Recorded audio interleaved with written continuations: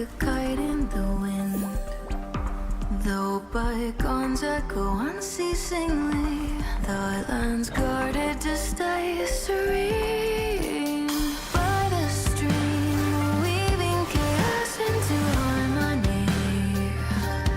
By the flame blazing trails to be free. By the keen blades drawn from heartstrings.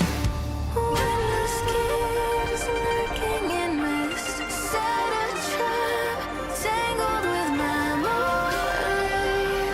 Fight and cut it clean. For shining light and moonrise, for triumph in the shimmering eyes. We dare all the thunder, show darkness how our needs strike. We can fight in my eyes till the sun never dies. So turn our weapons sighting to soft rain. Let the mortal world fight.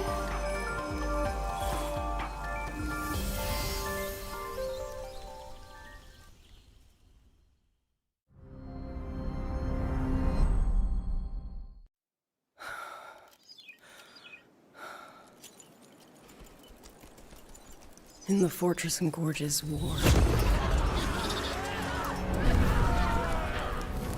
We lost everything we had built.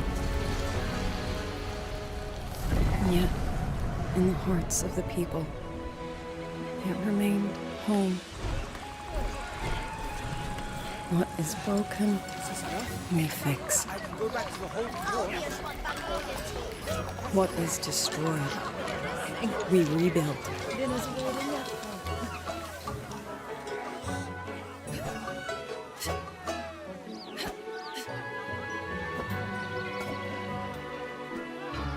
Even if the tragedy repeats time and again. Together. We will always make the same choice. Then, from the past, we walk toward tomorrow.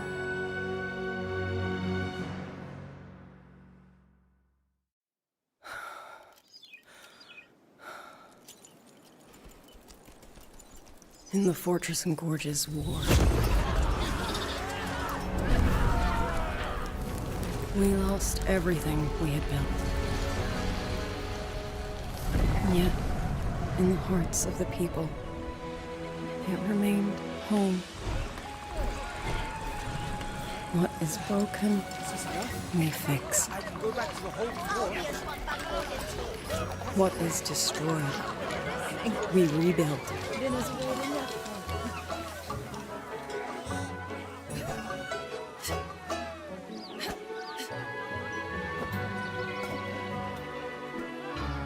Even if the tragedy repeats time and again. Together. We will always make the same choice. Then, from the past, we walk toward tomorrow.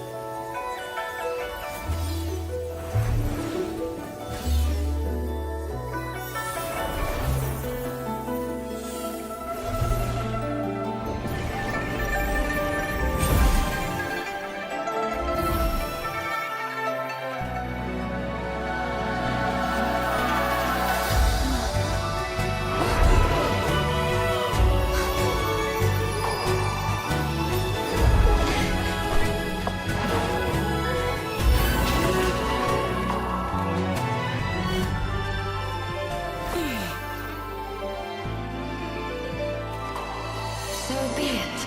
A bet is a bet. I yield my ally. No. Soy. For now, I place my hope in your hands.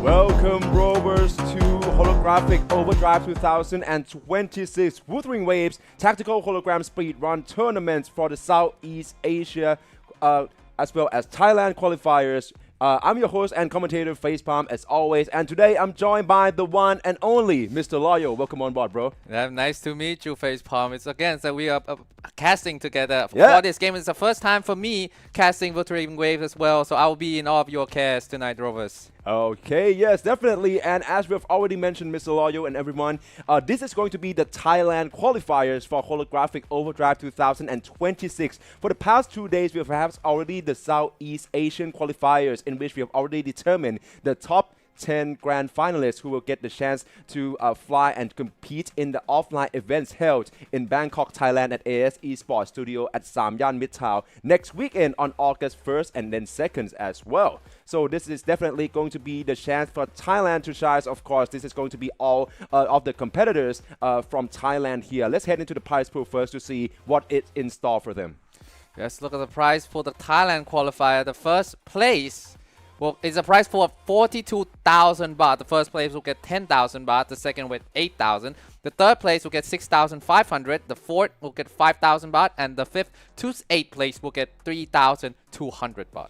Ooh, so of course, I suppose is that you guys might not be familiar with Thai bars, but it is truly a scrumptious prize pool, definitely, especially for our winners here in the Thailand qualifiers tournament, definitely. And of course, one thing that I suppose is going to be way more valuable, and then what every single competitors here is eyeing for is to be one of the 2 Thai players qualified to our grand final events. The upper brackets is, as you all of us can see here, and the quarterfinals has already been going on simultaneously with the Southeast Asian from yesterday's here. So of course it's going to be today. We're heading right into the semifinals in the upper brackets, as well as round number 1 of our lower brackets, the fight for survival as well. We're going to start off with Sinnes going up against Harten, and then Equer, I suppose, and going up against Gu 112. And then we also have MCW and Futasilla in the semifinals in the upper brackets, as well as French Nano and Aerokidu going up in this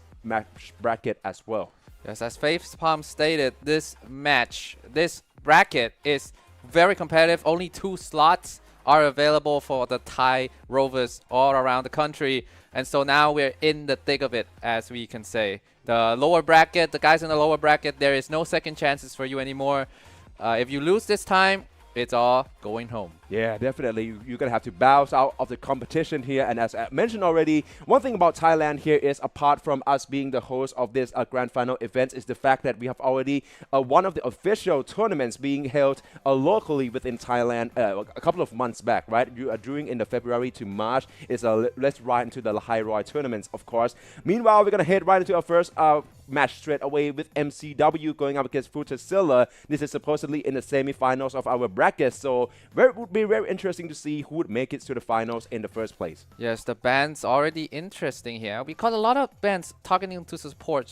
She's a Shorekeeper and Monye already taken off the books, as well as Lene. So we have not that much option going left when you think about the top tier supports resonated. Exactly. Like the main idea that whenever we see this sort of draft phase, especially for Holographic Overdrive, is going to be either to banning out exactly like the main damage dealer. So just put everyone off the table first. Hyuki, that's probably going to be the most common ban picks here so far, alongside with actually maybe even Augusta or Sani. But yeah, of course, with that being said, with all the supports ban being responsible by Futasilla's ban pick here, probably we're going to head into the first picks from MCW being Yuno and then Sigrika. So far going for a straight up arrow damage dealers here, but both with a different profiles. I don't necessarily think we're going to see them together. For Futasilla, meanwhile, the Edge Runner duo is already being completed with Lucy and Rebecca alongside with Galbrina. Yes, the Edge Runner duo, we have seen a lot of Edge Runner duo in the previous day qualifiers. They are pretty strong, coming into this tournament, especially against the hologram bosses. Yep. But again, with from MCW, you can expect maybe Augusta to pairing up with but by herself has a lot of diversity. Have a lot of versatility. I cannot speak English. Versatility. Yes, I stumbles on my word. Apologies there. But yes, you have a lot of versatility. I'm not gonna say that word anymore. She can do a lot of things. She can be the main damage dealer. She can be the flex damage dealer. You might have to knock out some of that rust with the English casting, Mr. Loyos. But yes, definitely. I'm seeing right now for considering MCW up until this time still haven't locked on to Augusta yet, so I'm supposedly he probably gonna try to use in more of a mix and match team comms here. And I'm seeing Katatia being picked in right now. That's quite a strong pick as well, alongside with Luke Hersen to potentially trying to deal a little bit of that tune strains mechanics into play here. Of course, for Futasilla, I'm seeing Amith here being picked alongside with Denia. That's already a strong duos alongside with the main glacial damage dealers in Carlotta. We're heading into our second ban phase straight away. For Futasilla, Sani has been banned alongside with Sanhua, so that's probably considered Phoebe off the board as well. For MCW, it's going to be Lupa and then Shu Yuan, which is quite a specific picks, and then also something that I suspected that MCW have in store for Futasilla. So meanwhile, we're going to head into our final pick phase right now. There Augusta being locked in by MCW. For Futasilla, Booling is going to be his picks, which is interesting as a support. She's been quite popular as well, alongside with Cantarella and Jinxie to close this one out. Yeah, with the support option being so limited, of course, you're going to see more Bullying in this tournament. But I like this draft from MCW so far. Augusta, Luke, Sikika. Now you have Baiji and Brand as well. I mean, it's kind of hard to argue that MCW could have had a good start here. Exactly, but that is what to me determined with our final ban phase here, where Futasilla has just banned and Lucilla out of MCW picked. Yeah, exactly. Meanwhile, for MCW, he chose to ban out Rebecca's as well as Bullying out of Futasilla's hands instead. So interestingly, with no longer Bullying being in place here, Futasilla is probably not going to have that many support picks remain. This is all main damage dealers, in which he probably going to have to mix and match as well as to survive all of our tactical hologram difficulty 6 bosses here in the first 3 series, beginning from Hecate into Lady of the Sea, Fallacy of No Return, and potentially Reactor Hux and the Decider with Falls of Sovereign. Fallacy of No Return, Reactor Hux, as well as Hecate has shown themselves to be quite a tough opponent for our competitors so far in this qualifier. But let's see how these two Rovers will handle facing all these hologram bosses. Exactly. For MCW, I'm still seeing a very strong team comp, and Kaditia can be the kind of like a hyper carry as a main damage dealers as well. And with Hecate being the first boss in store for us here with the Havoc Resistance, this would be his chance to go with the go-to team comp straight away. Meanwhile, for Futasilla, the same can be said. Fortunately, I'm not seeing that many main Havoc damage dealers being equipped by both sides here, and we would go into the first attempt on Hecate straight away by both MCW and Futasilla.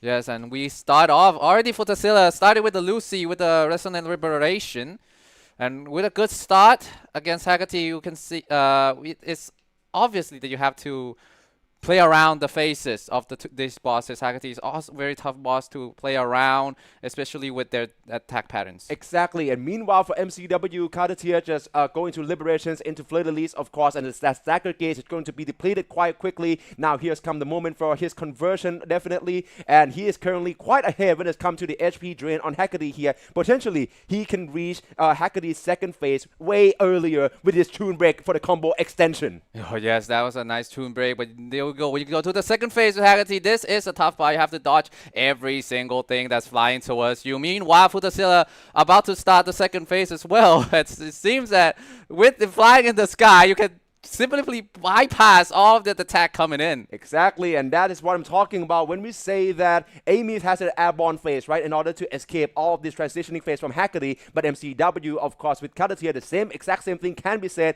And I'm seeing the mix and match here with Kadatia as well as Secret Cloud dishing in all of this liberation on her damage end as well, with the perfect dodge coming in. Shakona for the quick swap and the intro, but she got clipped once. Now her HP is in rest zone. Has to watch out for this rip stage coming in from Hecate as well. Still managed to do well so far, but with Kona being the one on field, MCW would got caught early, and right now only with 2 resonators remain.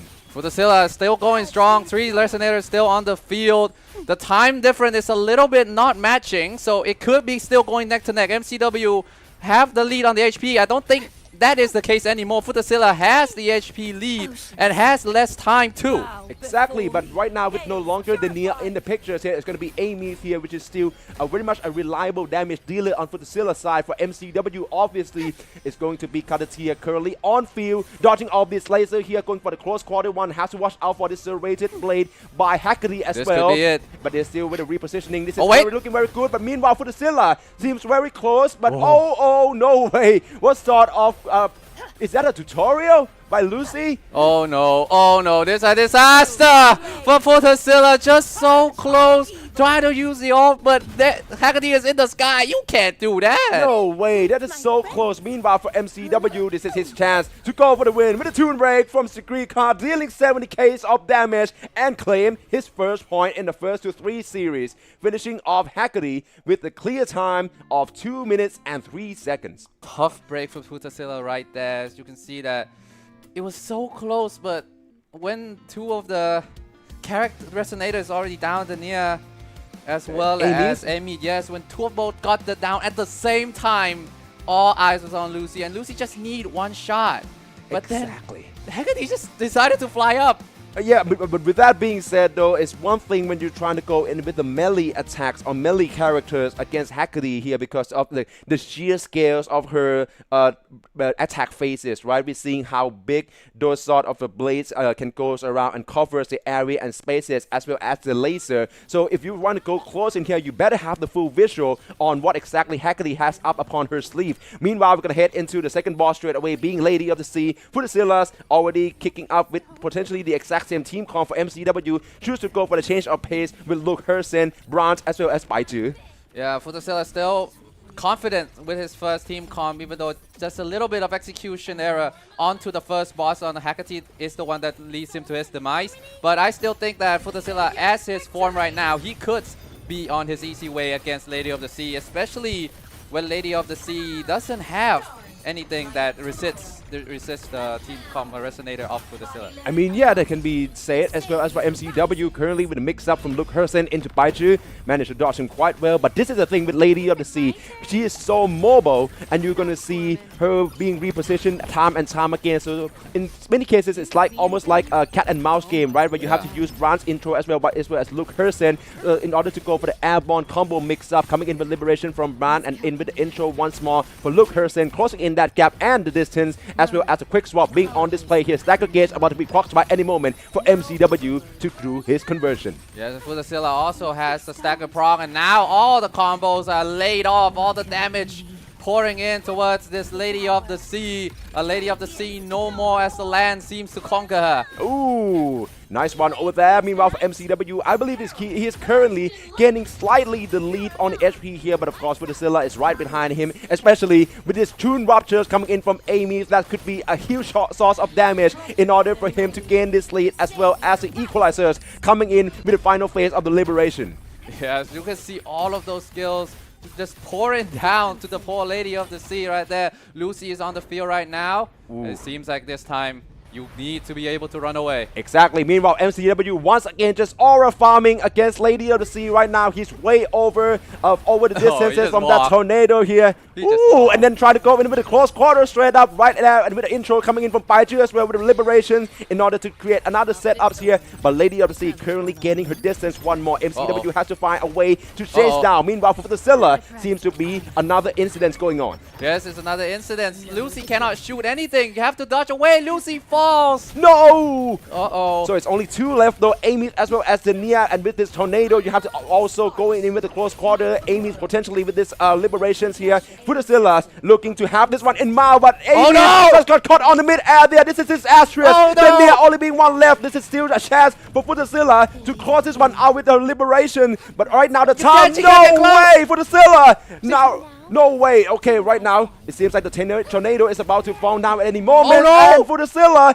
has failed at the very last seconds again. All eyes on MCW right now. Into Brand. Quick swap with Luke Hersen once more. Second gauge is about to be completed. And there we have it, the conversion chance by MCW. Okay, you just need to finish this off MCW, but he doesn't know that information yet. Only has to focus on what in front, but Luke Hersen in the sky is undeniable. And that should be it, just a little bit more. Then this boss is surely MCW way, and there we go, 2-0 lead. Oh my days, this is the second time in a row with Futasilla actually gaining the lead, but just 4 shots at the very last seconds. MCW's getting the 2-0 lead here by also finishing Lady of the Sea with a clear time of 2 minutes and I believe 45 seconds.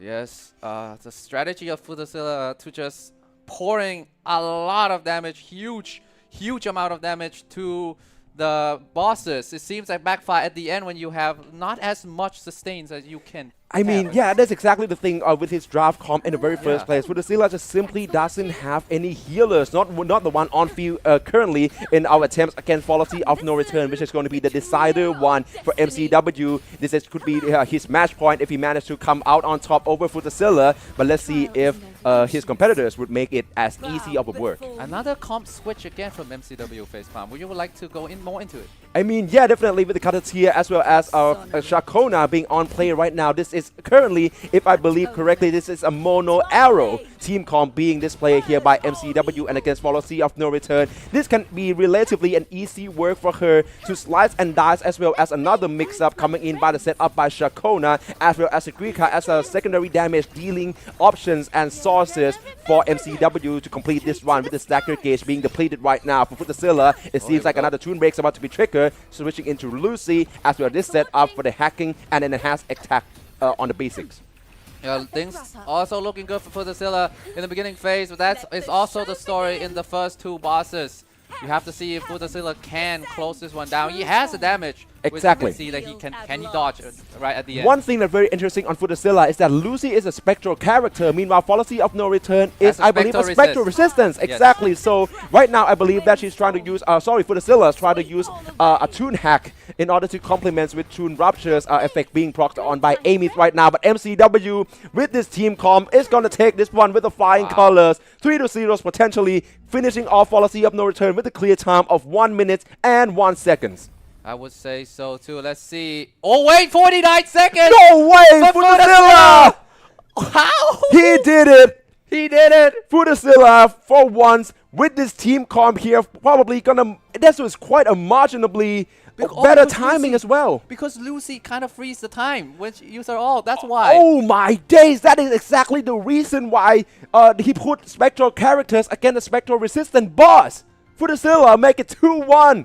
Oh, I take back my words. Futasilla. Now he can close it in. Exactly. He has a solid chance right now, but that has to be determined with Reactor Husk. Yes, and again, Amith and Dania, the fusion characters against the fusion resist, has to change things up. Going with the Jinchi, Kalota, and Cantarella probably is the way to go. Exactly. Oh my days. I thought MCW would have taken that one. But yeah, definitely Futasilla is not going to give up at any time soon. Ooh, yeah, but I believe that we also have to keep tracks of each of the resonators use quota as well, because either of them can actually be, each of them, pardon me, can only be used 3 times or against 3 bosses. Meanwhile, for MCW, currently, I believe that since he's already going to mix up with Luke Hersen before, so we can expect to see another mono arrow team comps here being on display here, starting off with a setup by Shakona's Liberation, obviously trying to proc in that arrow erosions, but that's not going to be the main damage sources by enemies, with Karatia now being on field and with the Liberations being ready to be proc. Turn into Fleur-de-Lis, going mid-air and manage to dodge all of this Reactor Husk sword movement. Yes, meanwhile Futasilla also coming with the same strategy, just launch as much attack to the Reactor Husk in the beginning phase as much as possible, trying to make the life easier when you have to be the one on the defense. And oh, that was a nice liberation there. Exactly, and this is quite a nicely timed one as well to guarantee the interruptions by Reactor Husk for Futasilla. For MCW though, As always, still maintaining all 3 resonators at the full HP here, and another chances to do this damage conversion here with Sikrika landing into the Liberation straight up. Right at the Stacker Gate is being gonna come right back up for Reactor Hux here, but still with the intro from Shakona. Another chance, another window to deal the damage is upcoming real soon. Yes, meanwhile, Futasilla again trying to chain things up. Still looking good. Has to watch out for those fireballs. Has to dodge away, but the damage is already too much in the red zone already. Oh my days. And it seems like one have got caught potentially for Reactor House. Going airborne right now for MCW. The same is about to be happening as well. Had to go for the tune break instead with Shakona. Meanwhile, his cutter tier has now fallen. So this is looking very grim for MCW. Only Sikrika remains. Of course, she is a damage dealer. But now with only 2 resonators, this is also going to affect the rotation cycles as well as the concerto gauge build up as well. Yes, meanwhile, Futasilla still going strong with 3. But the resonators, they are kind of fragile if you look at it this way. Yeah, exactly. But with Cantarella being on play here, supposedly this can also help to fill in the gap for Futasilla's run as well when it comes to the character's rotation. But right now, there's not as much of a movement here apart from the dodge and the echo skill being procced up here. So moving back to MCW on the left side here. The HP is still currently ongoing. Tune Rupture is about to be procced here, of course. Has to start off with the build up by Shakona Liberation first. And right now, Sikrika Concerto's ready. Going in for the Tune Breaks about to be triggered here. Meanwhile, it just got recovered on time here. And one just got grabbed. We have to manage to grab one from MCW. That is going to be the guaranteed of one of the Resonators' demise. And it's Sikrika. This is a costly mistake for him. Yes, MCW, this match may as well go to the distance. Has to be the one standing. The HP is very, very slim for the Reactor Husk on MCW side. Does have to keep dodging and he falls. This could be for the Zilla chance. 3 Resonators still going strong. There goes Jinshi. Oh, and this is looking as well. Exactly, very likely right now. All eyes are for the Zillas here. Tunebreak is ready, going in for the Liberations, coming in from Jinsi straight up. There's a lot of damage as well. In for another intro from Kalata, still standing tall with full HP. For the Gage, it's about ready to be procced here as well. Gonna go for this overhead combo first into the punching attack and this glacial damage. Liberation is ready, ditching in about 20k, not too much, but right now has to watch out for this sword twirling here, and Kalata is down by Futasilla's. There is still 2 remaining for Futasilla. It's a difficult situation, but there is still time. There is still opportunity for Futasilla to take this match to the distance. Just keep dodging. Just keep focusing on pouring out all the damage. The HP is about 10%, but this is the thing about Reactor Husk. You cannot let your guard down for a moment. Exactly. And right now, I'm seeing Echo Skill for the shield once more by Cantarella, and Jinsi could be the only damage dealing source remain. And with Cantarella's being switched right in, Futasilla's made it. He equalized and make it 2-all. We're going to the full distance in the very first to 3 series here on our first match in the holographic overdrives. As one can say, we got series in our hands. Futasilla did not relent, going down 2-0, but the final boss is the false sovereign. Exactly, and we see straight away just how his team come at first. We were questioning the fact that there were no main sustainers, but with Amy being picked alongside with Lucy, using all of the time-stopping mechanics here, Futasilla can come out on top. But now all have to be decided on false sovereign here, which is, from my understanding, he is going to be Havoc and Electro, right? And Havoc and Electro resistance. So okay, for MCW, yeah, still with that being said though, a lot of this mid-air combo mix-up that I see Luke Hurston and Branch being played by MCW is on point so far. But when it's the false sovereign, you really need to maintain the sort of unpredictability by the bosses as well, because the entry points by either of the quick swap, either it will be Luke Hurston or Branch, that's going to be something difficult to deal with. You're going to need the right exact angles, and also to make sure that Branch Revelations with his anchor smash manage to connect.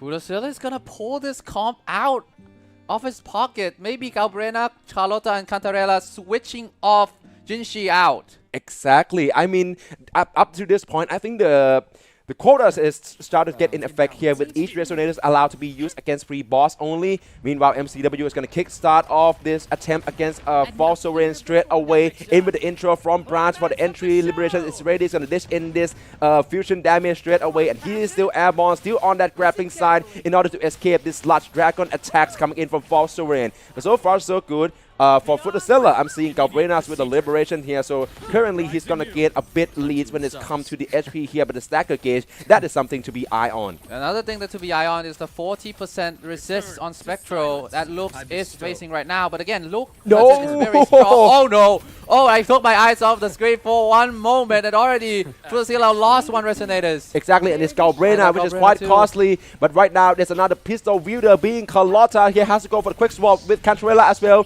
Toon break to guarantee the interruption here. Nicely done by Futazillas. Back to MCW, though all three Resonators still standing strong. Of course, thanks to Paichu coming in with liberations from Branch once more and also make the most out of this stacker gauge. But meanwhile, I believe that the Falsarian has now recovered and he probably have to maintain another distance. Right now with the ground AoE coming right up here. Perfect dodge, nicely done. Echo skill to reset.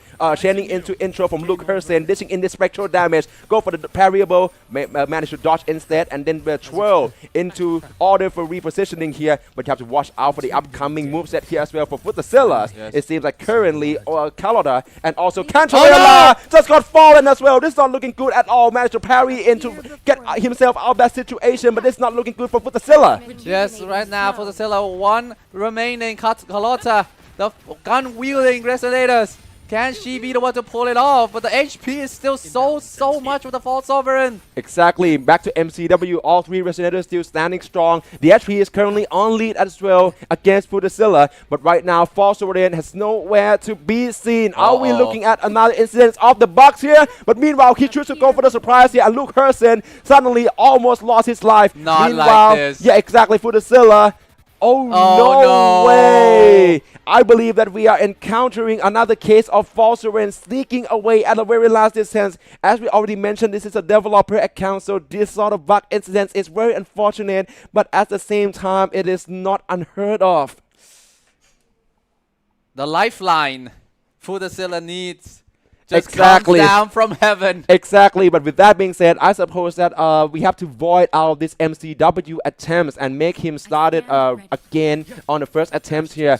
Alright, supposedly we're going to kick off that straight away. Supposedly we can also going full screen to have all his eyes on him right now for the Zillas. Have to pray for his opponent's downfall in this time. The odds is not in his hands anymore for Futazilla. He has to pray that MCW somehow mess up.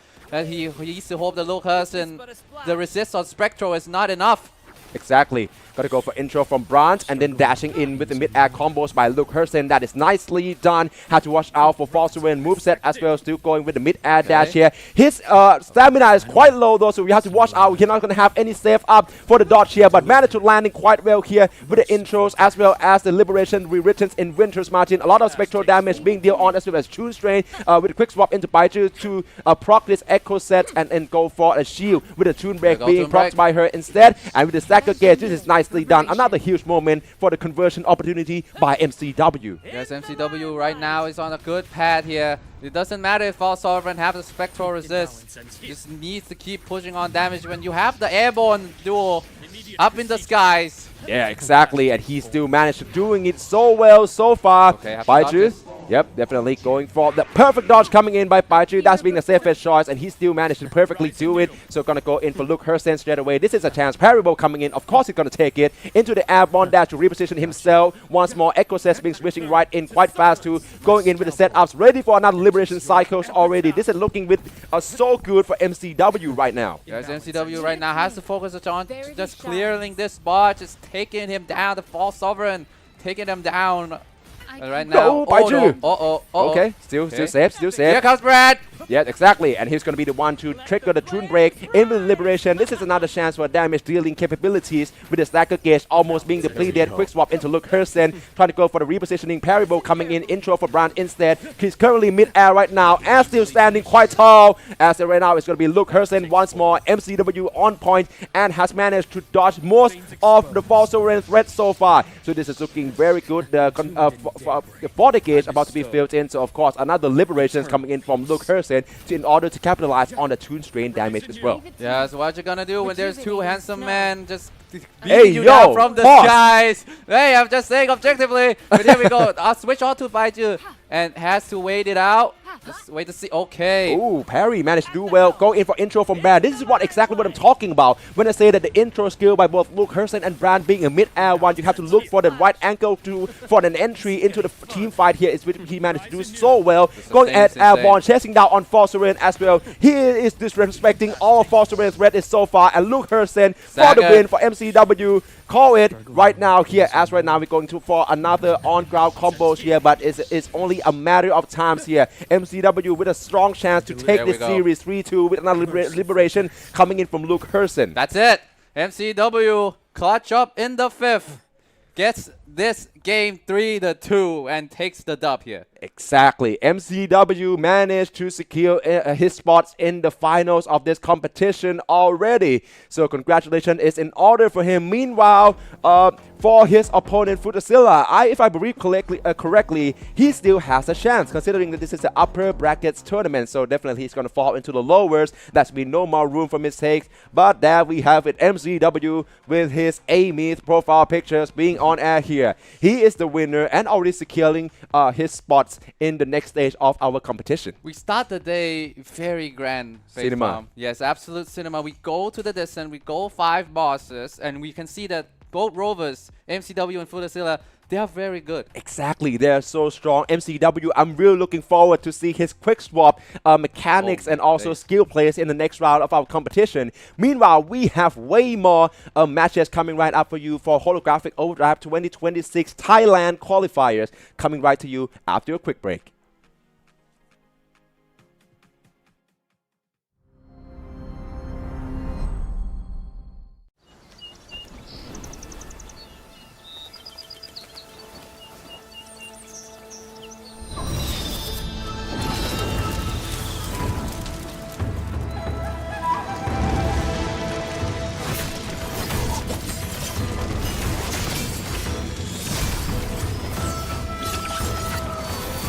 Follow the wind's lead.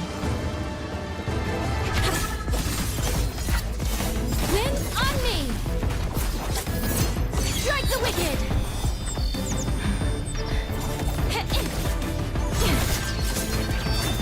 Gone with the wind!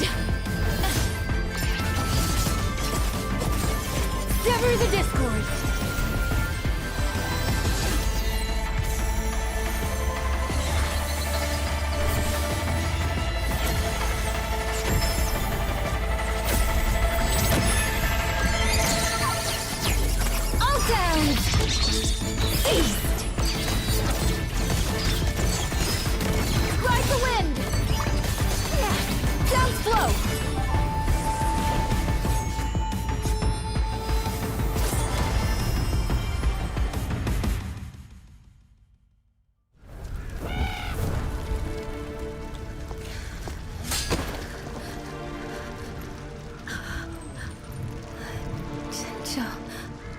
Why? I've always felt this cannot be how this story ends.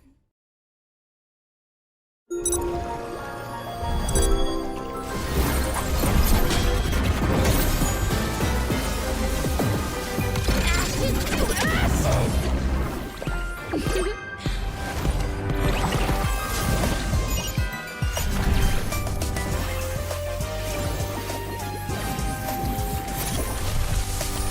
Please don't forget me.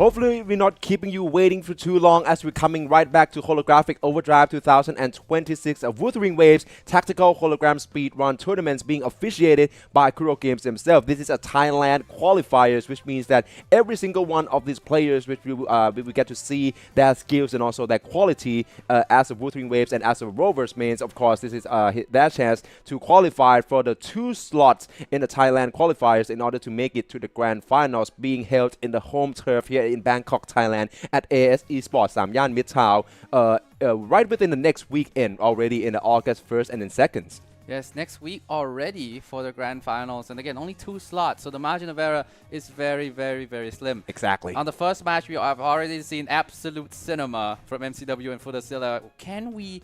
of course, we can expect that from our next match coming as well. Exactly, and this is going to be the one to look out for as well, because this is going to be another upper brackets run here, which means that neither of our competitors here have yet to know defeat, and it is going to be something that we are going to look forward to. It's going to be the one against French Nano against, I believe, Erudiku.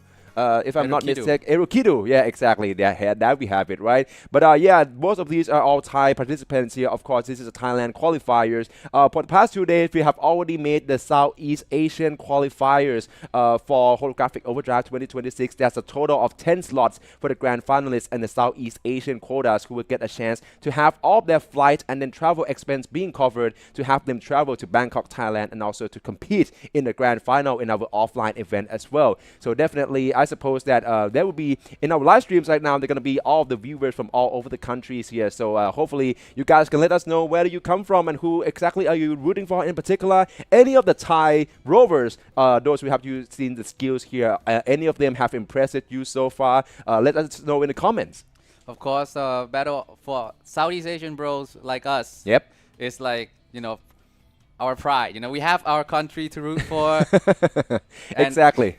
And let's just say that we, Thailand, also have their own mighty Rovers as well as yeah, other countries. Exactly. The thing with the Thailand qualifiers is that we actually have one of the official tournaments by Kuro Games being held before a couple of months back, I believe in February and March. So yeah, definitely we have already the pool of competitive Rovers, competitive Thai Wuthering Wave players in the tactical holograms here, and we actually have one of a very familiar face, a familiar names from that competition as well. Meanwhile, as I've already mentioned, that was only the beginning as well, right? And that's not even the first step. It's all possible because of all this local community tournaments being held across all over the regions. Indonesia being one of the main sources here, of course. A shout out to Rexland, to I believe Wallensteins, right? And then also to Kevin as well, for everyone here who managed to for their dedications, right? And of course for their passion in Wuthering Waves to host their own community tournaments this year and making this all possible here. So shout out to you guys as well. Yeah, shout out to all of us C-Bros. Shout out to you guys, all of you. You make this happen. Exactly. Yep, definitely. So right as we are still waiting for the upcoming matches here, I just have to say that, yeah, of course, as I mentioned already, there has been a lot of community tournaments taking place so far all over the regions, right? To be honest, yes, of course, we're talking about Southeast Asia, right? We're seeing a lot of tournaments in Indonesia. I've seen some in the Philippines as well, but I'm not entirely sure. But of course, the most notable one, and maybe there's something that is actually kick-started it all in terms of virality, is going to be the Chinese community Jinzhou Cup. Right, that is going to be one of the, I believe that one of the very first community tournament has been held for just basically tens of seasons by this point. But meanwhile, we are ready. Finally, Fresh Nano going up against Erukidu in the second match here of Holographic Overdrive Thailand qualifiers in the upper brackets. Yeah, Hiyuki and Yuno, first ban already. That's tough. Exactly.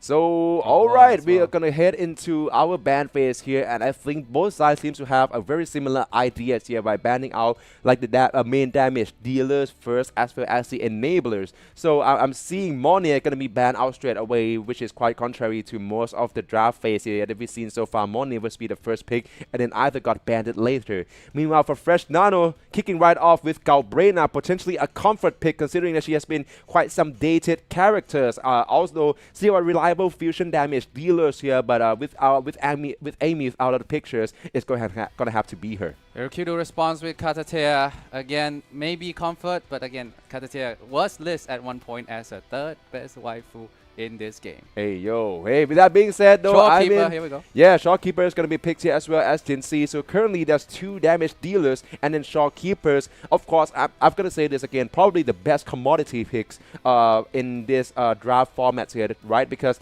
of her sustainability as well as damage amplification as well. End loop, if being timed correctly, can be recycled again and again and again with her outro skill discernment as well. So that's going to be something to look out for by Fresh Nano if whether he would choose to ban her out in our final ban phase here. Meanwhile, the draft phase is going to keep on going. Yang Xuanling has been picked by Fresh Nano alongside with Rochia, Luke Hersen, and then also Xu Yuan. But yeah, definitely that is not without mention. Chisa, our potential girl, finally being picked this time around. And Brand, Hirokido take Brand away from Luke, so we will not have 2 handsome men flying around anymore. Hey, yo, this is the second time now. I'm gonna mention it probably quite sometimes because we see what Luke and Brand combo can do Exactly. in the first match. Exactly. So now Hirokido ban Augusta away. Another good characters, I would say. Oh, definitely. And I think that since Yuno has already been banned by Fresh Nano, I think there's also a chance that he would like to keep Augusta off Erukidu's hands, so he chose to go for the ban instead. Lucy being picked by Erukidu for Fresh Nano, gonna go instead with Lin there. This is looking very solid so far. The Tune Ruptures and also Tune Strain with the combo by Luke Hersen and Linne is very much in play for Fresh Nano, with Cantarella being picked in here as well. She can also complement well with Yang Shuling and then also Chisa for the Mono Havoc here. And of course, Sanhua is going to be his last pick for Erukidu. Baiju is being picked in as well as a sustainer build. We already see just how well she can be utilized, especially on the team comp here. But I believe the final ban phase is already going underway. And Erukidu would choose to ban out Fresh Nano's Galbrina as well as Yang Shuling. For Fresh Nano, he banned it out definitely Katatia, the main damage dealers, as well as Lucy. Yes. But again, Fresh Nano, as you can see, the ban, Yang and Gabriela, the comfort, it seems, are gone. Now the bosses line it up here. The first, we're going to go with Hivitir. Oh, Hivitir, yeah.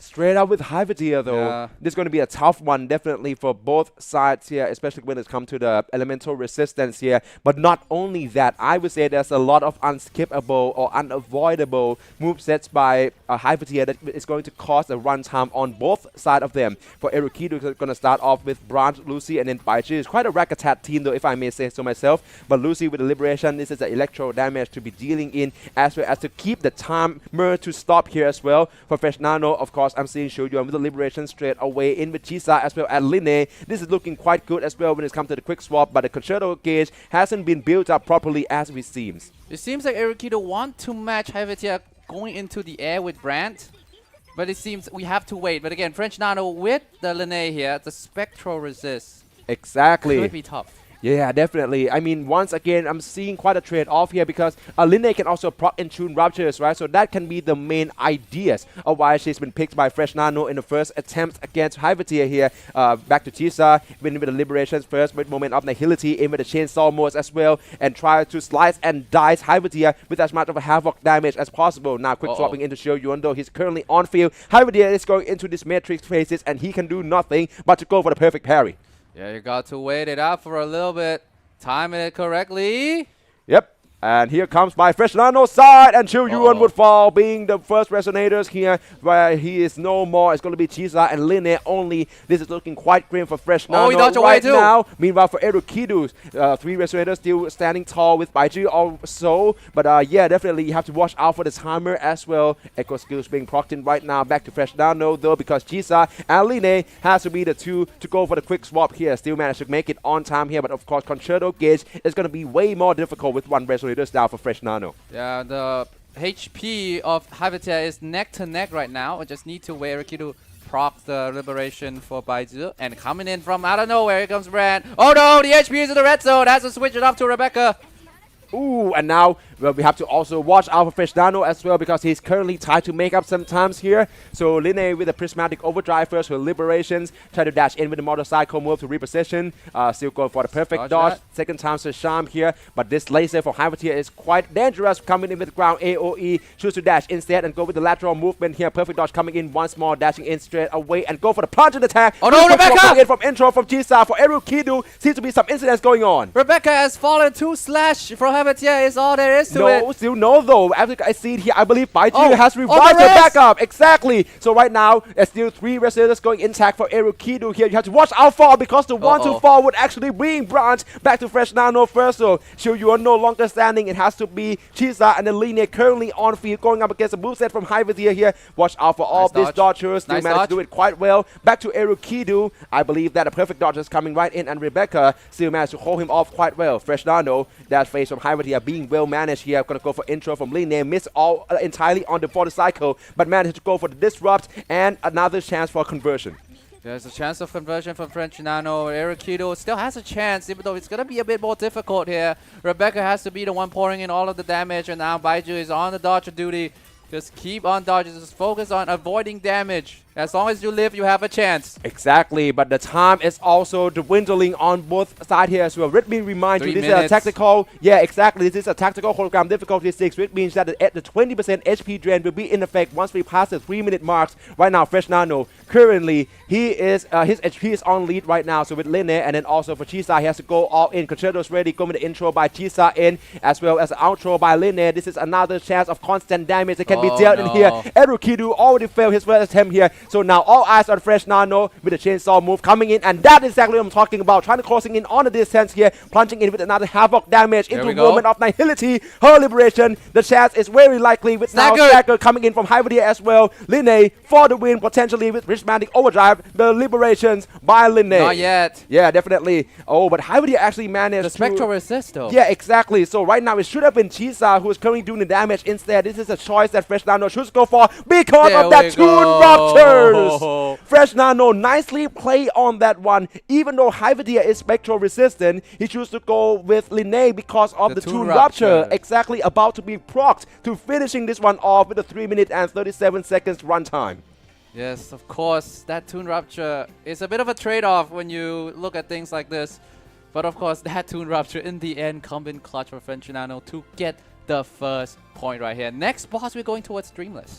Exactly, and I would like to give you guys a quick reminder that this is a developer account that both Fresh Nano and Erukidu are currently using right now. That's just the only chance for both competitors to gain an equal ground in terms of the resonator pools that they can pick, that they can ban, as well as all of the echo tuning stat as well.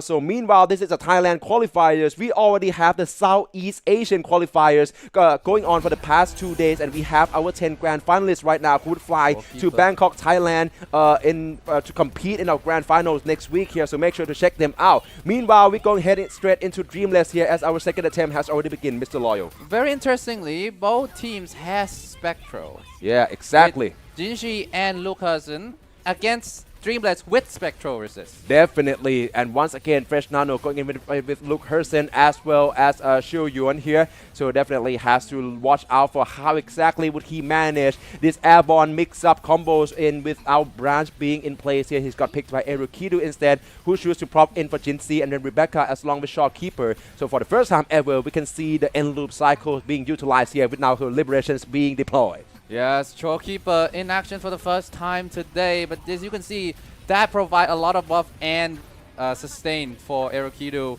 It's gonna make this a little bit more feasible. The stagger coming in, it's gonna switch phase after during this recovery. Exactly. Back to Fresh Nano though with the liberations coming in from Luke Hersen, rewritten in Winter's Margin. And once again, Dreamless is about to be recovered. Here's come the Whirlwind Wings movement, so we have to make sure that you got the correct on-ground characters to dealing with all these parry phases. Meanwhile, for Erukidu, even with Enlu being on level 3 right now, but it seems like the fight is gonna be take place. He's on air here. He's trying to go in with toe-to-toe with Dreamless here, so you have to watch out for that as well. Fresh Nano as well back in with Shuyuan here, HP in the red zone with the liberation. Toon Break being ready to be triggered here. Just go for the intro once more. Quick swap back into Luke Hersen potentially, but it's going to be Sanhua once more with the liberations. Potentially waiting for the stacker, perhaps French Nano to finally do the Tomb Breaker. And already I think it's going down. Meanwhile, Erukidu has to be the one on the dodge duty right here. Try to go up in the sky, try to fight. The Dreamless doesn't matter if you're on the ground, you're on the sky. I'm gonna reach you. Exactly. What a player that is by Erukidu here. Choose to go toe-to-toe with Dreamless, even in the mid-air combos here. That is not going to be possible at any time soon without the gap closing mechanics being enabled by Gen Z. Back to Fresh Nano, though. He's still going strong as well with Luke Hersen into another Liberation, of course. And this is dishing out a lot of the Tune Strain damage here. In with intro from Shiu Yuan, still standing even with the red zone of an HP, of course. For the gears currently being completed right now. We're going to have to wait and try to switch right back in here, but Shiu Yuan still standing tall and try to dealing with all the movesets coming in that Dreamless has to offer. Got hit a little bit, Erukidu, but it's still going strong. Let's see if Jinshi comes back. The Saga Gate almost depleted. Rebecca with the Liberation, flouting in those electro damage as well. But meanwhile, for Fresh Nano, though, you have to watch ready. out because he already passed the 3 minutes here. Twin Break is ready to be triggered. Going in for Luke Hersen here. Tune Strain can be in effect here at any time soon after this Twin Break being triggered. So right now, he's going to go for another mix-up combos here. Dash in, trying to repositioning himself. And in for another Whirlwind attacks here. And then for the parry, nicely set up, going in as well as the rewrittens in Winter's Margin. Liberations once more. Meanwhile, Erukidu finishing off Dreamless with a clear time of 2 minutes and 1 second. I think Erukidu got the edge here because French Exactly. Nano should be, yes, 2 minutes 30 seconds. So Erukidu ties the score up 1-1. Exactly. All this time stopping mechanics from Lucy's Liberation is going to coming in clutch for Erukidu for him to actually making it 1-all in our first to 3 series as well. This is looking to be an entertaining one so far. And what I'm currently seeing here is that there is rarely a cases where neither of the competitors are able to clear the boss here. We have rarely have to reach up to the third attempts for any of our bosses here, Mr. Loyal. And as Facepalm saying that, the next boss will probably have that case happening. Ooh. The Caster Curse will take effect into the next match. Exactly. Sentry Construct. Yeah, who would have known? Like Sentry Construct is going to be glacial resistant bosses, which is I don't think it's going to be too big of a trouble for neither side here, considering that neither actually Erukidu have Collodas in play here. But of course, we already see how well his Gen Z combos can be played in here. Right now, it's going to be the duo fusion though with both Bronze and Lupa alongside with Shopkeeper as always. Starting right off with End Loop in order to go for another set up rotations back with Fresh Nano. Chisa is being picked in here with the outro from Linear for the build up with the Chainsaw mode in order to serrate it in here. But right now, Century of Construct is not going to play here. He chooses to dance on the sky and instead maintain to create the distance here. And with Roche here, trying to double down on that Havoc damage. As you can see, Erukidu, he may not have Luke Hudson, but what he likes to do is he likes to be in the air a lot. Exactly. Okay, we're trying to plunging right in here, and of course with the discernment, the outro skill from Shopkeeper here as the end loop has completed its cycles. I believe that he can go in for another cycle straight away with this Liberation. Exactly. Meanwhile, back to Fresh Nano though, another chance of conversion coming in with the Stagger Gauge. Gonna trace it in with Chisa, in with the moment Nihility, her Liberations. Right now, his HP is still gonna be on the lead over Erukidu. Yes, French Nano has a stacker and has the HP lead with the same exact time. Erukidu has to somehow conjure up a huge chunk of damage in this short amount of time. What happened, Facepalm? Exactly, for Roche here, she got frozen there, mamma mia, but still going in with the Liberation, still forcing up on time. Lena got clipped once and managed to dodge in quite well and then retaliate straight up with the Tune Break being triggered here. Follow through with the Liberations, Prismatic Overdrive, and as well have to dodge this missile first, which he would fail. Lena falling right now by Fresh Nano. But here it comes Erukidu. It seems like he now piling a lot of damage on the Stagger face. This could be going neck to neck, Facepalm. Exactly. And right now, it's this so close right now. Erukidu seems to have the better timing as we speak. But Fresh Nano still going in with the Liberations here. Gonna finish this one out in a relative timely manner. But this chainsaw motion is not gonna connect it so far. Meanwhile, for Erukidu, he's about to do it as well. Yeah, exactly. With a clear time of 1 minute and 13 seconds. Follow through with Fresh Nano with a 1 minute and 22 seconds. That is quite some margins there. But Erukidu would take the lead. Margins is the name of this game. Erukidu once again trying to go airborne, met the boss, Sentry Construct in the sky, that shave off precious seconds. Exactly, and I think that can also be another opportunity to dealing in the damage instead of just staying on ground and having to wait out on this movesets by the bosses, right? We're gonna go into Dragon of Dirge here. He is a fusion resistant bosses, if I recall correctly. So of course we're gonna see Carlotta being deployed alongside with Rebecca and Shopkeeper once more for the third. And who would have known if this would be the final time for Erukidu? If he managed to push this one through, it would mean that he can expend all Shopkeeper quotas while securing the win. For Feshnano, of course, it's gonna be Chisa, Luke Hersen, and Linne being tag team in order to finish this dragon. Yes, the correlation as well as the coordination of Luke Hersen and Linne has not been seen today because both of them often are not available together. Yep. But as you can see, this is a gamble for Freshnano. If I remember correctly, if he finish this boss, he cannot play Luke Hersen anymore. Exactly, and that's going to be his gamble as well in order to equalize on this first to 3 series here. Back to Erukidu first though, discernment from Shopkeeper, already finishing that cycles already. He's gaining the lead on the HP right now. Freshnano has to pick up the pace here with Prismatic Overdrive coming in from Linne straight away, dishing in this spectral damage here and also trying to build up on that tune break systems here, of course. Going in with a punching attack, quick swap into Jisa, but Dragon of Dirge is currently airborne. The ground AoE is coming right in as well. The spikes try to retaliate with moment of Nihility straight up, and the Stacker Gate is about to be fallen here. Freshnano have to pick up the pace. Yeah, that is the tough one. The dodge of Erukidu managed to do it flawlessly. The dodge on the ground on the overtake as well. Erukidu with the liberation on the Rebecca. I think, the HP is neck to neck, but Erukidu has 7-second advantage. Exactly. We have to watch out by the clear time at the very end. So meanwhile, Luke Hersen, he tried to chasing Dragon of the Dirge mid-air here, and that is quite a risky gamble in which he fails. Luke Hersen has fallen for Freshnano. Now it's only Jisa as well as Linne. Back to Erukidu, still standing tall with the HP lead.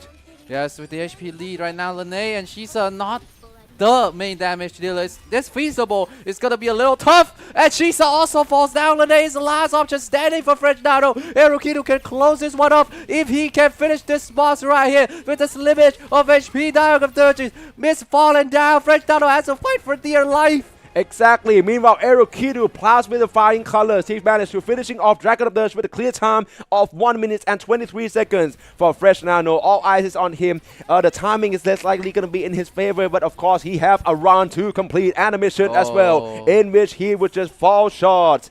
Freshnano failed his attempts against Dragon of Dirge, which would declare Erukidu as our winners in this series. Yes, it's a 3-1 clear victory for Erukidu. He will advance in the next round. Congratulations. Exactly. Meanwhile, for Freshnano, all hope is not lost. He would be fell down into the lower brackets here, of course. Oh, what a props to both of them, especially Erukidu. He lost the first game, the first boss, right? But he managed to perfect a reverse sweep in order to secure this win and also grant him the spot in the next round of our competition as well. Yeah, so for the second boss onward, it seems like Erukidu kinda got to play the way that he wants to play. Exactly. And that is matching up the boss in the sky. Yeah, exactly. I've never seen anything like that before. Even with the Southeast Asian qualifiers being played 2 days prior, of course, we see a lot of crazy mid-air combos and also all the gambles here. But if it has anything, we have seen Freshnano trying to do the exact same thing, right? Luke Hersen tried to chase down on Dragon of Dirge and got hit with the projectiles. So yeah, clearly it's very risky, and Erukidu has pulled it off. So yeah, we already seen the crazy matches here, right? There will be way more coming right up to you after the break.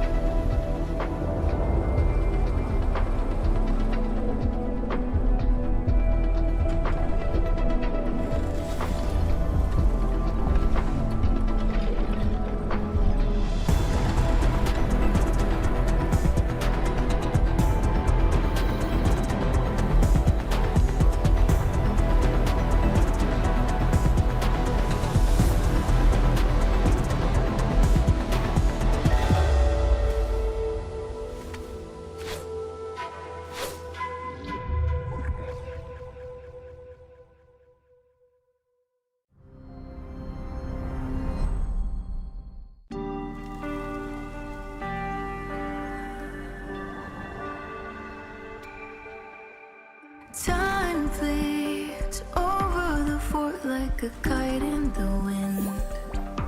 Though bygones echo unceasingly, the land's guarded to stay serene. By the stream, weaving chaos into harmony. By the flame blazing trails to be free. By the keen blades drawn from heartstrings. When the skin's lurking in mist, set a trap, tangled with memories. Fight and cut it clean. For shining light and moonrise, triumph in the shimmering rays. We dare all the thunder, show darkness. How lightning strikes, we can fight in my eyes. Till the sun never dies. So turn the weapons tighten to soft rain. Let the mortal fight.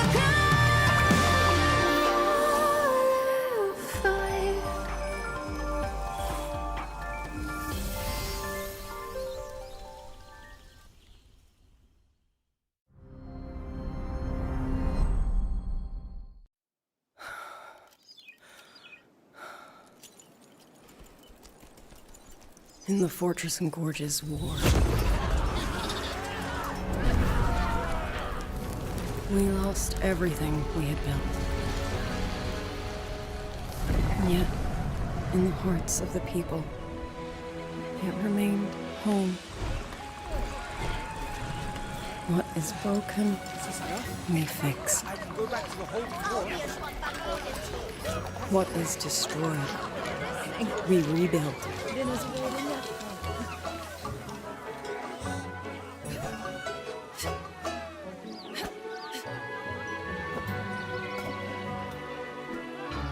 Even if the tragedy repeats time and again. Together. We will always make the same choice. Then, from the past, we walk toward tomorrow.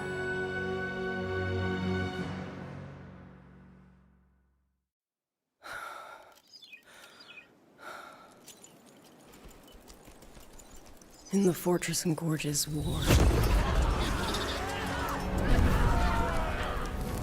We lost everything we had built. And yet, in the hearts of the people, it remained home. What is broken, we fix. What is destroyed, we rebuild.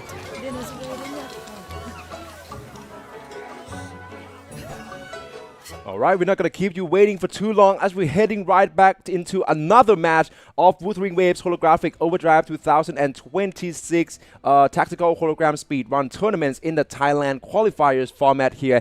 There seems to be a lot of demand here, seeing that a lot of you guys have just shown up on our streams for the first time today. There's actually been Southeast Asia Qualifiers taking place for the past 2 days, and it has been a staggering competition as well. If you guys would like to see any sort of like a past life, that's exactly, it sounds so religious, but yeah, exactly, if you'd like to see the VOD of that competition, you guys can check out in the live section of the channels that you are currently watching right now, being AIS Play. So just make sure to check out, like, share, and also subscribe it out, and also to try to find out if whether anyone from your countries have made it into the grand finals here as well. As I already mentioned, Mr. Loyal, there's been 10 grand finalists in the Southeast Asia quota so far. There have been representatives from Indonesia, from the Philippines, as well as Vietnamese.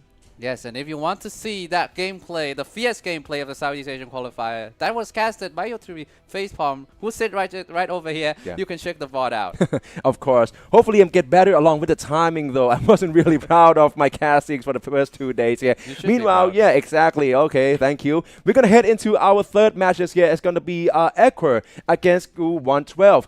Meanwhile, this is a quick remark here because there has been also in the Southeast Asia qualifiers, there has been also a participants going with the exact same name of Equer here. We have the confirmation now. This is the Thailand Qualifiers, and therefore this Equer is an entirely different player since he is Thai. Yes, we have confirmation from the backstage that yes, from tournament organizer that yes, this is indeed a different EQWR, a different man right there. They just have the same name. It's just a coincidence. Exactly, which is a crazy coincidence if I may say so myself. But yeah, we have a confirmation that these are two separate players here. Of course, this being the Thailand Qualifiers. The Equer, who already qualified in the Southeast Asian quotas, are from Indonesia. So congratulations to him and all the Indonesian viewers currently watching in right now as well. We're going to head into our draft phase though. It is looking very default so far. Hyuki, Amit and Katatia. So Equer just seems to go for exactly the damage dealers. Bands here. Meanwhile, for Gu112 is going to be Sigilums as well as Frolova and Moni. Yeah, but the draft so far seems to be EQWR. He seems to be on top right there. Showkeeper, Augusta, and Lucy. Not just all, but and 4 of them on the same team. Exactly. This is looking very staggering for EQWR. I'm not going to call him Equer for now because that's going to lead to even more confusion here. But yeah, definitely. This is looking like a very stacked team comp for him. Have to look out for all of the mix and match here though. He got both Augusta and and then right now Carlotta and Turtu can also be a very valid team comp here as well. For Gu112, I'm seeing a lot of fusion capabilities here. You can go for a mono fusion even with Cabrera, Lupa, and then Shangli. And then also it's never hurt to have our potential girl Chisa being one of his picks as well alongside with Cantarella. Of course, the potential here is sky high, and Gu112 decided to ban Lucy and Lucas and Rebecca and Lucas, and trying to separate Lucy and Rebecca, the edge runner duo, away from each other. Exactly. That's going to be one of the ideas here as well. We already see how well the time-stopping mechanics has been in effect so far in the first 2 matches of our Thailand qualifiers. So for Gu112, already finishing the pick phase here with Xiang Li Yao, of course, there's going to be another option for the quick swap in order to complement any sort of team comp that he would like to make here alongside with Buling. And I'm seeing him going to go and ban out Augusta straight away, so there's no longer the Sun and Moon combo here straight away, as well as Carlotta. This is going to do quite a lot of damage to Equer's overall Resonators pool here, with now no longer the 2 main damage dealers. For Equer, he chooses to ban out a Lupa alongside with Chisa. Yes, the first boss will be the Fallacy of No Return, followed by Helvetia. And then I didn't catch that in time.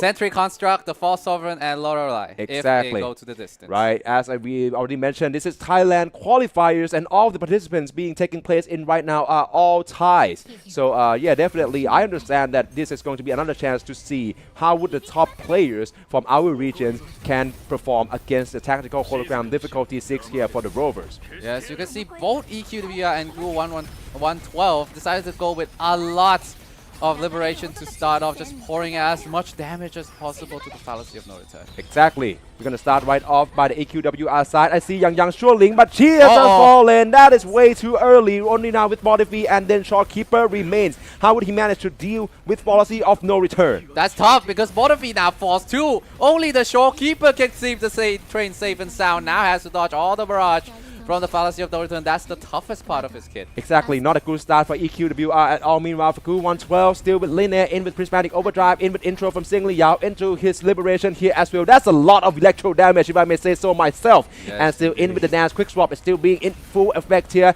Try to reposition once. This is looking so good here for Gu112 to take it all the way.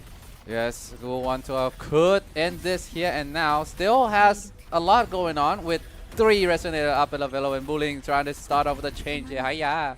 Yeah, yeah. I caught it yesterday. You know? Exactly. A lot of crowd seems to like that as well, as now Gu112 still going to go all the ways here, of course. The Fallacy of No Return is probably not going to be the too big of a, I would say, problems for him here, with this sort of a dodge timing still being perfectly done so far. Prismatic Overdrive coming in once again, but you have to watch out for the ground. AoE, choose to go for the quick swap. This is what I'm talking about, making it in time to evade entirely all the ground AoE from Fallacy of No Return. And now with the quick swap coming in from Xiang Li Yao once more, transitioning in this effect, and we have to watch out for this boss here. And Bulling being switching right into the lost her life. Hiya! Now it's only Xiang Li Yao as well as Lin Nei though, still in time though. Yeah, exactly. It's not the end of the world, but of course it has to be Xiang Li Yao going in with intro coming in from Lin Nei, and that's a from Gu112, but to close it up with Xiang Li Yao. Here we go. Yes, there we have it. Gu 112. That was way closer than it should have been, but no matter what, a win is a win. He finishing off policy of no return with a clear time of 1 minute and 47 seconds, claiming the first point in our first to 3 series. It was really heart-wrenching at the end, you can say. Exactly. Singly out last I one thought that would standing. slip out of his hands, to be fair, but yeah, definitely. I obviously underestimated him, so pardon me in that regards, Gu 112. I was not familiar with your game. He has already gained the first point here. We're going to head straight into Hyvadia as our second boss coming right up. It seems like EQWR may go with the same team composition. It is strong, but the problem with the last boss is that Yang Suanling kind of falls a bit too fast. And Mortafi and Shopkeeper cannot do it by themselves. Like, it's not a terrible comp by any means for EQWR, but he lost Yang Shuling way too early and then followed through by Mortafi. So that run was almost like impossible by this point, but this time he's going to go with the exact same team comp here. Definitely starting right up by the default with N Loops coming in and Mortafi here with the Burning Rhapsody as well. Back to Gu 112. Yeah, here we go. 112 started off with a lot of Resonant Liberation to get a lot of damage towards Hyvatia here. You need to wait until the second phase before you can start to do a lot more things. Exactly, but you have to also watch out here as well for EQWR because Hyvadia is already going into this phase here, and you have to go for the parry, and here comes another chance here as well. Choose to remain within the end loop area though, so that's going to be one chance of safety here, but Yang Shuling being the one on the field right now. Just watch out for the perfect dodge. That is quite a huge combo in which it's going to EQWR favors. Quick swap back into Mortafi, back into Shopkeeper once more for an end loop cycles. Okay, but look at Gu 112 already in the stagger mode here. Hyvatia, it's time to unleash a lot of damage. Not that much liberation here, which seems to be the main source of damage from Gu 112, but by Singli Yao, he can still do a lot of damage by himself. Yeah, definitely. And Singli Yao is going to be a great pick for the quick swap as well, with Gu 112 managed to do on T so far. Back to EQWR though. It's going to be Yang Shuling with the liberation once more. This is the thing about Yang Shuling is that, of course, she is currently the meta. She's one of the latest resonators being included into the game here. But her combos require her being on field for quite an extended period of time, and that's mean all the risks of getting one shot by Hyvadia here. So far, EQWR still making it pay off because of the HP lead against Hyvadia over Gu 112. Yes, got the time almost the same actually. So EQWR is on the lead here. Gu 112 has to pour a lot of damage into the close amount of time. The Tomb Break and the stagger is not close, and it has to be trying to go par for par here. EQWR. Yeah. Okay, nice dodge away. Yep, definitely EQWR. Probably going to be another chance for Shopkeeper to go into end loop here, but I think another wind-up moveset's coming in from Hyvadia as well, so you have to make up some times here. Going into Mortafi once more for the level 2 of the end loops here, and dishing out all of this fusion damage here, building the concerto gauge before quick swapping into Yang Shuling here. 2 perfect dodge consecutively. Got to go for the reposition moveset here and find the ankles for Gu 112. Something seems to happen. It seems to happen. It seems like Lene is pretty close to fall, but not yet. With 817 HP, has to dodge every single thing one by one, but she cannot escape the blade of Hyvatia. Exactly, and Singli Yao would fall alongside with Line here as well. This is looking very grim for Gu 112. Back to EQWR because he is currently seeing the finish line inside, of course, with Shopkeeper. Got killed once though, still maintains to sustain himself quite well. It's going with the Yang Shuling here. This is the last effort, the last amount of damage. This Havoc can be it for him in this first attempt ever against Hyvadia. In with a Tomb Break for the finish here, and Equa finishing off Hyvadia first. Things are looking towards a tie 1-1. It seems like EQWR would have the time lead no matter what, but let's see if Gu 112 can finish it off with bowling. It's going to be a difficult and a tall task, especially when, well, Singli Yao and Lene is gone. Exactly. All right, we're going to have to focus on Gu 112. As of now, this is doing his due diligence with only now Bowling Haya being the last one remaining here. It's not looking likely, but of course, he's not going to complete this run. Oh, no. Yeah, definitely. After that ground AoE landed, and this would hand out EQWR his equalizing points, making it 1-all. This could prove to be crucial here. The tie 1-1 scoreline, the third match, the third round would then usually be the deciding round to decide the tempo. Supposedly, if there's a 3-0 victory, but that's no longer going to be the case where the equalizers happens. Right now, it's going to depend on Sentry Construct, and I think EQWR have something to ponder about if whether he would actually go with this team comp once more, but also going to lose a chance and also the rest of the quotas to use them up against False Sovereign and Lorelei. Of course, EQWR can take the lead here. Should he go for this composition?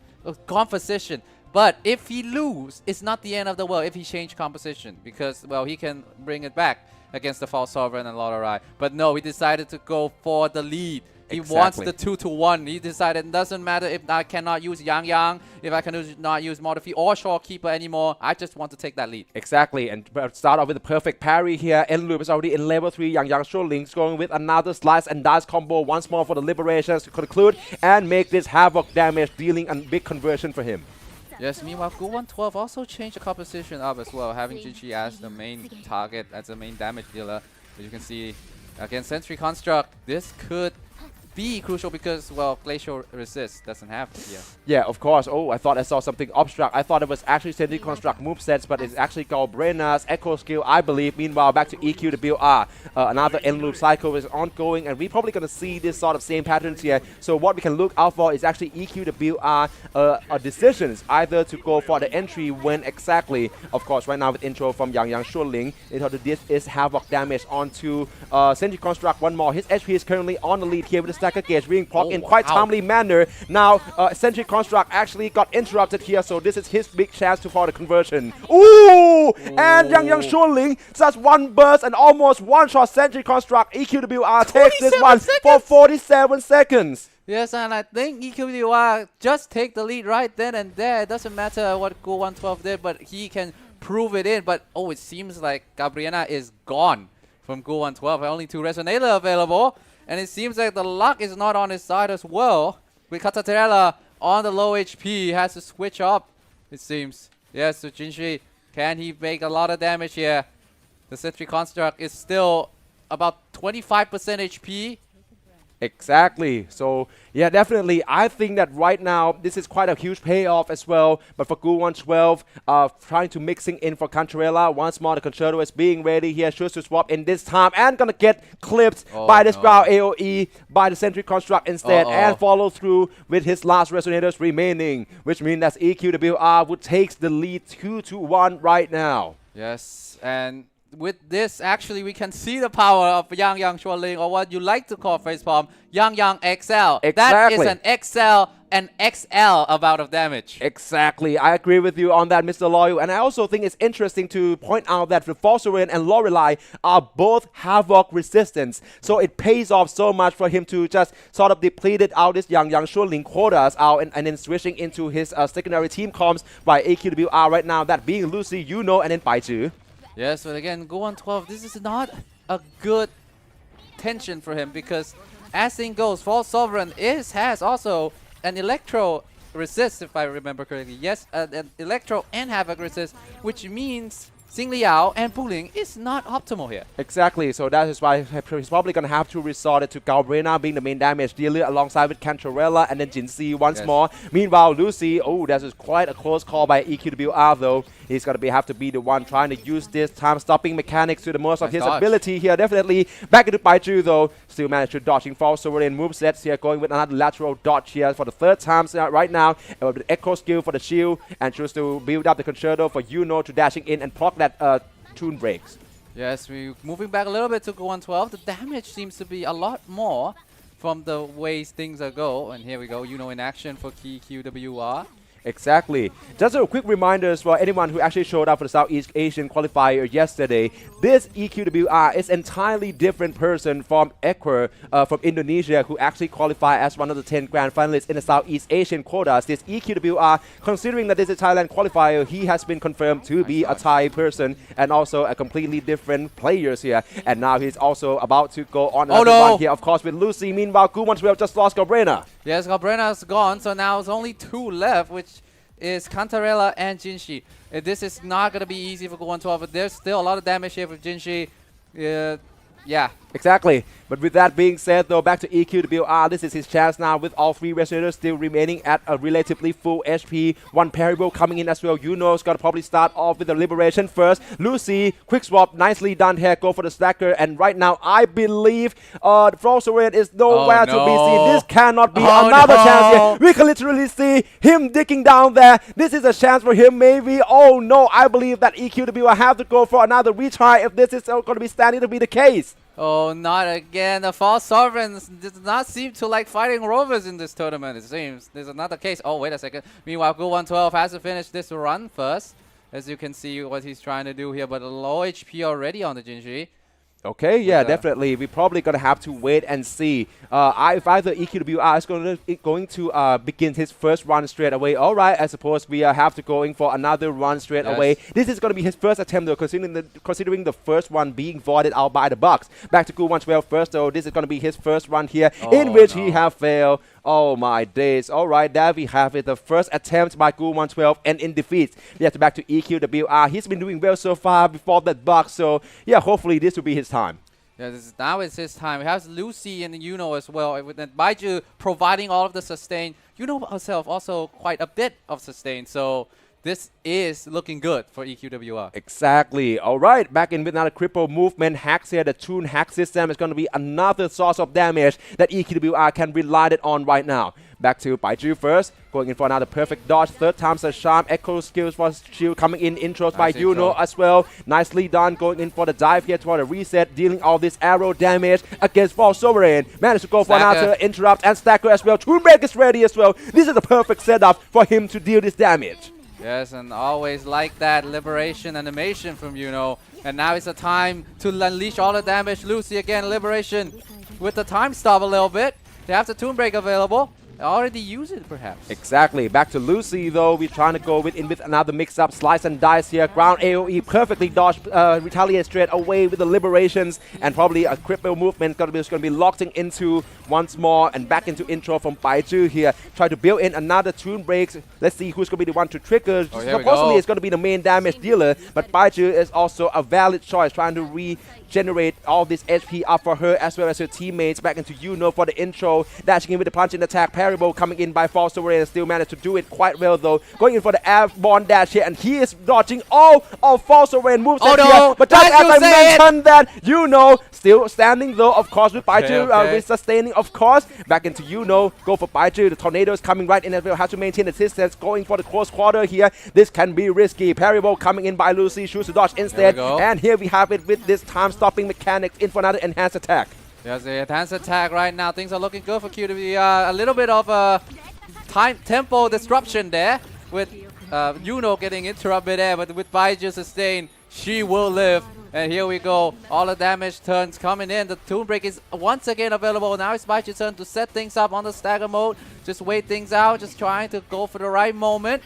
Here we go. Toonbreak right as about to attack. The interrupt was perfect. Was sublime. Switching back up to Yuno. Try to go for the dive. Here we go. Here we go. Just unleash all of the damage.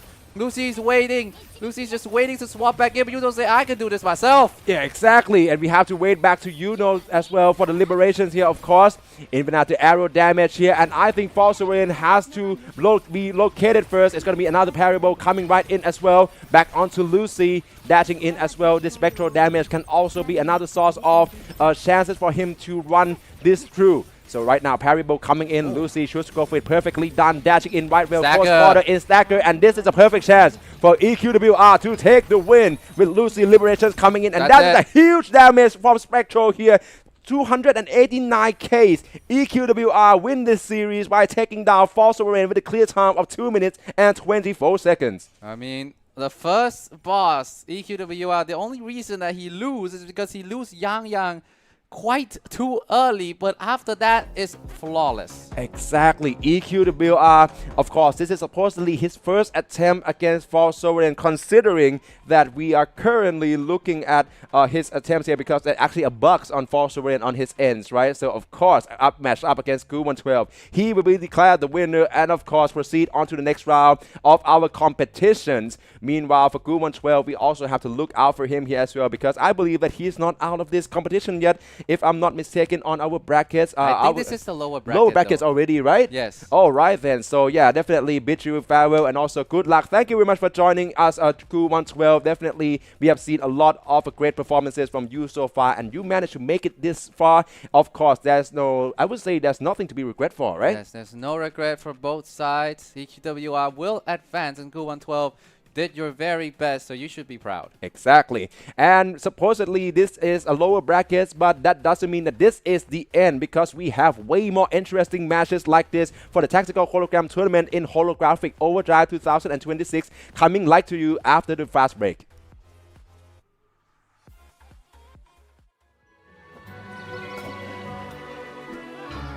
Even if the tragedy repeats time and again. Together, we will always make the same choice. Then, from the past, we walk toward tomorrow.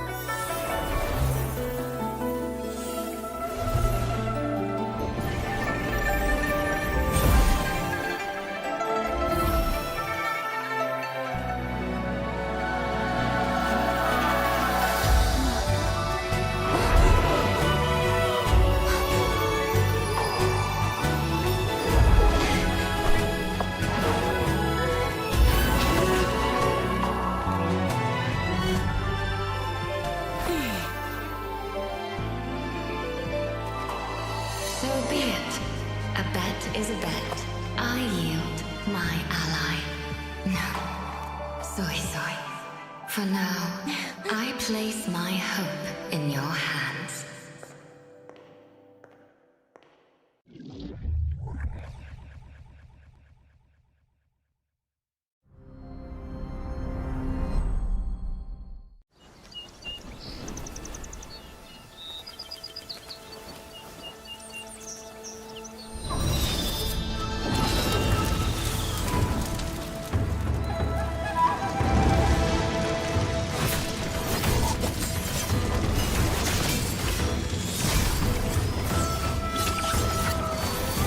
Follow the wind's lead.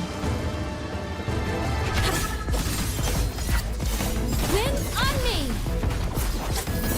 Strike the wicked!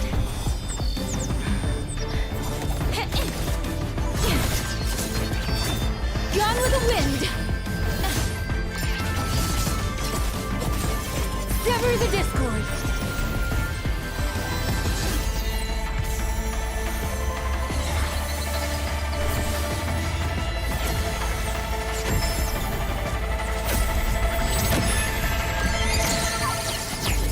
All sounds! Ceased! Ride the wind! Sounds flow!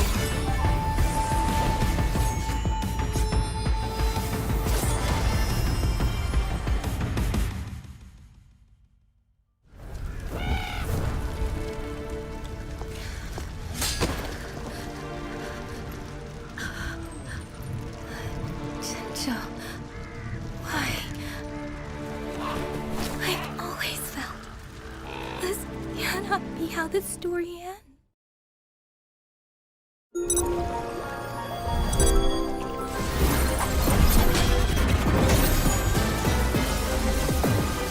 Ashes to ashes!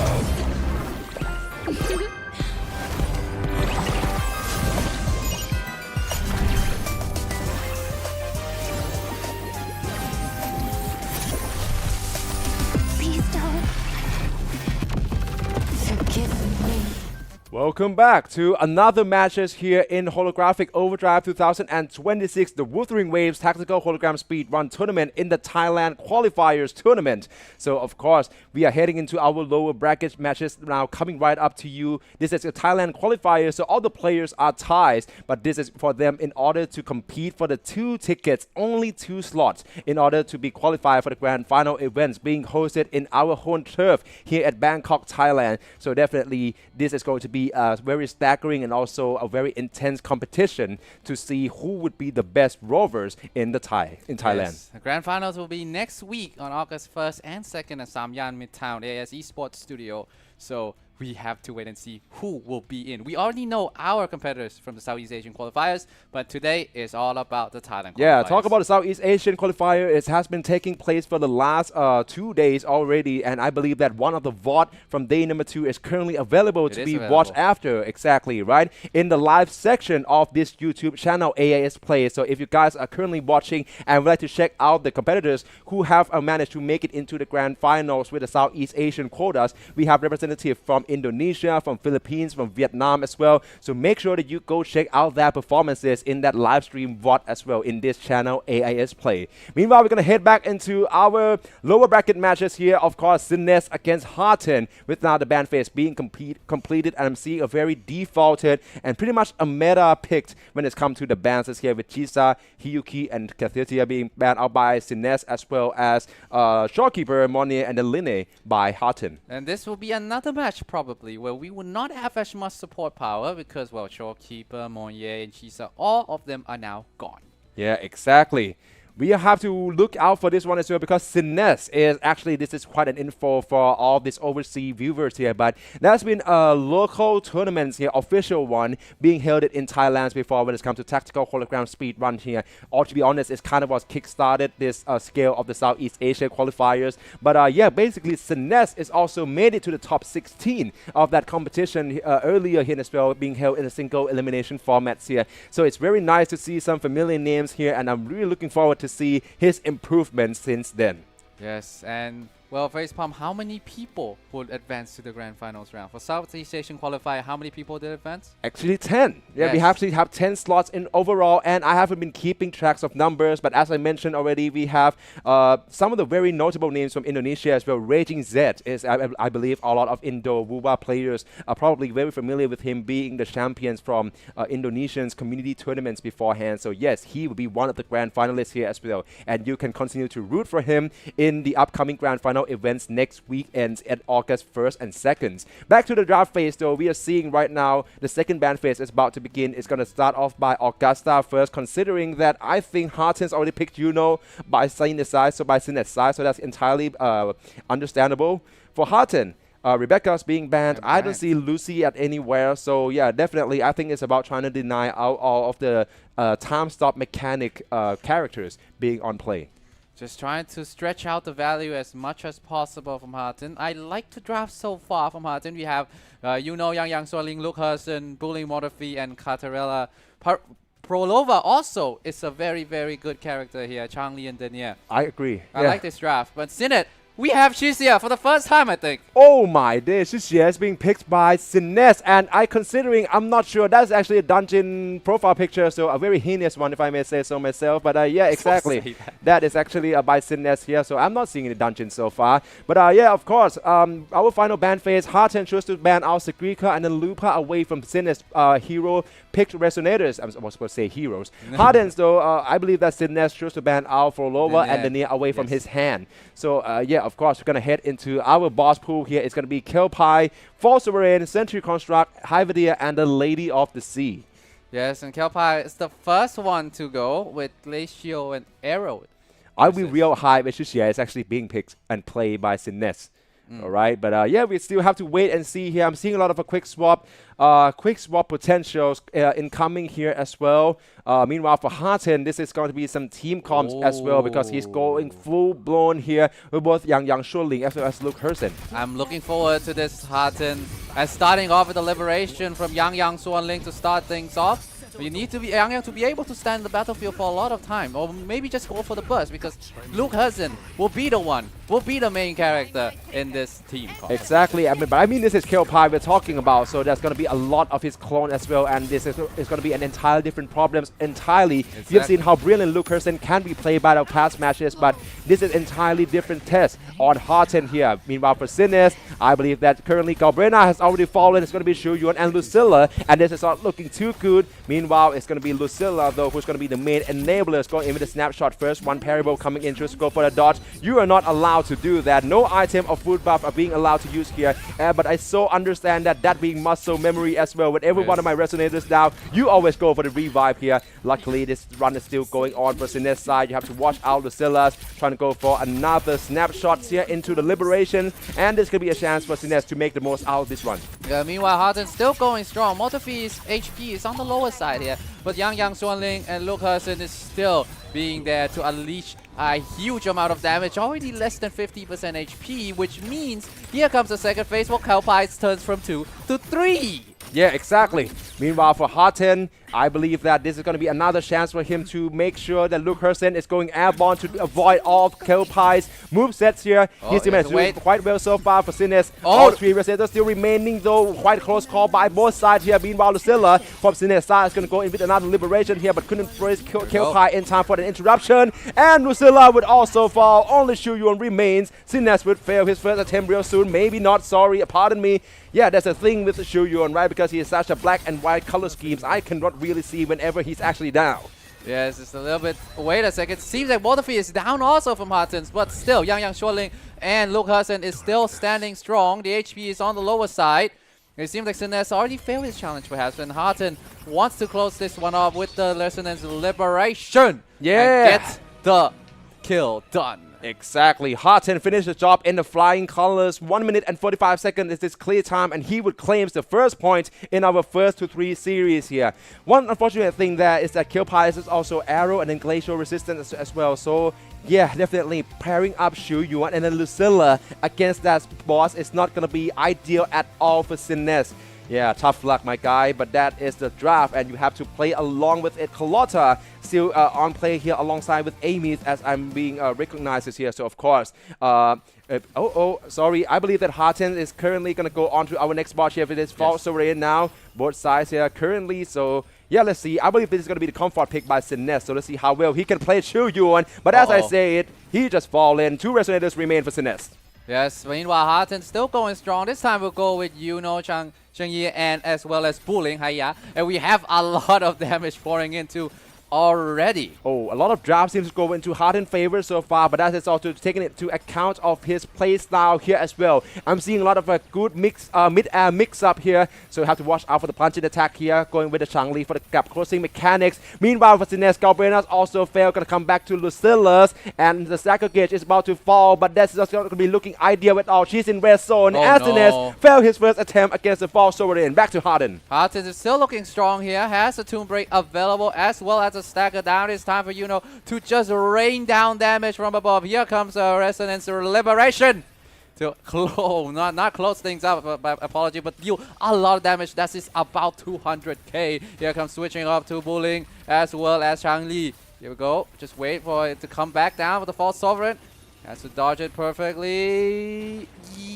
Oh no! Buling just fall down. Hiya! Back into Changli though with the liberation. This is his chance now. The Tomb Breaker is about to come in at any time. Probably gonna have to be Yuno to trigger it instead. The parry ball coming in as well. That is quite a risky swapping timing though. Still going strong there. So I have to make the most out of this airborne combo. Liberation is slated to be unleashed by Yuno as well. But parry ball have to go for a dodge instead and choose to go now. I cannot even see false over in. What is going on here? With a quick swap coming in from Changli. Harden seems to get all this in account, all in calculations, and choose to go with another mix up here as well. With a parry coming in and a perfect setup for Changli to dish that fusion damage from the liberations. Yes, that liberation deals a lot of damage. Here comes Yuno switching back, and now it's time for the quick swap. 1 to 2. There's Yuno diving down from the sky. Changli is available, coming in with the intro skill, but not yet. He's kind of decided to go for the wait. Another liberation. This could be a kickstart of another cycle from Yuno. For Sovereign onto No! about 25 HP, but you know the best girl is just gone down. Here comes Charlie all by herself. Can he do it? Can she do it? Harton with the last one remaining, 3 minutes and 12 seconds. It's a time left remain. Doesn't matter about the time now. What matters is if he can close his borders out or not. Exactly. Now Shangli, the last one remain. Go for the parry. Perfectly done by Shangli, but it's not looking too good.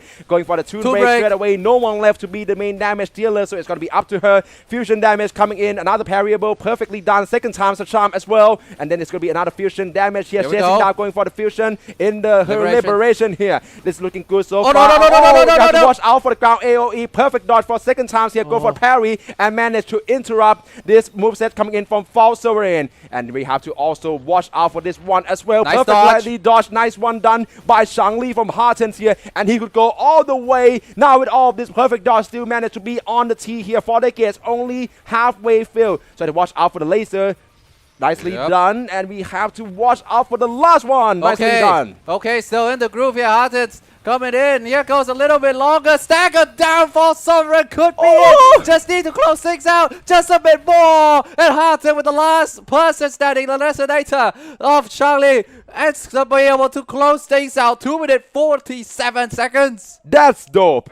That's so dope for Harten that Shangli, the last one remained. Clear time of 2 minutes and 47 seconds. He taking the lead 2-0. 2-0 right now for Hartens. One last step into advancing into the next round. Sinner's backs against the wall now. Well, he's still trusting this composition. I mean, I don't know at this point. Sentry Construct is actually a glacial-resistant boss, so it's very unlikely to see Lucilla. I'm also He's going curious. for it! Exactly. What is going on here for Sinnes? I mean, Killpie is also arrow and glacial-resistant. He chooses to go with the exact same team comp. Meanwhile, for Harten, Shangli is going to be the one talisman who managed to make him go across the line in that boss field straight away. So it's going to be first with the liberations here. Back to Sinnes, though. I believe that Galbrena is actually going to be his comfort pick here. Meanwhile, I believe one of them just got one shot. Never mind. It's going to go right back into Galbrena once more. HP. Exactly. That is so close for Galbrena. You have to watch out as well. Since he is the main damage dealer. And as I say, Sentry Construct finishing her off. Toon break being done by Shiryun instead. Had to take on the baton. And right now, Sentry Construct is as strong as ever. Yeah, meanwhile, Harten has the Toon break available. Not going to be... Oh, use it already with Lucas. And here comes the switch. Here goes. And Shangli with the Resonant Liberation. A lot of damage here, Carter, with this composition with Luke and Shangli, with Yuno as well. By herself, still a lot of damage. Look at that HP drain, though. A lot of HP down already for Sentry Construct. And now Yuno, with her Resonance Liberation, will start off another cycle. Exactly. Now we have to also watch out because Yuno got hit once when we were in the mid-air. Back to Sinnes. First, they'll show you on with the Liberation here, of course. And I think the Toon break is ready to be triggered. It's currently, the timing is quite on par here alongside with the Harten side, but with that being said, though, the HP is way behind him, so it's going to be Harten here as well. Had to watch out. Perfect dodge again by Harten. He is on point so far without the dodging since the last boss. Yes, he has not making any crucial mistakes yet in this boss fight, and that will be it. Insane 151,000 damage to close this one out. Meanwhile, Sinnes, what's the situation? Exactly, just lost you are now. Only Lucilla remain, and it's the glacial character against a glacial resistant boss. This is going to be an uphill battle for him, and potentially only the due diligence. Sinnes failed this attempt and handed over 3-0 victory to Harten. Yes, and well, Sinnes, this composition a little bit unlucky with the bosses that they face, but Harten take this opportunity and run with it. 3-0 victory, advance in the next round. My only explanation as to why Sinnes choose to go with exactly this team comp is, as we all see right now, this is a developer accounts, right? And both Harten as well as Sinnes is going to have an access to every single resonators available for them, of course, in the draft pick and ban picks. But with that being said, if you compare that to their personal accounts, it is very unlikely that they're going to have a chance to actually properly and thoroughly use every single resonators up here. So my only explanation that I can offer for Sinnes is that potentially maybe Amith is not a pick that he have ever played before or haven't played to the point where he's comfortable in contrary to Galbrena. I would say it's a more of a comfort pick. Exactly. I would say you would love to go, and especially when you're trying to play a game, especially when the rule of the competition is slay the boss as fast as you can, you would want to go with something that you are more comfortable with, and the luck of the draw is not on his side. With Glacial Resist, A lot of it. Exactly. Yeah, definitely. But yeah, now we have it. This is a lower bracket, which means we have to bid farewell to Sines one more. He's been one of the most, I would say, persistent names, right? He's also participated in the local Thai tournaments taking place a couple of months back as well. So pass on the backs for him. Meanwhile, for Harten, we have already seen his quality with all this perfect dodge situation here. So we can expect to see more of him in the next round of our competition. Coming right to you after a quick break. Don't go anywhere.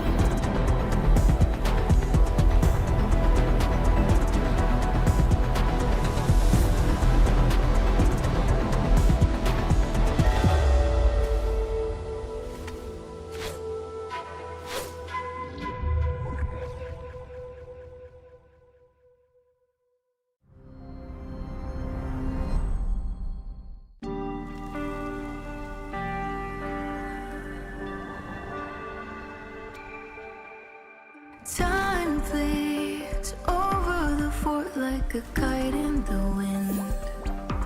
Though bygones echo unceasingly, the land's guarded to stay serene. By the stream, weaving chaos into harmony. By the flame blazing trails to be free. By the keen blades drawn from heartstrings. Windless schemes lurking in mist. Set a trap, tangled with memories. Fight and cut it clean. For shining light at moonrise. Triumph in the shimmering eyes. We dare all the thunder. Show darkness. How I need strength. We can fight in my eyes. To the sun days. So turn the weapons sighting to soft rain. Let the mortal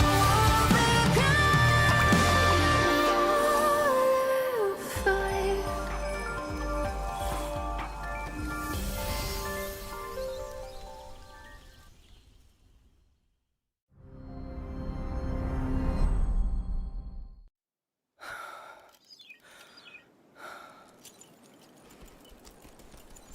In the Fortress and Gorges War, we lost everything we had built. And yet, in the hearts of the people, it remained home. What is broken, we fix. What is destroyed, we rebuild.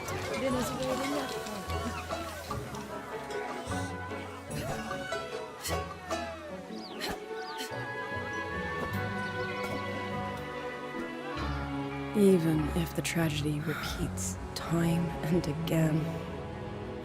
Together. We will always make the same choice.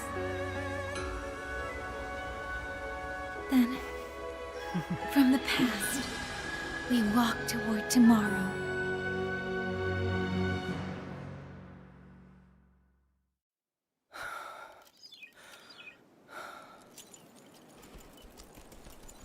In the Fortress and Gorges War, we lost everything we had built. And yet, in the hearts of the people, it remained home. What is broken, we fix. What is destroyed, we rebuild.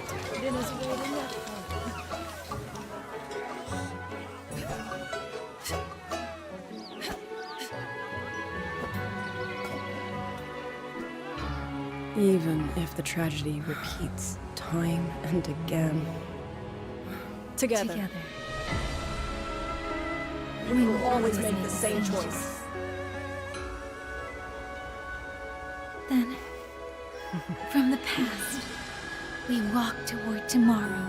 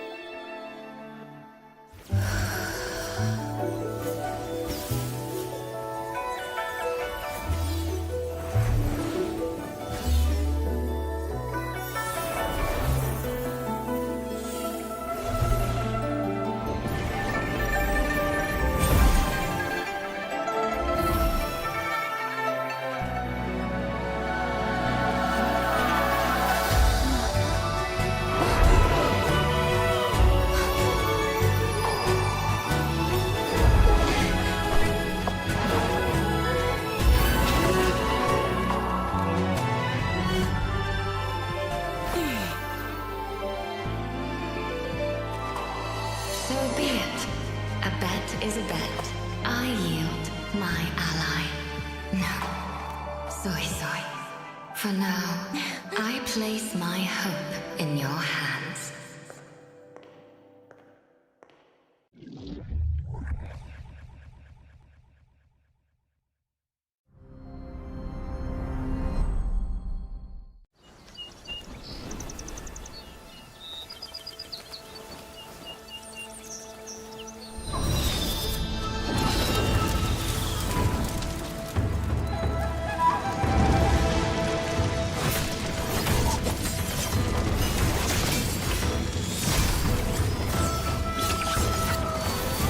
Follow the wind's lead.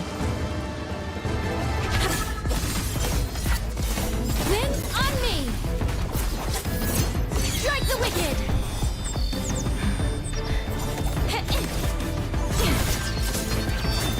Gone with the wind! Sever the discord!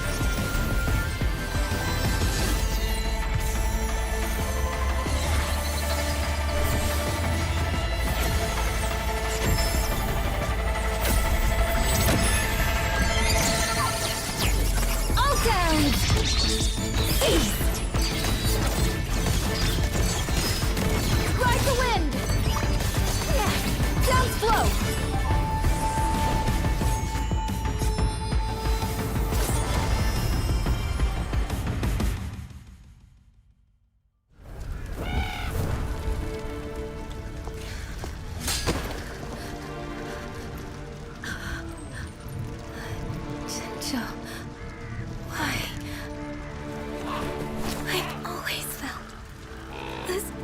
cannot be how this story ends.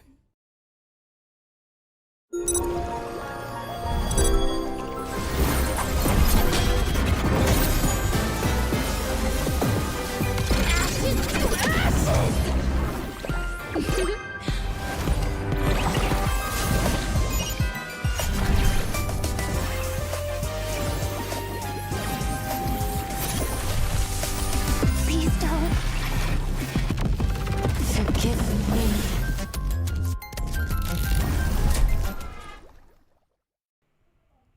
Welcome back to another Wuthering Wave Holographic Overdrive 2026, the tactical hologram speedrun tournaments here. Of course, we're going to be heading into another lower bracket match coming right up to you. Definitely, we have already seen both of the participants' brilliant performances, of course, but this is going to be another do or die moments for them to define who would make it to next round of our competition.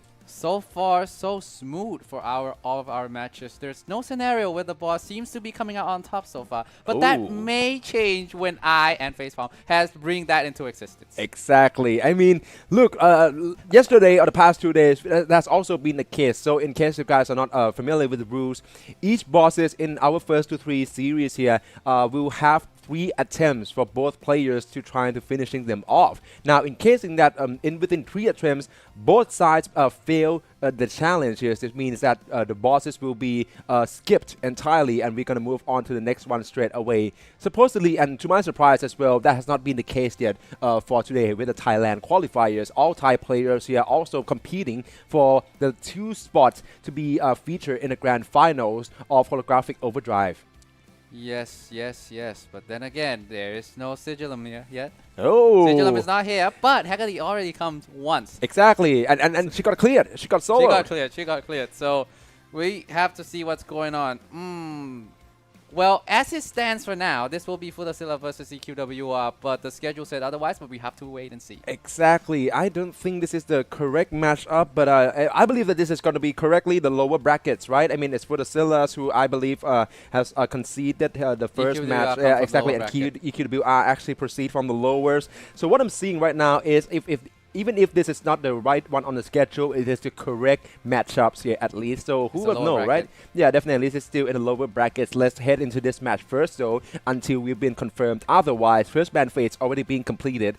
Yang Shuling alongside with Shorekeeper and Tisa being banned by Futasilla, and this is quite more typical here with Monet being his first pick, as well as AQWR, Shusuko for Carter Amith, and then Hyuki, which are all main damage dealers, already being removed from the boards. Sadly, we haven't seen Hyuki today at all. Exactly. The Hyuki power carry cannot just come up. Yeah, that cannot be understated. carry. Definitely. I mean, look, Sun according to the statistics, in all thanks to Nero Aki, one of our Thailand content creators for Wuthering Wave as well, who has been in touch with this competition so far. He is trying to track down what is the most banned, right? This is starting to getting more like an eSports. So we have statistics. And the most banned resonators in our competition so far is actually Hyuki. Meanwhile, for Futasilla, very interestingly, because both Line and Monet can help on with that Trune Strain and also Trune Ruptures build up, and as well as finally Sunny and Phoebe being featured. Yes, now Futasilla has Phoebe and Sunny for the first time this tournament. EQWR also has a Yuno and Augusta combo. We have both Sun and Moon combo as well as the Phoebe and Sunny combo. So this match can be very close. Exactly. I mean, look, it's also very risky. I understand it's very risky, but for Equer, he got a chance to do the funniest thing and just ban out Phoebe, because that is going to make Sunny lose out by quite a lot and doing a lot of harms to Futasilla's team comp. Meanwhile, back to Equer though, Lucy and then also Augusta already being picked, and there we have it, the entire Lahairoi cast, except Amy's of course is being picked with both Luke Herson. We have Luke, Monye, and Lene. I was about to say that this combo is complete, but Monye got banned immediately, and Phoebe also got banned immediately. So we may not see Sunny anymore. We still can be able to see Luke Herson and Lene. Meanwhile, Exactly. still have the Sun and Moon available. Lucilla and Shu Yuan is the one that was banned. I'm really curious why Futazilla chose to ban out Shu Yuan though. Meanwhile, exactly as I predicted, without Phoebe, Sunny is going to have quite a lot of trouble trying to proc those Spectral Frazzles here, which is a Spectral DLT for his team comp here. Is looking very likely we're going to see Sunny being utilized, especially with the quick swap rotations. Back to EQWR though. I mean, without Lucilla, I'm still seeing Augusta and Juno being his main damage dealing team comp in order to guarantee a finish here. But a boss pool has coming in. However, it's the False Sovereign with Electro Resist. So Augusta is going to be a bit tough. Oh my days, I just realized that is so tough for EQWR. The tough break, no way. The luck of the draw is not on his side for the first boss. Exactly, Falsoran being Electro and Havoc resistance. I mean, okay, this is quite grim because for a while it's going to be out of picture. Augusta too, I believe. We can potentially see a mix and match between Yuno and Sigrika, but as we speak, it seems like he is probably going to go with a different idea with Jin C instead. This is what I'm talking about when I say that maybe it's about the comfort picks, right? Maybe Jin C is the go-to character in EQWR personal accounts. Beforehand, it's going to kick off with Resonance Liberations coming in from Lucy. For Futazilla here with the Lahairoi duos here in Luke Hersen as well as Lene. That duo Spectral here is going to be very crucial. Begin off with Bulling's Liberation first into Prismatic Overdrive.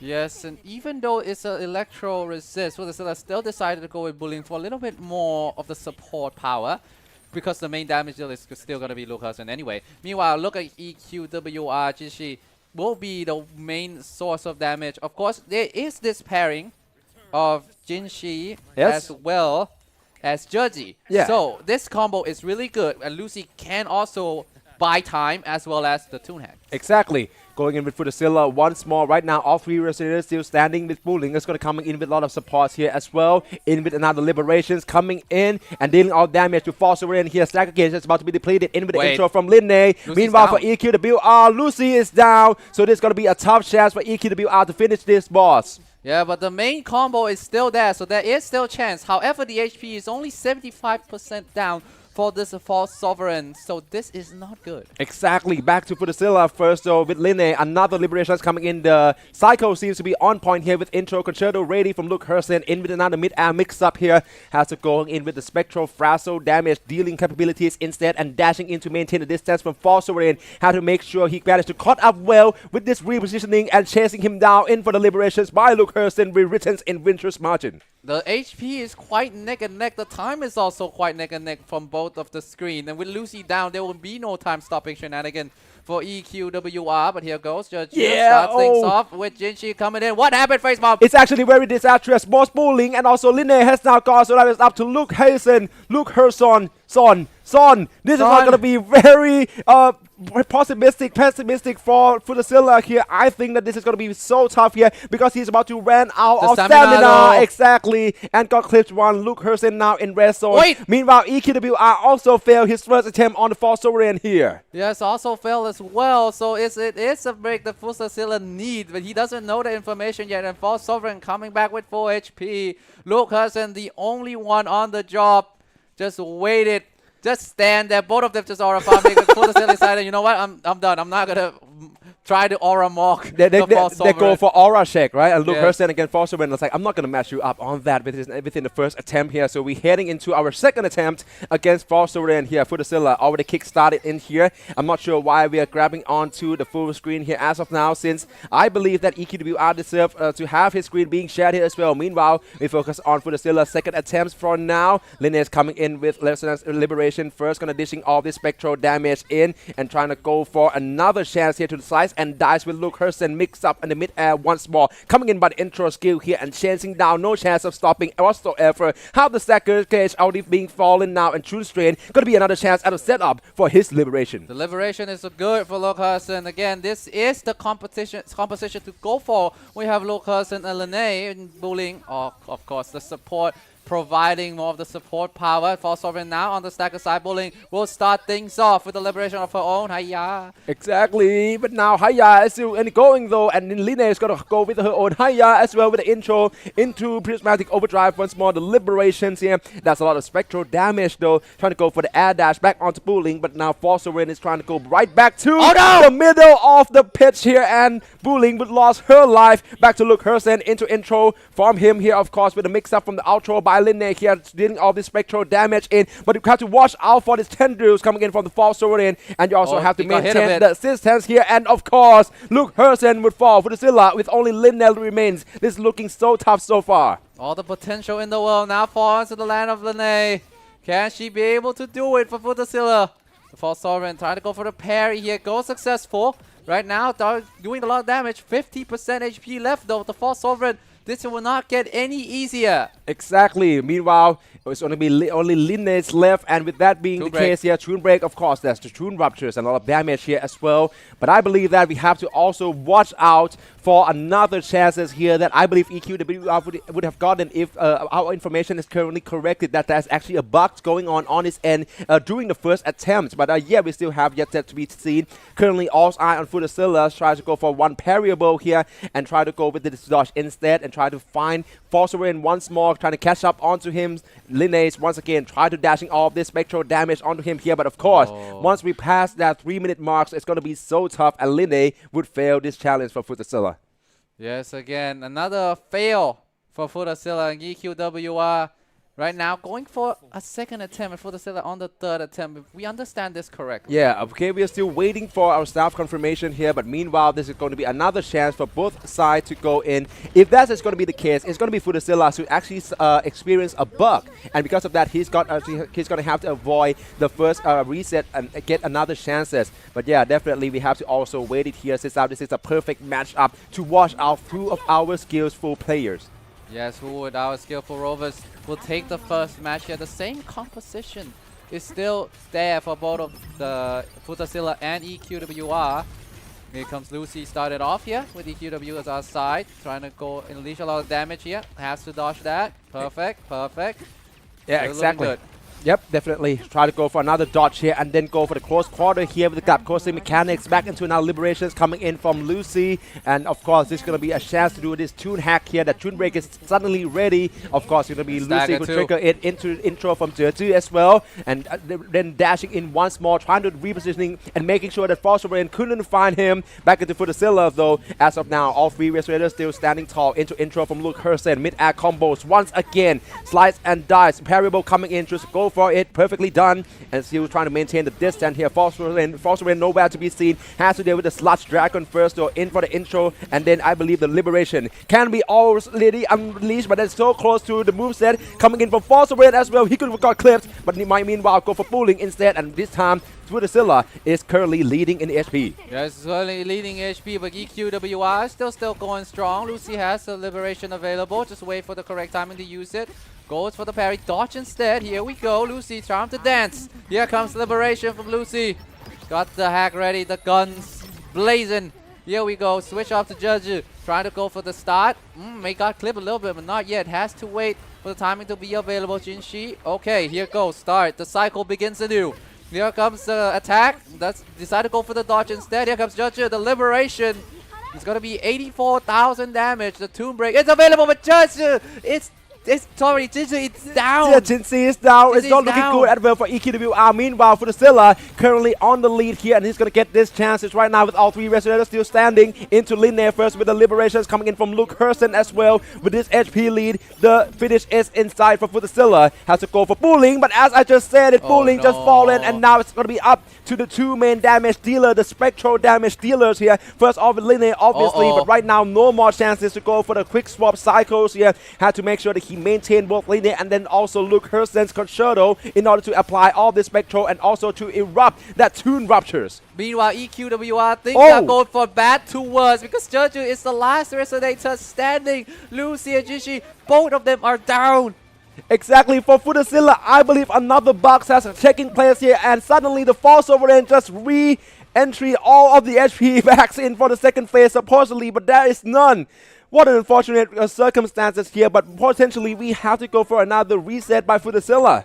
A little bit of another unlucky break here for Futasilla with 2 bugs. It destroyed the rhythm.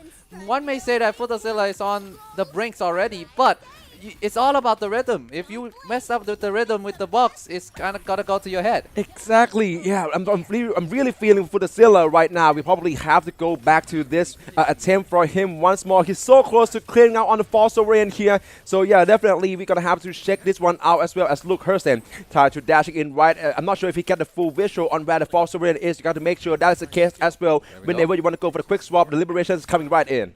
We need to make sure there's not a miss. Also, almost already got the stacker. There we go. The stacker is there. It seems like Bowling got caught a little bit, but everything will be fine. Bowling okay to start it off. The quick swap coming in.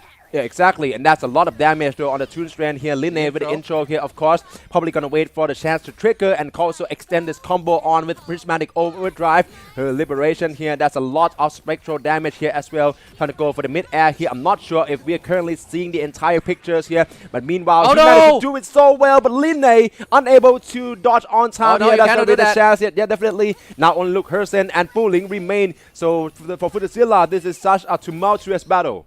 Yes, tumultuous battle indeed. And right now, Bowling and Lucasen is the last one. It's the two resonators standing. There is still damage on Lucasen, but without Linne, it's going to be a little bit more difficult than what Lucasen would usually do. And here we go. Has to go for the parry here. Yes, that was a perfect. False over and about 50% HP. Another liberation coming out from Lucasen. Here we go. Trying to go another slash and dash. Exactly. Meanwhile, for Bowling, has to go for the perfect dodge here as well. Yeah, second time, always doing it quite well. I believe Echo skill for Shield has already been deployed. So into her liberation once more. And of course, they're going to proc up some damage here as well for Luke Hersen. Concerto is ready. Coming in with the intro first. But right now, there's a ground AoE ongoing by the false overend here as well. Yeah, definitely he can fly. But you have to also watch out for false overend here. Because the blast is about to coming. And you better be kidding me. Because false overend is just come back. What on earth is going on here? I mean, of course, this is developer accounts, and these bosses are supposedly to take place whenever the players are actually experience it in their own accounts. But what this means is Futasilla have to go up against False Sovereign again. The third times already that this bug has been happening. False Sovereign, a very, very naughty boss, it seems. Yeah, exactly. That cannot be understated. I understand the frustration from Futasilla totally. So yeah, definitely have to go again. I mean, there's a chances there where he got it so close, and I believe that without the bug from Forcerer, he would have made it all go through distance here. But yeah, with that being in the cases here, the bugs here starting to get more and more severe here. So we have to wait and see how exactly can this play itself for Futasilla. Who's going to gain up another chance here, of course. But even though we're talking about chances, it's also clear that it's probably his 5th time going up against Falserin with everything locked in here. So alright, I think a Toon Break is ready. Probably gonna start up with Bowling's liberation first before finding out the right one to trigger it, being intros coming in from Linne, but he chooses not to go for the Toon Break, and now it has been reset. Yes, just wait for a little bit more before you can be able to Toon Break again. The dodge AoE isn't good, and the switch to Linne again, coming in with the liberation of her own. Switch back to Lucas, an intro coming in from the sky. Just wait for the right time. The Toon Break is there, and there we go. Lucas with the Toon Break. Just wait for the right moment. Just be able to unleash all the damage. Oh no, there goes your damage dealers. Exactly, and now it's only Linne's and Bowling's remain. It's not looking good at all. So I have to watch out as well because Bowling also falls. And Linne being the last, I don't think that Futasilla is trying to go for another damage here. He still managed to proc up some HP here, but yeah, definitely Futasilla's probably throw in the towels here, understandably, and of course, without much of a disgrace. I believe that up until this point here, with as unfortunate as it is, we probably have to match up with this attempts for EQWR as once more. The third attempt this time for both of them actually. Futasilla may have faced this boss about 5 times already, but it's only his 2nd official attempt. I mean, yeah, exactly. This is part of having a developer account. Like, all these bugs were to be expected, right? In contrary to your personal account here. So I understand if there's going to be some sort of frustration here. But it is the only way so far for both competitors to have a fair resources and also fair access to every single resonators here. So, of course, we're going to start toe-to-toe once more with this attempt. Hopefully, one of them will be able to be put to all of their skill tests here thoroughly without any many unfortunate circumstances. We're going to start off by EQWR though, going in with for the Liberations. Meanwhile, for Futasilas, quick swap once more by Luke Hersen and Linne. This can be his chance to make this one legit. EQWR going for a little bit of composition change. Decided to put in instead of Jeju. Could be for a little bit more damage. You're going to be losing a little bit of a buff, but that's fine when you're trying to go for the finish here. Yeah, exactly. Meanwhile, we have to go with Lucy here as well with the Liberation here, so you have to also watch out first. The Toon Break is coming right in, and I believe it's going to be Jinxie who actually go for it right at the time where the parry bow was coming right up too, so this is a great call by EQWR. Back to Futasilas though, I believe that Luke Hersen already fallen, and what that's mean is going to be pulling to go for the Toon Break instead, follow through in the Liberations here of course, and then dishing in all of this damage here, in with the intro from Linne. The Stacker Gate is about to be depleted, go for the charge attack, nicely done. Foster Raid about to go for the parry bow, choose to dodge instead, and then switch out to pulling instead with the gap closing mechanics here, but you also have to watch out for the vertical movement here. Meanwhile, Mr. Loyal, EQWR, what's going on? Got caught in mid-air. She thinks she's safe in the air, but no, she is not. EQWR lose one of the Resonator in the saddest fashion possible. It's going to be 2v1 right now. If Futasila already lost Luke Hersen too, this could be tough. And Lucy already also down for EQWR. This is not looking good. This is looking absolutely grim. Exactly. Meanwhile, Perry coming in, bullying. I believe Unleash Liberation at a very close timing. You have to watch out before you can get clipped by that moveset. In with the intro from Linne, once more echo skill for shield here, and I believe that EQWR already failed his final attempts against the False Sovereign. Back to Futasila, bullying also fallen, and Linne as well. Neither side will be able to complete the challenge against False Sovereign, no matter how unfortunate it may seem. We speak it into existence, and Face I'm gonna say we. Yeah, it's just me who's speaking. I'm with you on that, Mr. Loyal. I'm with that. We just speak it into existence. The boss finally overcoming the player, the False Sovereign being a very naughty boy, and got the win here. No one will get the point here. So I mean, we move on to Landers of Glory. I mean, yeah, understandably, it's going to be a lot of frustration coming in from False Sovereign back as well, with Futasila so close to finishing that boss off, but we have no choice but to move on with a point not being registered to neither Futasila or EQWR, and we move on to our Liners of Glory.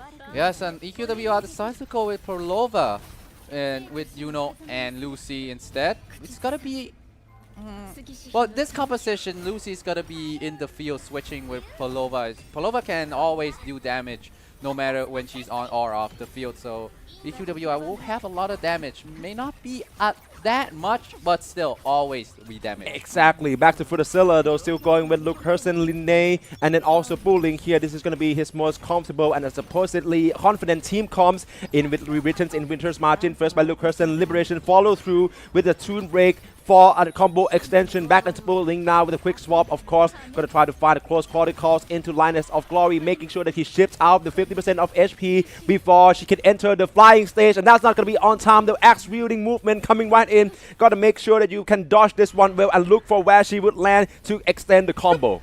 As well, EQWR also dodge it away, but dodging to the fires could be tough. Perlova with the Liberation could start dealing a lot more damage, as you can see. All of the things on the screen of EQWR, you cannot see the boss anymore because that's just how much things are happening here. Exactly. All right, back to Linne here, of course, but for the Scylla side, all three still remaining, although I believe Bulling is currently in red zone. It's going to be Linne first with Resonant Liberation. Have to watch out for the ground AoE. Luke Hersen for the intro. Once more, this time going to be on the mid-air here, and I believe he is trying to find an angles here, but the parry bow coming in from Linus of Glory though. Let's see whether Luke Hersen or Futasila would take the challenge, going for the perfect parry, and instead it would be Bulling who got a confirmed kill here, but oh, that is very tough call for Futasila here. Only Luke Hersen and Linne remain. Not the end of the world for Futasila. Meanwhile, EQWR has a bit of an HP lead, and Lucy with the liberation of herself. Wait a second, did she got caught? No, she did not.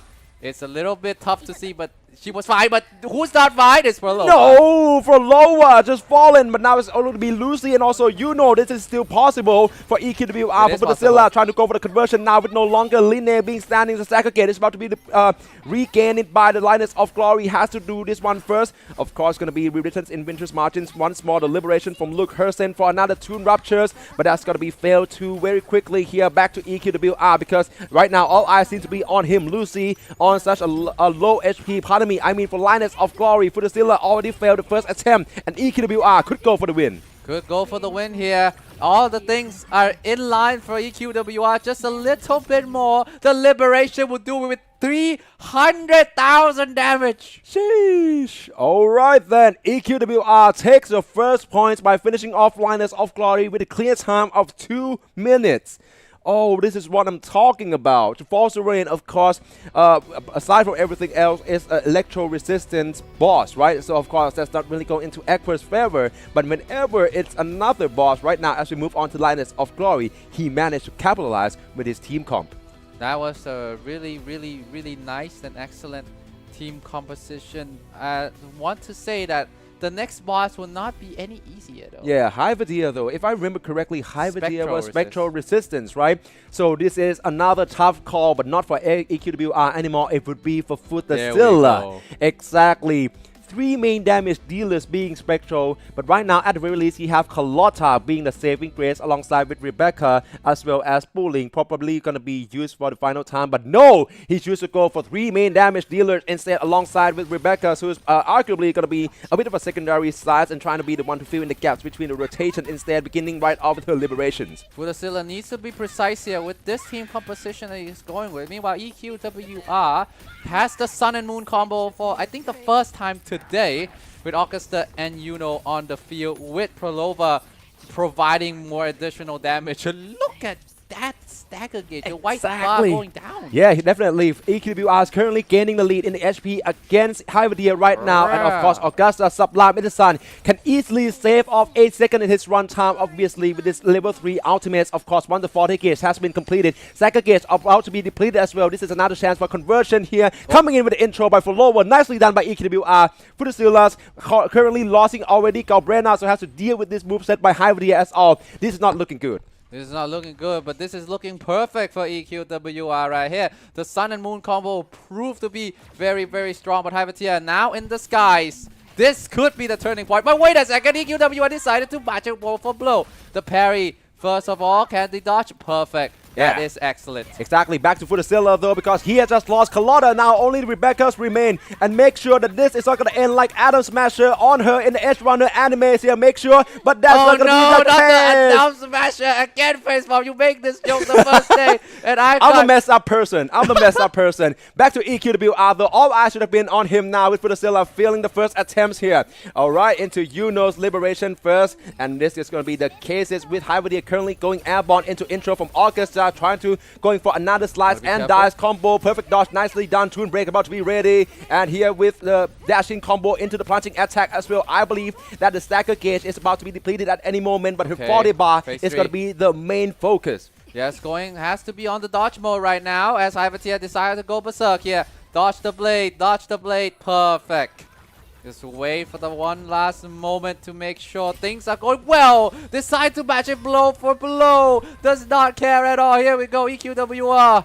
Looking prime, looking poised. The dodge is on point. And decide to go for blow. Toon break is ready. On command, Prolova on the field. Just wants to close this thing down. Toon break is so ready. Yeah, exactly. Just needs to wait for the right moment. Here we go. Save up your voice, Mr. Loyal, because the Toon break has been triggered by Follower and into another Havoc damage burst here, of course. And we're trying to go for the finish here by Equa. It is definitely in sight. Gonna go for the Yuno with the intro first. Trying to dishing in this damage, and it will be her. The finishing of Hyvadia, gaining Equa. Sorry, EQWR 2-0 leads with a clear time of 2 minutes and 10 seconds. 2 minutes and 10 seconds, and things are looking pretty perfect for EQWR. Reminder that he can run it down with Augusta and Yuno on the third run, mainly because the first round doesn't count if I remember the rules correctly. Exactly. Of course, no point has been given to Futazilla or EQWR on Fossil Rain yet. So currently it's EQWR with the 2-0 lead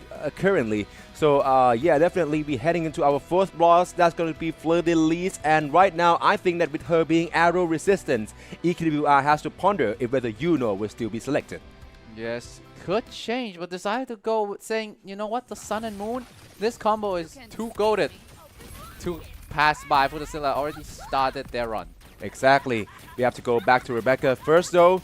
Trying to find another matchups here into Galbrena here and into another liberation straight away Once more, there's going to be a chances for Futazilla to try and gain an equalizers on this one, but probably still has looking for a dash here. With another parries coming in potentially, but no, for the, currently Furtherlease is going to go fall down real quick for Galbrena here. This is not looking good for Futazilla. Only 2 Resonators remain. Yeah, the 2 Resonators remain already, but now EQWR is on a good pad right here, Augusta, with the Liberation to start things off. Exactly. You're going to have to go back to Futazilla once more this time around and trying to find the most damage possible with Carlotta here. Going with the shotgun shots here. The 4 hit gauge is being ready here as well. It's going to dish on this damage onto level 3 straight away. But of course, this is going to be the most of the damage that he can dish on here with Rebecca's currently being the one on-field Liberations coming in as well. And trying to dishing all of this electro damage, potentially proccing a stacker and continue the combo string. Yes, EQWR, there we go. Got the stacker down. Here comes Juno, trying to go ham here. EQWR just needs a little bit more. Here we go. The Liberation from Juno to start things off more and more. Augusta switch back. And here comes all the damage to Stagger face. The boss is down for the list. Exactly. Need to wait. Yeah, definitely have to go for the tune break first though. Landing into another Liberations coming in with Sublime is the Sun by Augusta. This is a good chance to dish all this damage on the Furtherlease. What possibly one of the best matchup against her as well. Back to Futazilla though, because currently it's gonna be Rebecca against all this crowd AoE here. Has to also watch out for the remaining of the waves here. And oh no way! EQWR lost boss Juno and then also Frolova. EQWR things are looking very grim and he will fail this challenge. A chance for Futazilla now. Of course, all eyes are going to be on him here, trying to find out some of the more damage potentially. But right now, I believe they'll be about to pass the 2 minutes mark here. But so far, so good though for Futazilla. Even without his main damage dealers, I do believe that Rebecca, who have just fallen here as well, I should have said that. Now it's going to be only Carlotta's left. And of course, it's going to be quite a favorable matchup as well, but only her remain. I'm not really sure if Futazilla would go for the finish in this run. It's gonna be tough, but it is always gonna be possible. Just needs to dodge things perfectly. Exactly. So the big slash. Yeah, just trying to find out the most, and also this is going to cost him quite a lot of time as well. Of course, now with EQWR not making it in this first attempts against Furtherlease, that's mean that it's all Futazilla has to focus on his own performances, but still, the timing can also come into effect because once that 3 minute pass mark, which we're not even going to have to go there yet since Carlotta just got clipped, and it will be the first attempt on Furtherlease failed on both sides. Here we go. It's going to be another run for Furtherlease. Same composition on both sides. Perhaps EQWR still going with the Sun and Moon and Prolova combo. Meanwhile, Futazilla also sticking with the same comp. Exactly.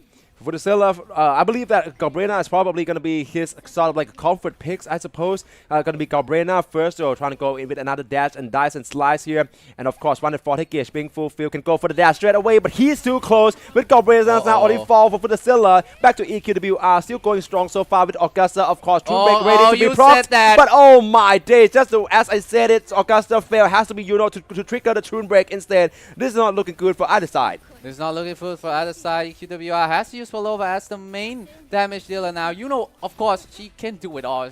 She has the ability to do a lot of damage by herself as well, and Prolova can use that to their advantage. Exactly. Oh my days. And it's going to come back to Futazilla now with, I believe, Rebecca's Liberation here. But of course, right now, also have to watch out for another upcoming moveset by Furtherlease as well. As we all would probably know, that Furtherlease moveset is going to be completely randomized here, and there's not particular patterns that you can really rely on. So it's all about the matchup against a particular moveset here, which can be used into mix-up. Of course, with the Tune Break being triggered by Carlotta once more, this is a chance for her to dealing all of this glacial damage onto the boss.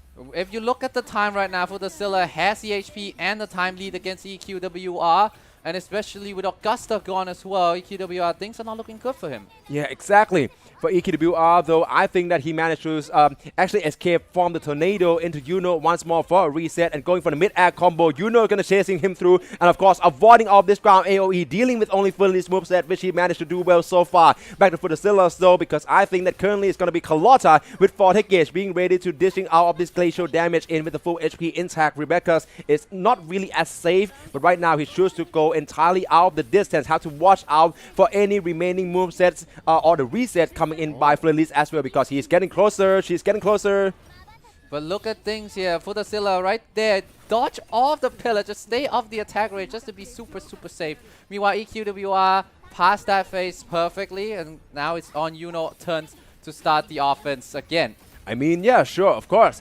It's going to be which is arrow damage against a arrow resistance boss in Fleur so it's not really ideal. It's going to be mainly for Loa, who also going to demand a lot of times to be on field as well, and that is exactly what I'm talking about. It's going to be way too risky to get caught up in some of Fleur de Lis's moveset here. For Loa would fall by EQWR. Now only remain. This is looking like an uphill battle for him. The same thing can be said for Futasilla. With now Rebecca's gone, only Carlotta's remain and has to deal with all of this ground AoE first. The thing with Futasilla is that it's 25% HP on the Fleur de Lis. Meanwhile though, EQWR above 40%.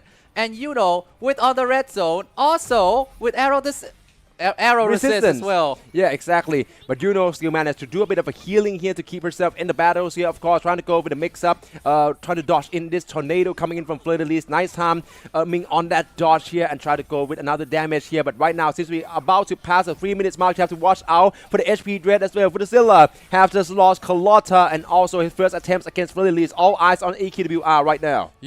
Sustain is humongous here, so could live for a while, but the damage though, that's gonna be concerned. And as I said that, the challenge is failed. Yeah, exactly. That is not looking good for neither side. Though for Futasilla, I believe that this is going to be quite a good Yeah, this is going to be the second attempt or the third? I think it's all the third already. Oh, no way. Okay, I mean, we'll probably get the confirmation real soon. But yeah, definitely, it is not looking that optimistic, even though I'm seeing a lot of a solid, I would say, the team comp being put on by both sides here, of course, for EQWR. All would be reliant on Augusta, and you're probably going to have to watch out for Loa being on field once more. And as I say that, of course, EQWR just lost her, so it's going to be up to the Sun and Moon duo, of course. Back into first intro coming in from Augusta for the quick swap. The 40 gauge has only been fulfilled up to level 1 still. Back to Futasilla, though, because all 3 resonators still remain, and it's going to be Galbrena who dishing all of this damage here. Here's the main 2 pistol wielders resonators here, so he can maintain the distance, but for how long or for how exactly can he manage to put on a conversion, that is yet to be seen. The distance is safe. Meanwhile, take a look at EQWR. The Sun and Moon is the only saving grace, but the Moon has fallen and only the Sun will remain. Has to dodge all the pillars attack. Things are looking very grim. Again, Augusta can deal a lot of damage and also in the electro damage, so doesn't get the resist, but right now it's their turn to dodge. Exactly. But meanwhile, for Futasilla, it's going to be Rebecca's first with the liberation here. The stacker gauge is still not going to fail down at any moments here, of course, with the time stoppage movements here and into the tune break being triggered by Galbrenas, chaining into the liberation straight away. For the gauge about to be depleted here, so you have to make sure to build that out with the basic attacks into another dashes here, as well as a repositioning movement coming in from intro by Carlotta, transitioning in the 40 gauge, being ready for another chance of combo dealing. Yes, meanwhile, EQWR just needs to survive, just needs to live, has to find a way to counter-strike it back. The HP, though, is not looking encouraging at all. Exactly. Meanwhile, Futasilla, still with Carlotta, probably going to have to go for the perfect dodge and choose to just stay out entirely off for the least ground AoE ranges here. So you have to also wait for the perfect moment for the re-entry here. Wow. For the least, it's going to reposition herself to the middle of the stage here. Meanwhile, EQWR just lost the final attempt supposedly against Fleur de Lis. All eyes on Futasilla. Still time though. This only be about 2 minute pass. It's only 1 minute 30 seconds pass against Fleur de Lis. So all the time, all the resonator remaining. Rebecca will start staying off with the liberation of her own. Deal a lot of electro damage here. Just a pew away. Exactly. Meanwhile, I would like to give you guys a bit of heads up on this. This is the first to 3 series, which means that if Futasilla were unable to finishing off this challenge, it would be the end of this competition. So right now, it's going to be Rebecca's. All 3 resonators are currently on field here, and I believe that this is a solid chance for him to make it 2-1 upon Galbrena. Right now, who managed to maintain herself quite here. And Futasilla did it. He managed to register his first point and making this series 2-1. A comeback is possible. Why? Because Futasilla still has a chance to tie this up. Exactly. Right? And the second thing is EQWR cannot use the Sun and Moon combo anymore. Exactly. Lady of the Sea gonna be the decider boss on here. If both competitors, both Futazilla and EQWR cannot finish this, the win will be handed over to EQWR, considering his 2 points already being registered here. So this is a do or die for Futazilla. He needs to equalize, otherwise it's not gonna be possible here, definitely. And we're gonna head straight right up into the team comp here, of course. Back into Linnae first, into Prismatic Overdrive here as well, into the Liberation, and it's going to be another chance for him to deal this damage. Yes, he has opportunity to deal a lot of damage here. Again, Lady of the Sea has an arrow resistance, if I remember correctly. And EQWR decided to go with the Jinshi and Jeju composition. Exactly. This pairing is nice. Yeah, I do like that one as well. So, okay, back onto Futazilla, I suppose. Got the Liberation by Luke Hersen just has been procced. So you have to watch out for the rest of the damage here, as the Tune Strain can also be procced in real soon here as well. But probably going to switch back to Bulling first and looking for another chance to do a combo extension. Repositioning by Linnae, quick swapping right back into Bulling for the Liberation of her own here. Stacker Gauge about to be depleted, but Bulling has just been knocked airborne here. You have to really look out for the capture here, because Lady of the Sea just claim her life. Hiya! Hiya indeed, but another Hiya situation for EQWR. It seems like Jishi is down already.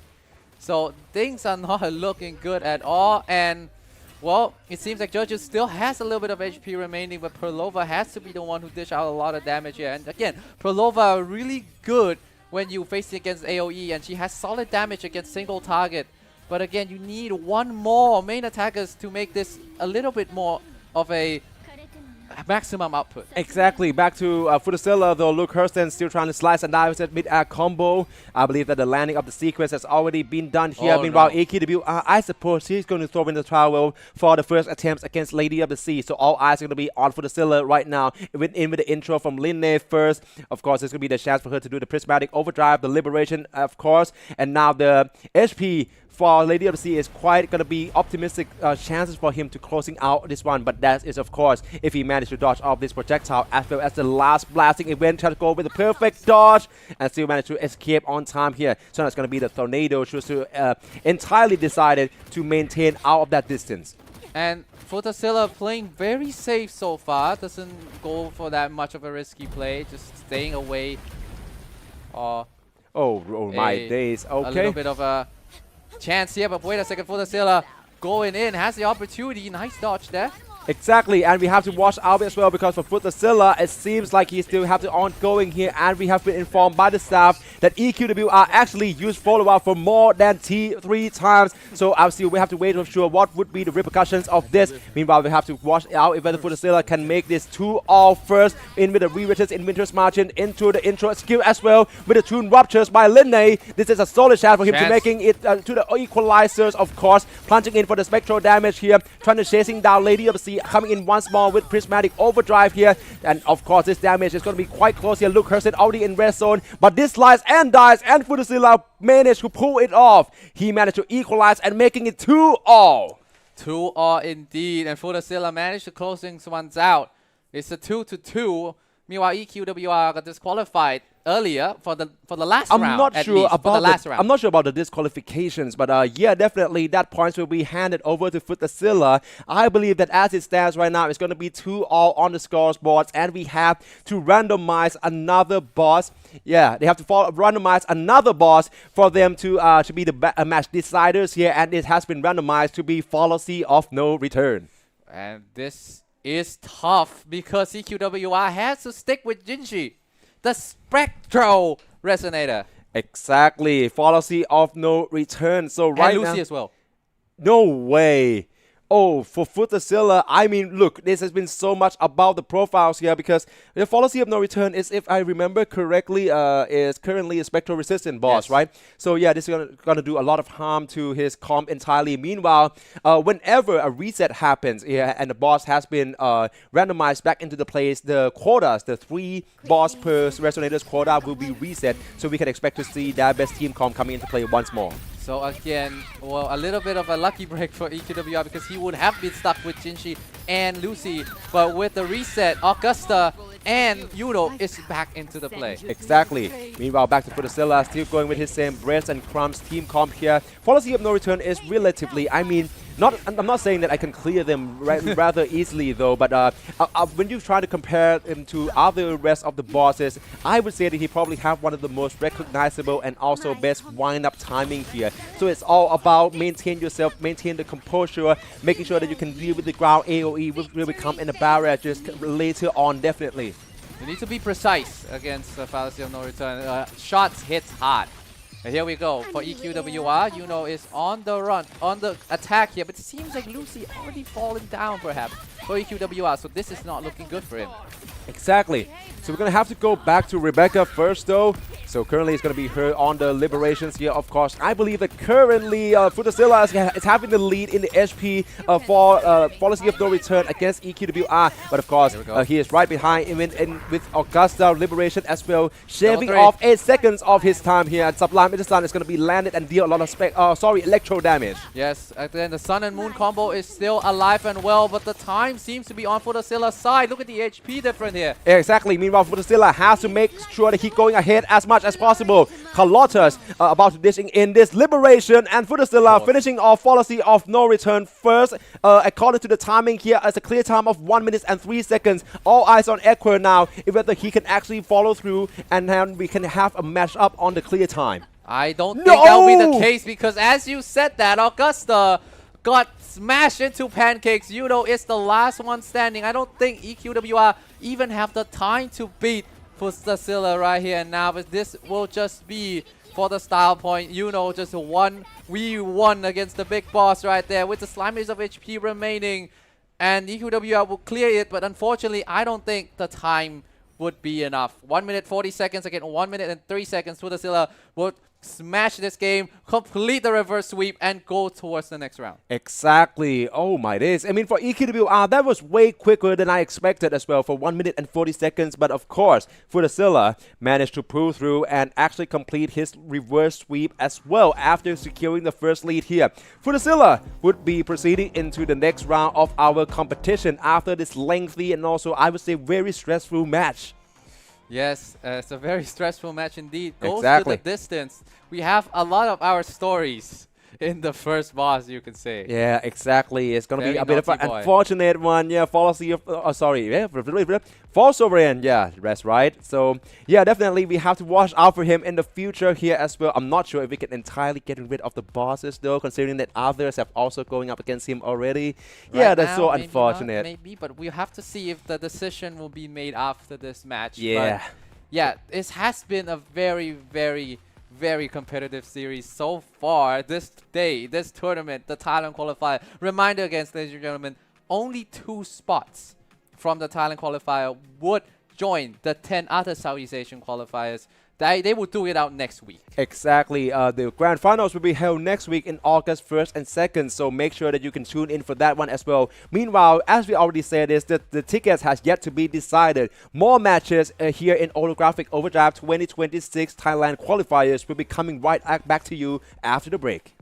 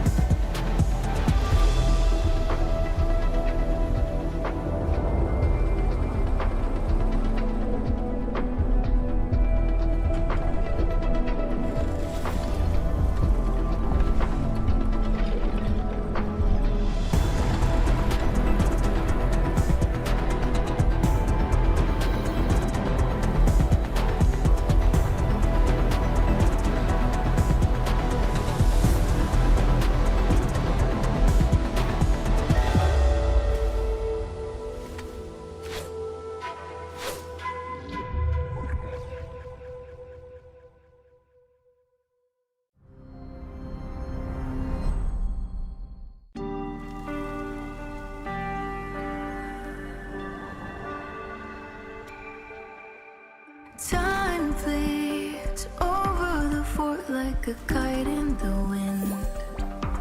Though bygones echo unceasingly, the land's guarded to stay serene. By the stream, weaving chaos into harmony. By the flame blazing trails to be free. By the keen blades drawn from heartstrings. Windless schemes lurking in mist. Set a trap, tangled with memories. Fight and cut it clean. For shining light and moonrise. For triumph in the shimmering rays. We dare all the thunder, show darkness. How I need strength. We can fight in my eyes. Still desire never dies. So turn the rope inside to soft rain. Let the mortal war begin.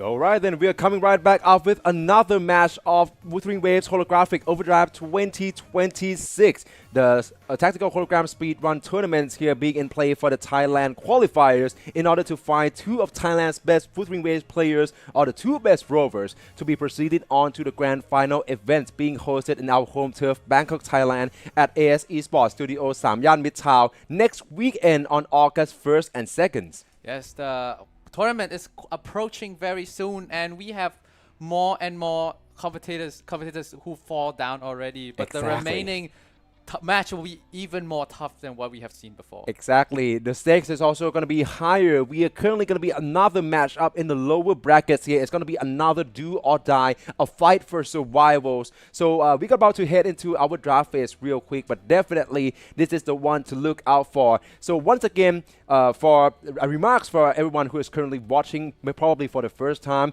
there's already a Southeast Asian qualifiers. This is Southeast Asian tournaments overall, and this broadcast is only the part of it. This is a Thailand qualifiers for the Southeast Asian slots with all the 10 competitors coming in from all over the place: Indonesia, Vietnam, and the Philippines. You guys can also check out the VOD from yesterday live stream being held already, I suppose, in this channel here that you are currently watching AIS play. So make sure that you check the channels out, go to the live section, and you can see the VOD for the English commentary from our day before. Yes, you can see all of the beautiful plays. We already seen a lot of stories, and if you want to hear a golden commentary by Facepalm, And YouTube is a liar. today's my first day. Exactly. All right then. So for French Nano and Harten, this is going to be another battles in the lower brackets here. And of course, we're going to start straight away with a main damage dealers and also probably some of the top supports as well being banned out here with Hyuki, Amith, Sugrika, as well as a Storekeeper, Moni, and then Linnae by Harten.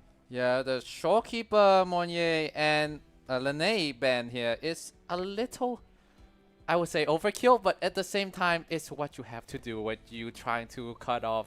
You make sure your opponent has the first pick. You don't want them picking all of the top tier support characters. I mean, yeah, that makes sense. But of course, even with all of these draft fates, as we already mentioned, it will be done in almost sort of like whenever you see a games with eSport games already, right, with all of this draft and ban phase here.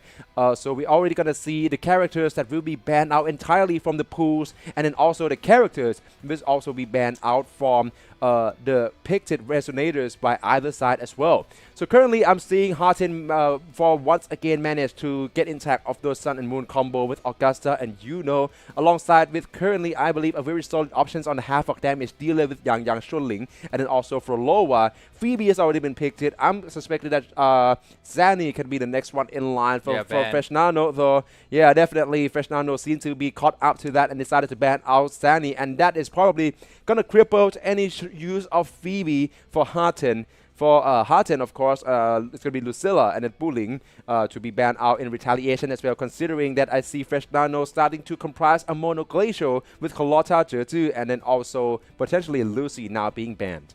Yeah, being banned already, but there we go. Another resonator that is quite fitting that scenario here was Oh, apologies, not the one that I thought. But Harton, this composition I really like because Augusta and Yuno, really good combo and have a bunch of main damage dealer option. You have Yang, you have Augusta, and you have Luke. But Augusta and Yang will be banned. Well, so what I just said, just forget about it. Exactly. So Sing Li Yao, yeah, that's going to be one of the main choices for the quick swap rotation. We see Fresh Nano managed to do quite well in his competition, his matches beforehand. But for Harton, I'm really looking forward to see how far he can also bring in this time with no longer Augusta being banned out from Fresh Nano side along with things Yang Suoling. For Fresh Nano, no longer any Katatia and then also Chisa. So this is also going to be quite tough for him. I'm really going to struggling to see who would be his main damage dealer. Potentially, we have to go back to Galbrena. Yes, and this composition for both of them, for Harton, is going to be Luke Herson, Denia, and Prolova. So a lot of persistent damage. Exactly. So for Fresh Nano, gonna start right off. Currently, I'm seeing both Roshi and Galbrena being picked in alongside with Chu Yuan. Galbrena is gonna be the one on field right now with the Echo skill for the shield. And then, of course, gonna try to find a way to closing it on a gap with Fleur de Lis as our first boss on the line here. But she got hit once, supposedly still managed to do so well with the Liberation. Yeah, and now with the Liberation used for Prolova, so now is the time for other Resonator to come and shine. A switch to the Nia, maybe looking for the opportunity to switch to Luke when the time is right, but the Nia can do a lot of damage. There we go, here comes Luke Herson with his aerial attack. And here we go, the Tomb Break as well, a lot of damage here. But Luke just needs to find a way, just weaving in and out, having a lot of damage again from Prolova. Exactly. For Fresh Nano, though, have to watch out here because Shu Yuan is going to be the one on with the Liberations. But I believe that is quite close to when Felice is about to unleash another moveset here. So you have to also go for the quick swap with the intro coming in from Shu Yuan. And then, of course, right now, currently it's going to be Galbrena on the field here with the Liberations of her own as well. Within the field from Shu Yuan, this can also be another perfect setup to deal this damage while Felice is currently staggered. Meanwhile, for Hartons, again, Prolova with the Liberation provide a lot of damage even when she is off the field. The Tomb Break, another one. And then it's time for her to shine. Here comes, oh wait, still going for another Liberation. Harden just trying to chain things off, just keep the rotation coming. What happened, Facepalm? Exactly, are you seeing what I'm seeing right now? Galbrena, what a play that was, and try to go with the on air here before plunging in with Rocher here. What a play that was, trying to avoid entirely the ground AoE of Fleur de Lis in such a style. Meanwhile, managed to apply all this fusion damage as well into the perfect dodge. Still managed to do well. Xiu Yuan here still standing, of course, with the Liberation of his own. Probably going to try to go for with the intro skill with the mix-up here. But, of course, arrow resisted Fleur de Lis. It's going to be a tough kill for them. This is a tough one. Meanwhile, Harton just chipping away the HP, but as I said, that Prolova just falls down, and now it will be only Luke Herson and the Nia remaining. The Nia's on the field trying to dodge every single thing. Here we go, just unleash a lot of damage there.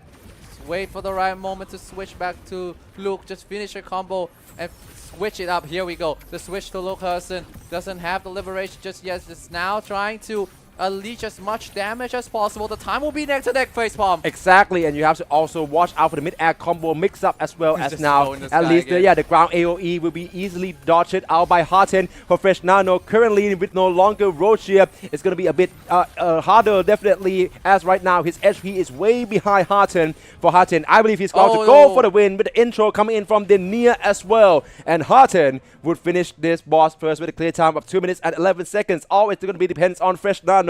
But right now, with only 2 Resonators remain, it's seemingly unlikely. Yes, and also, I don't think there is enough time as well for French now to clear this. And as I was saying, that Xiu Yuan also fall down. So there will be only one remaining, the Galbrena. And things are looking very grim. I don't think French Nano is going to have a difficult time to even clear this boss. Exactly. Oh, for Fresh Nano, I do feel for him though. Xiu Yuan already gone here, so probably gonna go for the perfect dodge. Still managed to do quite well at least, and getting quite close quarter with Fleur de Lis. You have to also watch out all this effect from Galbrena. I understand they're real beautiful, and there's also a lot of fusion damage here, but it's also obstruct a lot of views against Fleur de Lis here. But meanwhile, Fresh Nano proved to, of course, and still managed to finishing her off. Although I believe the timing is not gonna be nowhere near enough at 2 minutes and 59 seconds, which will hand the first point to Harton. Almost 3 minutes for French Nano. A little bit mishaps with the Resonator going down a bit too much.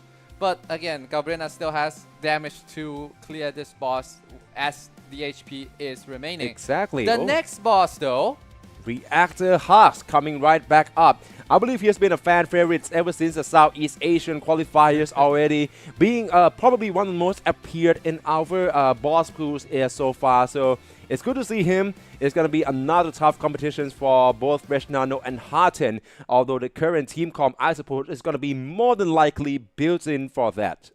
yes, the Reactor Hus, a little bit of a switcheroo here for Harten, decided to come in with Phoebe, What? as well as Shokona and Rebecca. I'm seeing an idea for the Spectral Frazzle being procced in here, but without Sani as the main damage dealers, I'm really curious to see how this one would goes for Harten here. Of course, Shakona and Phoebe, there's actually some sort of synergies over there, but that is, of course, supposedly with Sani being in play. Back to Fresh Nano, though, of course, still going with Carlotta, Galbrena, and then Tertu as well. So this is going to be a duo Glacial here for him to trying to do a lot of damage on, and there's going to be a Red Blaze coming in from Reactor Hux. So you managed to dodge quite well so far. Lucy going in with the Liberation straight away.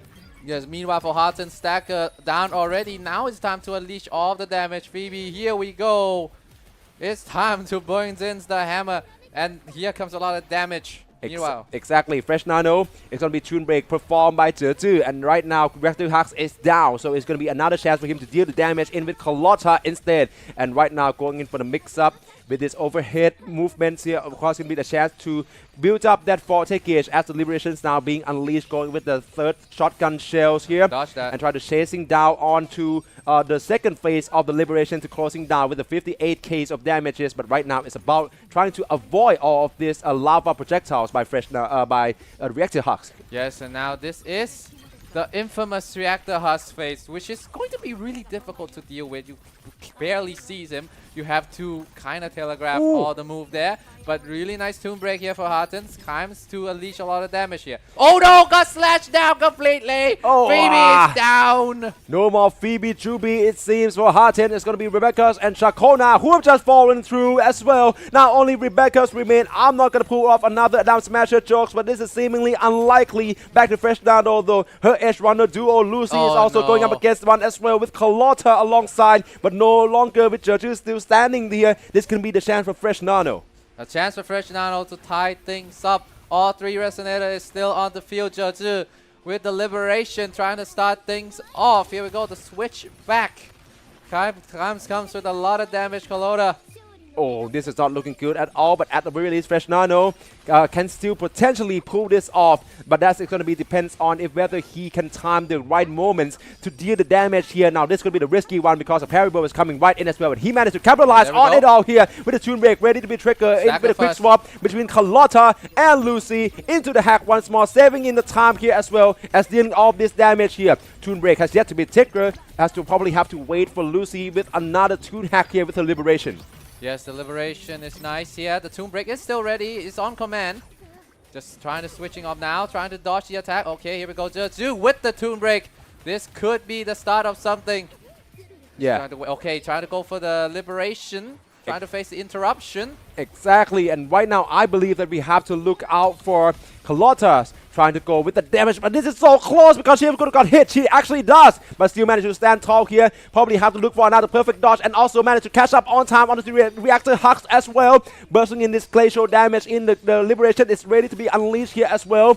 So have to look out for Reactor Hux moveset here. The Red Blaze coming in perfectly dodged though. Second time's coming in and also go for the third. This is perfectly done by Fresh Nano so far. The dodge are on point. It's immaculate so far. It has a chance to end things up. Has the Tomb Break available on command. And here comes Lucy coming in with the Liberation. That should be it. Fresh Nano managed to pull it off. He make it 1-0 by finishing off Reactor Hux with a clear time of 2 minutes and 42 seconds. Yes, and the clear is enough for Fresh Nano to tie things up. We're moving on to Sentry Construct. That is so dope by Fresh Nano. I was a bit concerned when he had to go up against Flooded Leads, but right now I already see what he's capable of. Whenever that Carlotta's dodge was on point, we can already see that Reactor Hux simply cannot fly her. Yes, and the gamble pick for Harten to go with the Phoebe as a carry. Yeah, perhaps. I mean, I already saw that it's probably going to be something to do with Spectral Frazzle, but still, of course, without Zanny, I think this is purely experimental by Harten's side, and yeah, that was caused him this run here, with now the score being 1-1-all. So, yeah, right now it's going to be Sentry Construct, our third bot along the line, and we have to watch out and see who can manage to secure this point. And Harten will decide to go for another switch here. Prolova, Rebecca, and Yuno coming in, and Yuno will start things off with the liberation of her own against a Sentry Construct. Exactly. A glacial resist, so there will not be a problem for Harten. Yeah, but talking about problem, one just come facing Fresh Nano because he already lost Galbrena, so it's going to have to come down to Lucy and also Shu Yuan instead. Okay, Lucy with the liberation first, but right now I think that Fresh Nano lose Galbrena way too early. This run is seemingly way more difficult than it should have been. Coming in with the intro from Chu Yuan. Once more, the stagger gauge is being depleted quite quickly, but still have to watch out for another damage dealing opportunity by Lucy. Yes, meanwhile, Harten progress is going very good. Yuno is starting to unleash a lot of damage. Another liberation. Exactly. It's going to be a tough one, especially for both Oh, sides no. here with Yuno already falling. Yeah, exactly. Has to be for Lowa instead, and with a quick swap into Rebecca as well. Back to Lowa. Still managed to dodge all this projectile by Sentry Construct here. So have to also watch out with the Toon Break coming in, proc in by Lucy for the Toon liberation here. It's going to be another opportunity to Toon Hacks, of course, and dealing quite a lot of damage onto the Sentry Construct. There's Toon Break earlier from Harten on the Rebecca. Still some damage available. Rebecca by herself is quite a formidable resonator. And Prolova always going to be there. Her presence will always shine through the battlefield.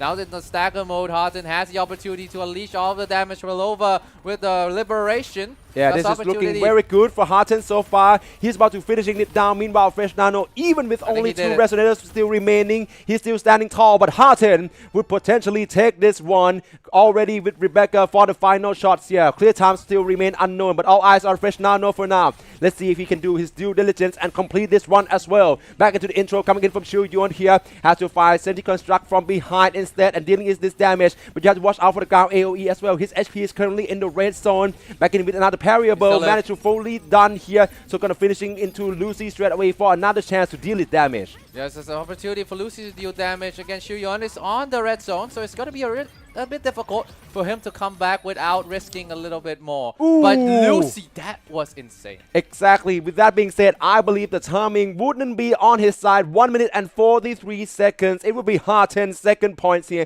to making it 2-1. Yes, yes, yes. And Harten takes the lead once again, going back to a little bit more meta style, I would say, with Prolova, Rebecca, and Yuno. Yeah, exactly. I really love to see what would Fresh Nano bring to the table, considering that right now it is not looking too good. He is staring into the eyes of the defeat right now. If actually Harten managed to come out on top in our 4th bosses being the Dreamless here, this could be the end of his run in the tournaments. So let's see what would be his bring to the table here. I'm still seeing Galbrena still being trusted with, and I suppose I already see this from many of the competitors. We are talking about comfort picks, right? The characters is probably going to be used by them in their personal accounts already, where they have the experience, and we are seeing this one exactly being used for as well. And Harten decided to go back to something that was a bit more experimental, with again Phoebe being the main damage dealer. Again, you can say that Prolova would be more of the main damage dealer in this composition, but again, Phoebe would be on the field a little bit more. Yeah, I mean, sure. We're talking about the Spectral Frazzle here alongside with Shakona, who, even though Bind Design is not meant to really be the main reliable source of Spectral Frazzle proccing, but of course, we can also looking forward to see what can Harden bring to the table with this choice and this decision. Back into Fresh Nano first. I believe that currently it's going to be Galbrena, Jeju, and then also Shu Yuan. Meanwhile, you have to also watch out for all these wing attacks coming in from Dreamless as well. Toon Break already being triggered by Shu Yuan. Follow through with the liberation for the combo strings. Yes, meanwhile, Harten is still on the groove, although the damage takedown is not on the same pace as French Nano, but that should not be the part of the concern right now. Exactly, and alright, I believe the stacker gauge is about to be depleted. Follow through with the Toon Break first, and there we have it by Prolova of Harten's side. It's gonna have to start it off with the liberations here, and also dealing all of this damage in as well. Phoebe once more, her liberation is supposedly about to be ready with the cooldown time potentially at under 5 seconds. So this is quite a lot of spectral damage here that I'm seeing being procced here. And here comes her ultimate Shin Basudes going in with this one for Harten. Back to Fresh Nano first though, because all 3 resonators still remain, but I believe Galbrena is in red zone right now. Earlier, Diana go for the deflection, which works to some extent. It's a bit of a risk move. Of course, there'll always be risk involved. But here we go. This time it's Harden's turn. Go for the dodge instead. Got hit a little bit. This is not looking good. No! This is not looking good. Oh no, she falls down. Shakona. Yes, Shakona falls down. There's Exactly. only 2 remaining. Opportunity now for French Nano. Oh, suddenly this run by Harten seemingly much more difficult.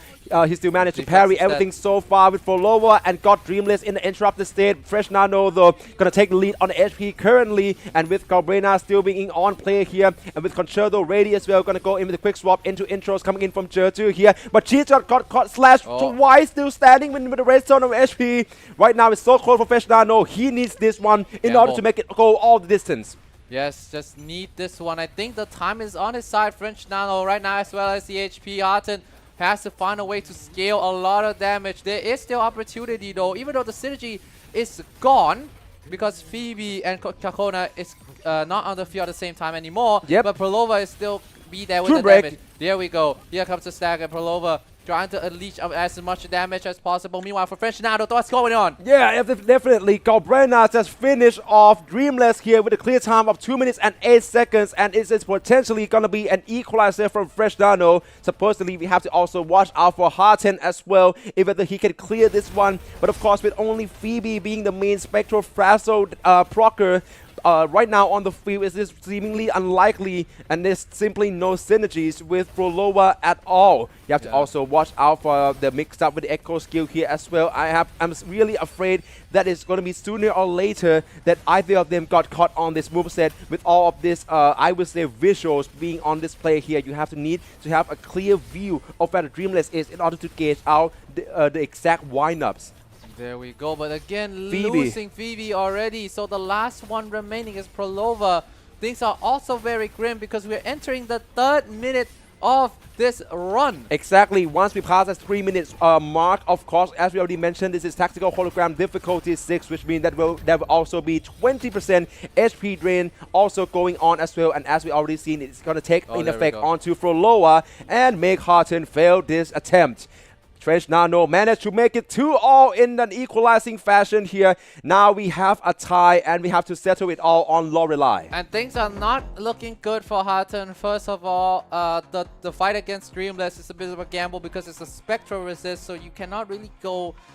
if you either go Phoebe or you go Luke Hassan, it's gonna be tough either way. But now with Lorelei, I think, if I remember correctly, Harten already used all the slots for the Prolova. I suppose if that's anything, I'm pretty sure that our staff would trying to keep him on remarks here. And yeah, as you can see, he already switched on there. But yeah, as I mentioned, this series has been a banger so far. It is a probably one of the first time ever that this is going like back and forth and back and forth. Harten into Fresh Nano, and then Harten get the lead before Fresh Nano managed to equalize. So of course, Lorelei would potentially be where everything gets decided here. Who would proceed on to the next round of Thailand Qualifiers Holographic Overdrive, and who would have to bounce out of the competition. Both of them are brilliant competitors, and we would not like to see that coming, but that is why this will be the search for the 2 best Thai Rovers to compete in the grand finals of Southeast Asia. This match has delivered so far, and Harten decided to go back. If I remember correctly, this is a competition that gets the first step against Fidelis. Exactly. It's going to be Luke, Dania, and Rebecca. Okay, then I'm seeing again a mid-air combo coming in from Harten. He still managed to play them quite on point. Back to Fresh Nano though, with Lucy coming in for Liberation straight up and dealing in this spectral damage in. But Lorelei is still remain unfazed. Toon Break ready to be triggered by Jeju though. So right now it's going to be up to her trying to fill in the gaps here. The bubbles coming right in. Still managed to clear all of them out. Quick swap into Lucy. Back to Jeju right now. So of course it's going to be another chance to look for the stacker. But it seems like Rebecca's from Harten's side is already down. So she's already down, but still Luke and Dania is there. So there will always be hope. There's still opportunity. Luke is there to create a lot of damage here against Lorelei. So it's not yet the world yet, but as I was speaking there, Dania also go down well. Dania also falls. Exactly. This is not looking good for Harten at all. It's potentially that he might have to slip away from the first attempt against Lorelei here. Back to Fresh Nano. All three still standing tall with the duo Glacial coming in as well. And Harton has already failed his first attempt against Lorelei. Back to Fresh Nano. All eyes will be on him now, as it's now Lucy currently in a combo spree here with the Liberations coming in once more. Of course, there's going to be another chance for the Toon Hack, as one is also ready to be triggered once again. But it seems like he can let that slip first. Got to go for the intro from Jeju to escape all of this ground AoE coming in from Lorelei as well. Liberations being opened up for the setups. Once again, Toon Break here this by Jeju being the one to trigger it. And Lorelei is going to return at any time soon. She also seems to be proccing in a lot of HP back as well. So you have to watch out for that. Back to Carlotta first. Try to go for the close quarter. But with her being pistol wielders,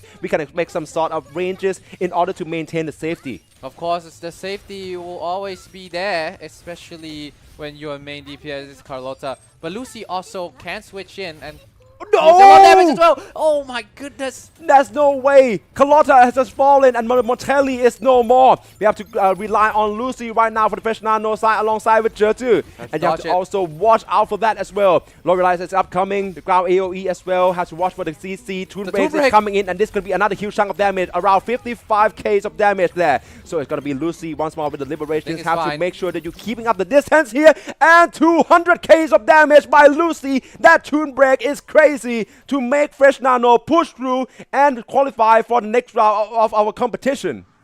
That was a banger of a series, and French Nano at the end survived with Lucy. Close things up. He was 2-1 down, but it doesn't matter. The last two bosses, he has been cooking.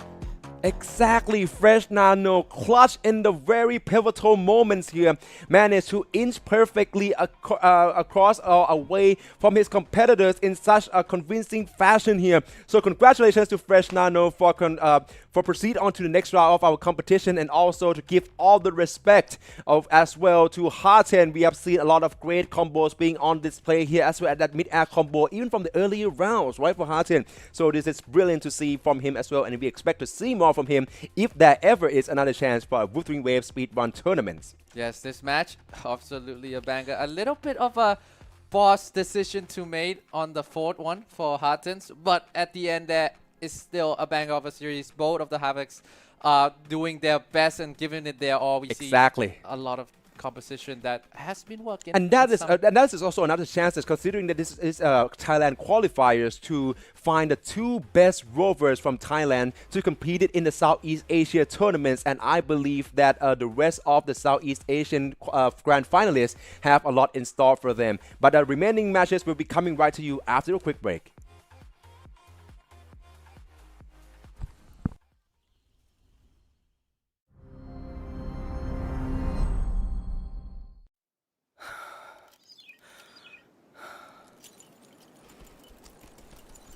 In the Fortress and Gorges War, we lost everything we had built. And yet, in the hearts of the people, it remained home. What is broken, we fix. What is destroyed, we rebuild.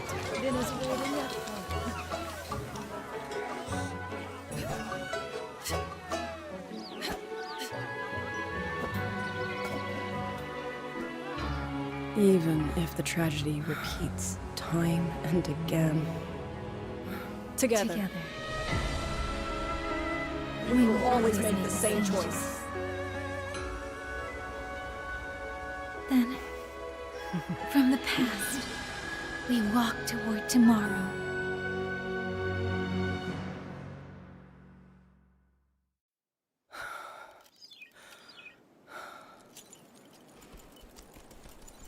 In the Fortress and Gorges War, we lost everything we had built. And yet, in the hearts of the people, it remained home. What is broken, we fix.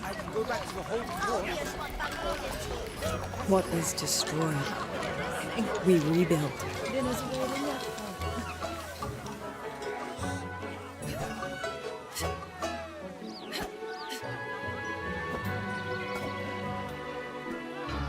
Even if the tragedy repeats time and again. Together.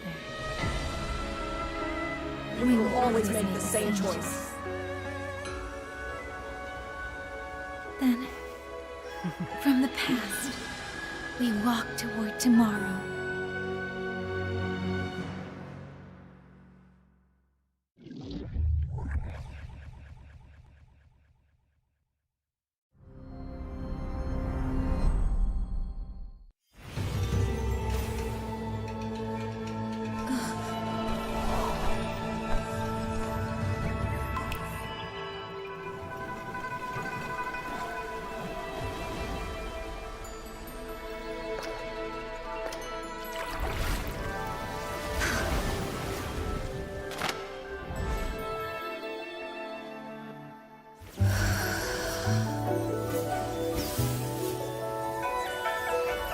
All right, hopefully we're not keeping you waiting for too long.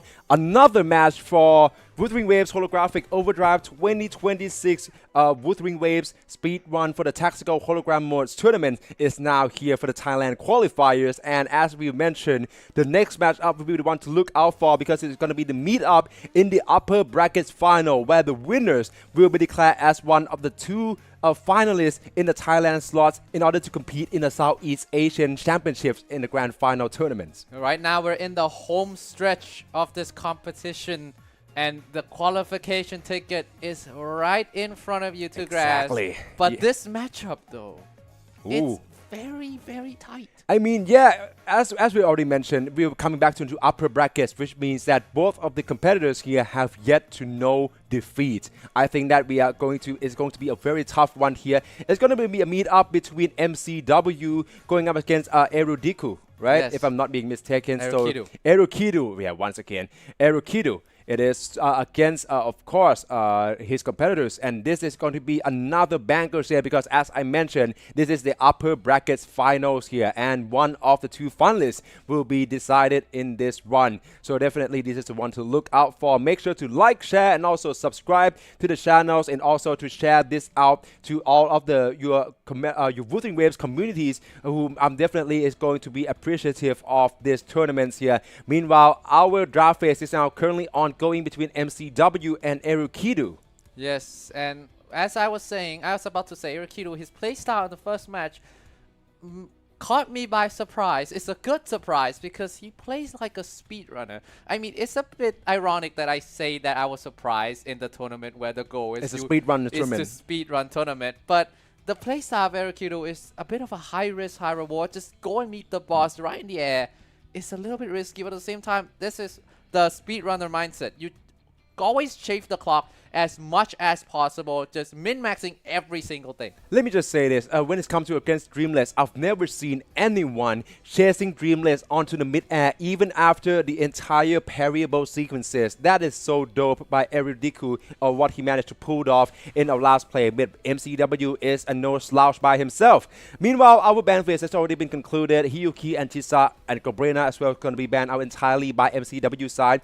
For Erudiku, Kadatia, Amith, and then also yeah, definitely. And then will be banned out as well. So that's going to leave both Moni and Shawkeeper to be falling into MCW hands now. That is something that we don't see every day. Yes, but Erukidu as well has a lot of things to dispose as well. Sikika, Rebecca, Lucy, Jinshi, and Brant. Yeah, exactly.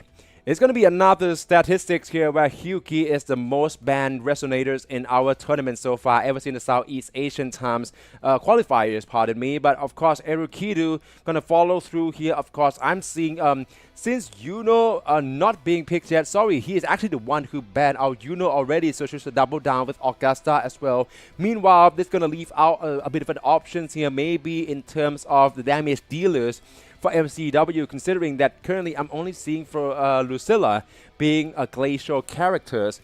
So Carlotta is going to fall into Erukidu's hand along with Baiju, and then we can maybe expect to see someone or maybe something that can actually help supply the damage in cases that the boss run with the resistance not falling into his favor. And oh my days, Sunny and Phoebe, but Phoebe was banned immediately afterward as well as Rebecca, so that combo is shut down. Meanwhile, MCW has his combo shut down with Monye was banned and also Prolova. So there goes the damage over time. The boss list is here, and this is the first time that we will see Sigilum. The boss that give everyone a hard time so far. Sigilum is going to be backed into place here, and this is also a guarantee that we will get to meet him as well. It's going to be another tough challenge for both sides here. Definitely, I'm seeing a lot of havoc potentials from MCW, but I believe, if I remember correctly, Sigilum is Spectral Resistance. Sigilum? Sigilum is Spectral Resistance. Exactly, so that's going to be tough for this team comp that MCW is going to deploy on the first game against Lady of the Sea. This could be the chance for him to make sure that he secures the lead and also the points here first. Going to start off with Luke Hersen alongside with Lene, and then Shopkeeper, of course, going entirely mono Spectral. Yes, the mono Spectral though. This is going to be interesting. Of course, with Lady of the Sea doesn't have the Spectral resist, it was arrow resist. This could be the opposition to go to. And again, with Luke and Lene, the composition, the coordination, as well as the synergy was also there. Meanwhile, Erukido decided to go in this round instead with Jinshi, Baizhi, and Brandt. Exactly, and I think that he's doing quite well so far, though. The HP seems to be slightly behind on MCW, but the stagger gauge can also turn the tires around for MCW back into the end loop once more. And currently onto level through, coming in with the intro from Lene as well. But meanwhile, for Erukido, something seems to be going on. A little bit of a close call here with Jinshi got caught in mid-air, but she's gonna be fine. It's a little bit of the time that was wasted, though, however, that was not fine. Yeah, even though. So let's head into another chances here as well. We're going into Luke Hersen here, and then also going to go for the mix-up, and of course rewrittens in Winter's Margins. That's going to be the optimal combos in for Luke Hersen. And of course, currently the damage can also be something to not be undeniably, because of course with the discernment coming in from Shawkeepers, right now MCW is gaining the lead. And the lead was right there, and the time advantage, not that much, but just a little bit on the tie, I would say, when you look at the HP wise. Meanwhile, this is the phase where Erukido decided to play safe this time. Exactly, and MCW, Mayu Mad Lad, exactly, once again. Although, with that being said, Raging said already do that yesterday, but it is, of course, as cool as right now trying to stare down into the abyss, that being Lady of the Sea. Tornado phase has yet to fall in now, and now N-Loop is going to initiate another team fight yet, but Lene got caught once now, HP in red zone. Had to go for the charging attack instead for the gap closing mechanics once more, trying to find in the distance. Prismatic Overdrive already being deployed. N-Loop is currently in level 2, still coming in with the punching attacks, and into the quick swap for Luke Hersen's into first. Slice and dice with the 2 strain, and this is a chance for MCW to go the full distance. Go the full distance indeed. Erukido is a bit more slow, but it was steady. This could go either way, but MCW already finished his run, and I think this will be a better time regardless. Erukido, his goal right now is to finish the boss, but the damage didn't seem to come that fast. Yeah, exactly. Like, this is why we can go with the general rule of thumb. Like, Jinshi is quite a dated DPS character, and same can be said for Brandt. So definitely, it's going to be a bit more difficult when it comes to the damage output by Erukido. Choices here. With that being said, he's only going to fall short slightly on the timing, but that doesn't mean he's probably not going to give up at any time soon. Definitely, right now it's going to be Baizhi on the field right now, going in with another Liberations, and I still believe that Erukido can finishing off this boss, but the timing probably not going to be in his favor against MCW. It's not in his favor, but we can see still what his game plan is by the ways that he plays. He's trying to go for a little bit more safer route, I would say. Even he still go in the air, which is something that he is accustomed to. Yeah, keeping it for the love of the game. Of course, Erukido, of course, gonna finishing off this boss as well, but definitely with a way behind timing of the clear time of 2 minutes and 24 seconds. So MCW is definitely gonna take this point. We are going to move right into our next boss, and that being Kelpie. With Kelpie though, if I remember correctly, Glacial and arrow resistance, so Baizhi is a bit of a problem, but I don't think it's gonna be that much. Exactly. I mean, Baizhi is mainly gonna be as a support, and I think that Erukido is not gonna rely on her damage that much. Meanwhile, choose to go with the exact same team comp, MCW as well, so it's gonna be another default here, starting off with N-Loop, coming in from Shopkeeper into Prismatic Overdrive once again by Lene as well, dishing all this spectral damage here, but currently Kelpie is going airborne, so you have to watch out for the punching attack and ground AoE as well. Yes, you gotta watch out for that. I mean, this is level 6 right? The hologram bosses. This is difficulty 6.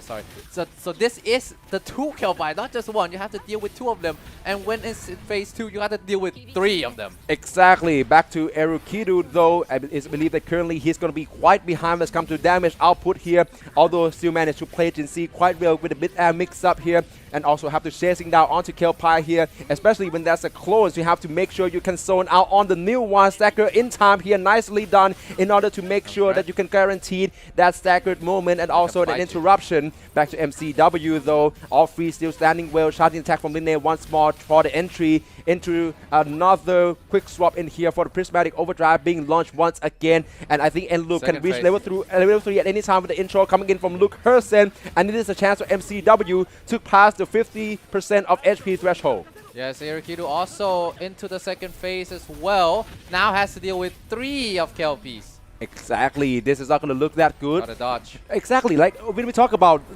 Kelpie's clones, there's actually way to zone out, let's say, with Rebecca's ultimates, right? But of course, with her being in ban out, that's not going to be the case here. Definitely. Still going to do well so far for Erukidu, but definitely when it comes to timing, MCW approaching his ends. The finish line is inside once again with this exact same cycle and rotation, starting off with end loose by shopkeepers into Linne once more. Probably nothing else has to be commented up until this point, if not for Linne, who got clipped once, still managed to stand strong, and of course have to switch into Luke Hersen first with the end loop being at level 3 and a parry roll coming in, and there we have it, a this guaranteed, yes, exactly, guaranteed damage dealings oh, no. window here, but oh no way for Brand got Erukidu. Yeah, Brand got down, only Jin C remain, and MCW would go across the finish line with the liberations here with 220 Ks of damage and finish this challenge with a clear time of 1 minute and 43 seconds. Oh, but that liberation doesn't kill. I think that's the time is slipping away from Erukidu now. The stacker, this should be the opportunity for him to close this one up. At the level 3, the enhanced one will finish the job. This will be close, but I don't think it's close enough. MCW will take the lead to 2. Exactly. I mean, the fact that we have yet to point out of we have to go for the retry just shows the quality from both players here, yes, with MCW and Erukidu as well. But all have to be decided on Sigilum here. This is a match point and potentially, as I would say, rather a final list point for MCW to secure the tickets to be Thailand representative into our Southeast Asia Championships here. But yeah, exactly. Spectral resistance, yes. Sigilum. He's probably not going to be able to use the mono spectral anymore, even though it had paid out so well for him to secure this 2-0 lead for Erukidu. The same can be said. Yes, we have to. He probably have to also move away from Jin C, and I'm really looking forward to see Carlotta. Yes. Meanwhile, MCW maybe going with a double havoc here with Yang Chuangling and Katarella. And Sanhua will be the one to round this composition off. Sanhua, of course, one of the best 4-star in the entire game. Sure. I mean, we have seen Sanhua being featured so many times, especially in the team comp here, that her liberations can also kind of guarantee a damage in here, even though not at the highest extent, but you can also rely on the fact that it can chase down onto the bosses, right? So currently I'm seeing going to be a duo havoc, right, for MCW with Yang Shuling being picked for the first time alongside with Cantarella.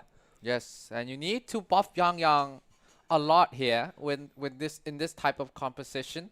MCW decided to move away from Shorekeeper in this. He have to. Yes, he have to because of Sigilum. Yes, but like the thing is now with Yang, you need to be able to close a lot of damage in the short amount of time. Exactly, and we are still looking for a confirmation from our staff. But yeah, currently it's MCW.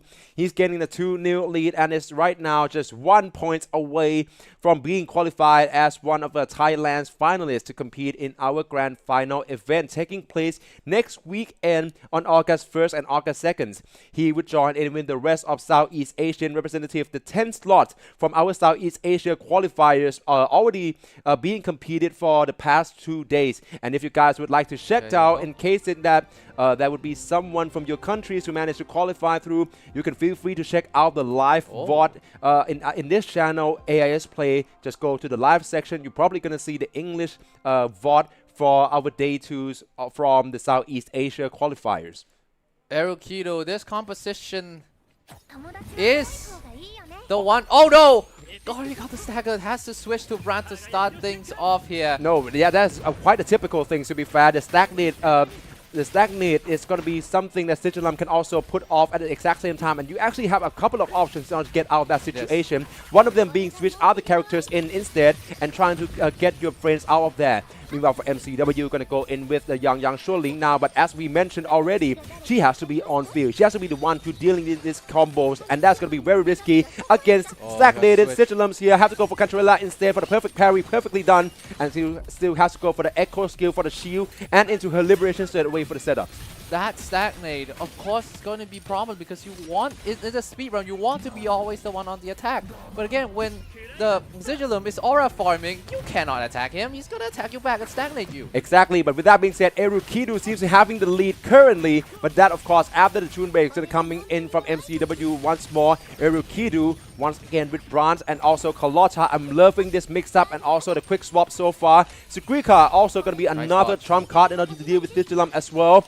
It's going to be Carlotta's in with a lot of damage, in with the Liberations being procced right now, and the HP is actually going to be in the lead right now. This is so close. Yang Shuling is actually on the red sort of an HP right now, just to swap in for Cantarella into the Liberation right after the Sacker. This is a chance for MCW. Yeah, it's not ended yet, but very close. This is going to be very neck to neck. Brown coming in with the Liberation of his own. Not going to be enough, but the Stagger though, oh, the boss. This could be the end. This could be the end here. Okay, not yet because I forgot. There will be always exactly. That will actually be the second phases here, but as we mentioned, it's going to be as close as ever. Right now, Echo skill from Sanhua for the reset here. Should go for the time string and instead go with this twirling blade system as well. Intro from Yang Shuling trying to repositioning herself and fire Sigilum quite easily. Have to count. Yeah, exactly. 1, 2. And of course, for Erukidu still managed to perfectly dodge that huge sword coming in from Sigilum as well. With Sigrika had managed to find the distance in, and of course going to go in straight away with punch and attack, making sure that she can actually stacking up that emblems before dishing out the damage. So both Sigilum is on the second phase, correct? So this time MCW has the advantage onto the HP now, but Erukidu is not falling behind just yet. Yeah, exactly. So okay, we're gonna go on with another Cantarella. Got a lot of hits on the missile, so you also have to watch out because it's gonna be the beam. Oh no! That will be demise of Cantarellas by MCW size. Have to be a Yang Shuling right now with Baiju, who has also got caught on as well with the missiles. So it's only Yang Shuling left to deal with Sigilums. Yes, and I don't think that's the ult has been coming in yet for Sigilum. Meanwhile, Erukidu, this is the chance that he needs. Here comes Brad, try to go for it. Here exactly. We go. Meanwhile, MCW already failed his first attempts against Sigilum. This is a chance for Erukidu right now. Try to dishing right in, of course, this time with Sigilums. Pitching in with the punching attack once more, but Sigilum is currently airborne. Go for the perfect dodge. Nicely done by Erukidu as well. And still keeping it for the second time. This is what we're talking about. You have to also dodge the missile, which he couldn't. But still, Sigrika still remain. It's going to be Carlotta who got one shot instead. And now it's a huge trouble for Erukidu. Here comes Rando. There is still a chance, but the chance is getting slimmer and slimmer. You need to be precise when you have a lot of damage dealing here from Erukidu. Brand is trying to be airborne, but got shot down from the sky. Here we go. Very high airborne here from the boss. And to switch up to die, and all of them are gone. Oh, it's quite a bit unfortunate on Erukidu. He seemed to do so well up until that movements from Sigilums, right? Yes. Whenever like Sigilum is actually going to dash like airborne, that it's always going to be in the missiles, which is going to come first. And I think that believe that the tendencies for most of the player is to just spam the dodge mechanics, right? Spam the dodge buttons, because that is actually going to what in order to make sure that you can actually escape away from the missiles. But that's going to also be a chance. Yeah, actually, of Sigilum's call for this one as well. We're going to head into our second attempt straight away. Once more with the exact same team comp. I'm seeing Erukidu this time start off with actually Sigrika being an on-field. Yes, this time starting with Sigrika, and now the Brand coming in as attack with the Liberation as well. With this composition for Erukidu, you need a lot of damage, and again, you need to be very precise. A little bit of error could cost you this run. Exactly. Back to Yang Shuling though. HP is in red zone right now. Got stagnated. Had to go for the switch into Cantarella instead to escape from that situation. Yeah, exactly. Cantarella's had to be the one on field right now. Still managed to dodge on all from Sigilum so far into the Liberation for the setup here. And I think it's going to be Sanhua coming in here as well with her Liberations in order to begin combo strings. And again, Yang is recovered now. Meanwhile, Erukidu, he's on the dodging duty, and Cantarella with the pistol will shoot a lot of damage here. This race is neck to neck right now. Exactly. We need to fight until the second phase. Of course, but meanwhile, Erukido seems to get the lead right now, and right now with Yang Sholing from MCW with another Liberation trying to gain in the distance and picking up the pace, and there's a lot of damage there being done onto Sigilum. Just finishing the first phase straight away, MCW would gain the lead.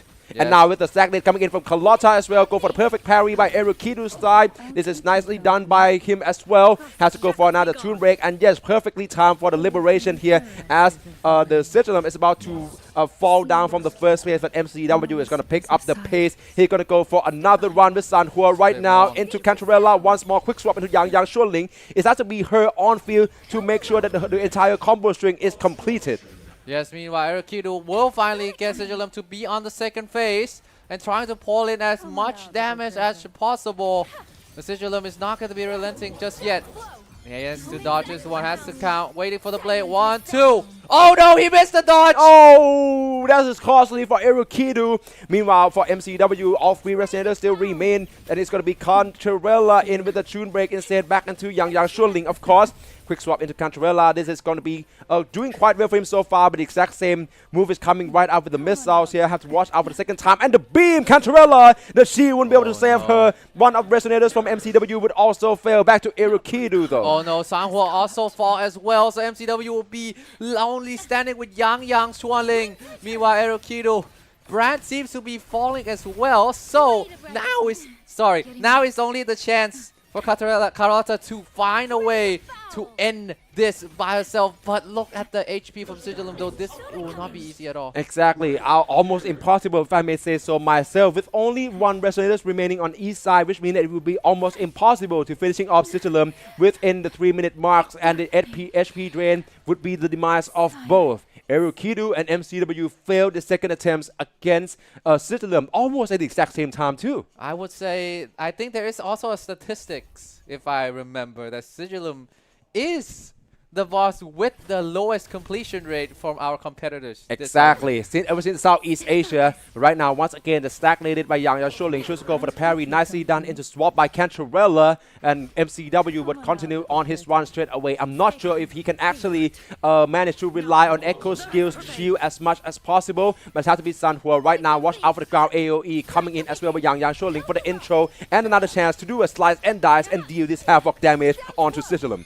Yes, right now, Erukido has the first phase for both of our competitors. Exactly, but Brand was already gone though for Erukido. Oh, no. Yeah, so that is very tough for him. It's has to be Sigrika right now for the tune break here. Back to MCW, the exact same thing can be said because they have just lost Yang Shuling as well as Cantarella. Sanhua being the last one left. This is going to be it for MCW. He failed on all 3 attempts against Sigilum.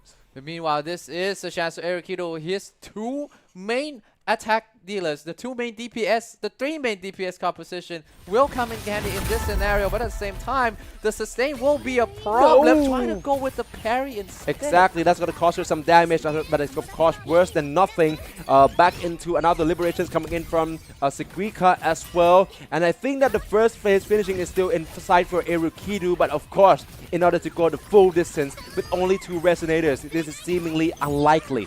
Unlikely, but not impossible. There is still a chance here. Erukido seems to be picking up the pace, and on the staggered part right now for the Sigilum, this could be the chance though. Even though right now Sigilum is recovered and the stagnate decided to tank it completely again. Doesn't want to switch up. Has to go for a lot of damage for Lola with a shot. Yeah, exactly. Once you go for the switch, it means you're going to lose out on the rhythm in order to build up that concerto gauge. So you have to be Carlotta's to deal this damage instead, and the tune breaker is coming right in. Go for the overhead here. That is perfectly done in order to make sure that you evade the sword mechanics from Sigilum here. And here's come the second phase though, but with only 2 Resonators remain. The chance is still low, but Erukido's not going to give up. Currently with 2 Resonators, his dodge being on point as ever. Has to watch out for the big one though. Last time he failed, this time he does not. Erukido decided to do for the dodge and go for the counter attack immediately. The HP is about half for both of the Resonators, so the margin of error is pretty low. Oh no, as I say that, Sigrika also fallen down. Carlotta is the last one standing. She will have the range, but will the damage be enough just by herself? Exactly, I don't think so, and yes it is. That's the spears, even with the 4 hit gauge, but no longer with enough ranges to cover. Both Erukidu and MCW would fail on the 3 attempts against Sigilums, and once more, this boss prevails. Sigilum 3-0 to both MCW and Erukidu. Or Sigilum may be the boss that we were thinking all along. We have to bypass him, going to Reactor Husk as the 4th boss, and things will not be that easy. Yeah, exactly. It never meant to be easy, and I'm really looking forward to see what would each side brings. Of course, I mean, it's undeniable that the Spectral-resistant Sigilum is also going to cause a lot of troubles for MCW's team comp as well. For Erukidu, I have to admit that it has been subpar so far in terms of his draft picks here.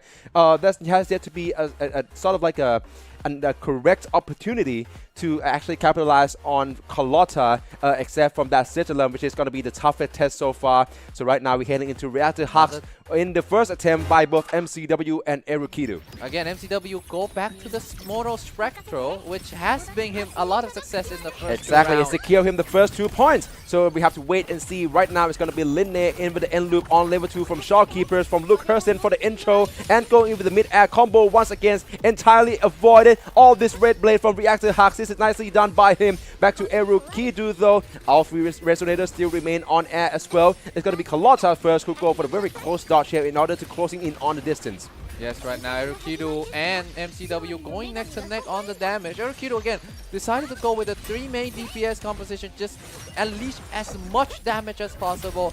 Trying to utilize here right now, he's trying to use like a lot of range as well as a lot of damage, and here tagging in Lucy, switching up, trying to find the opportunity.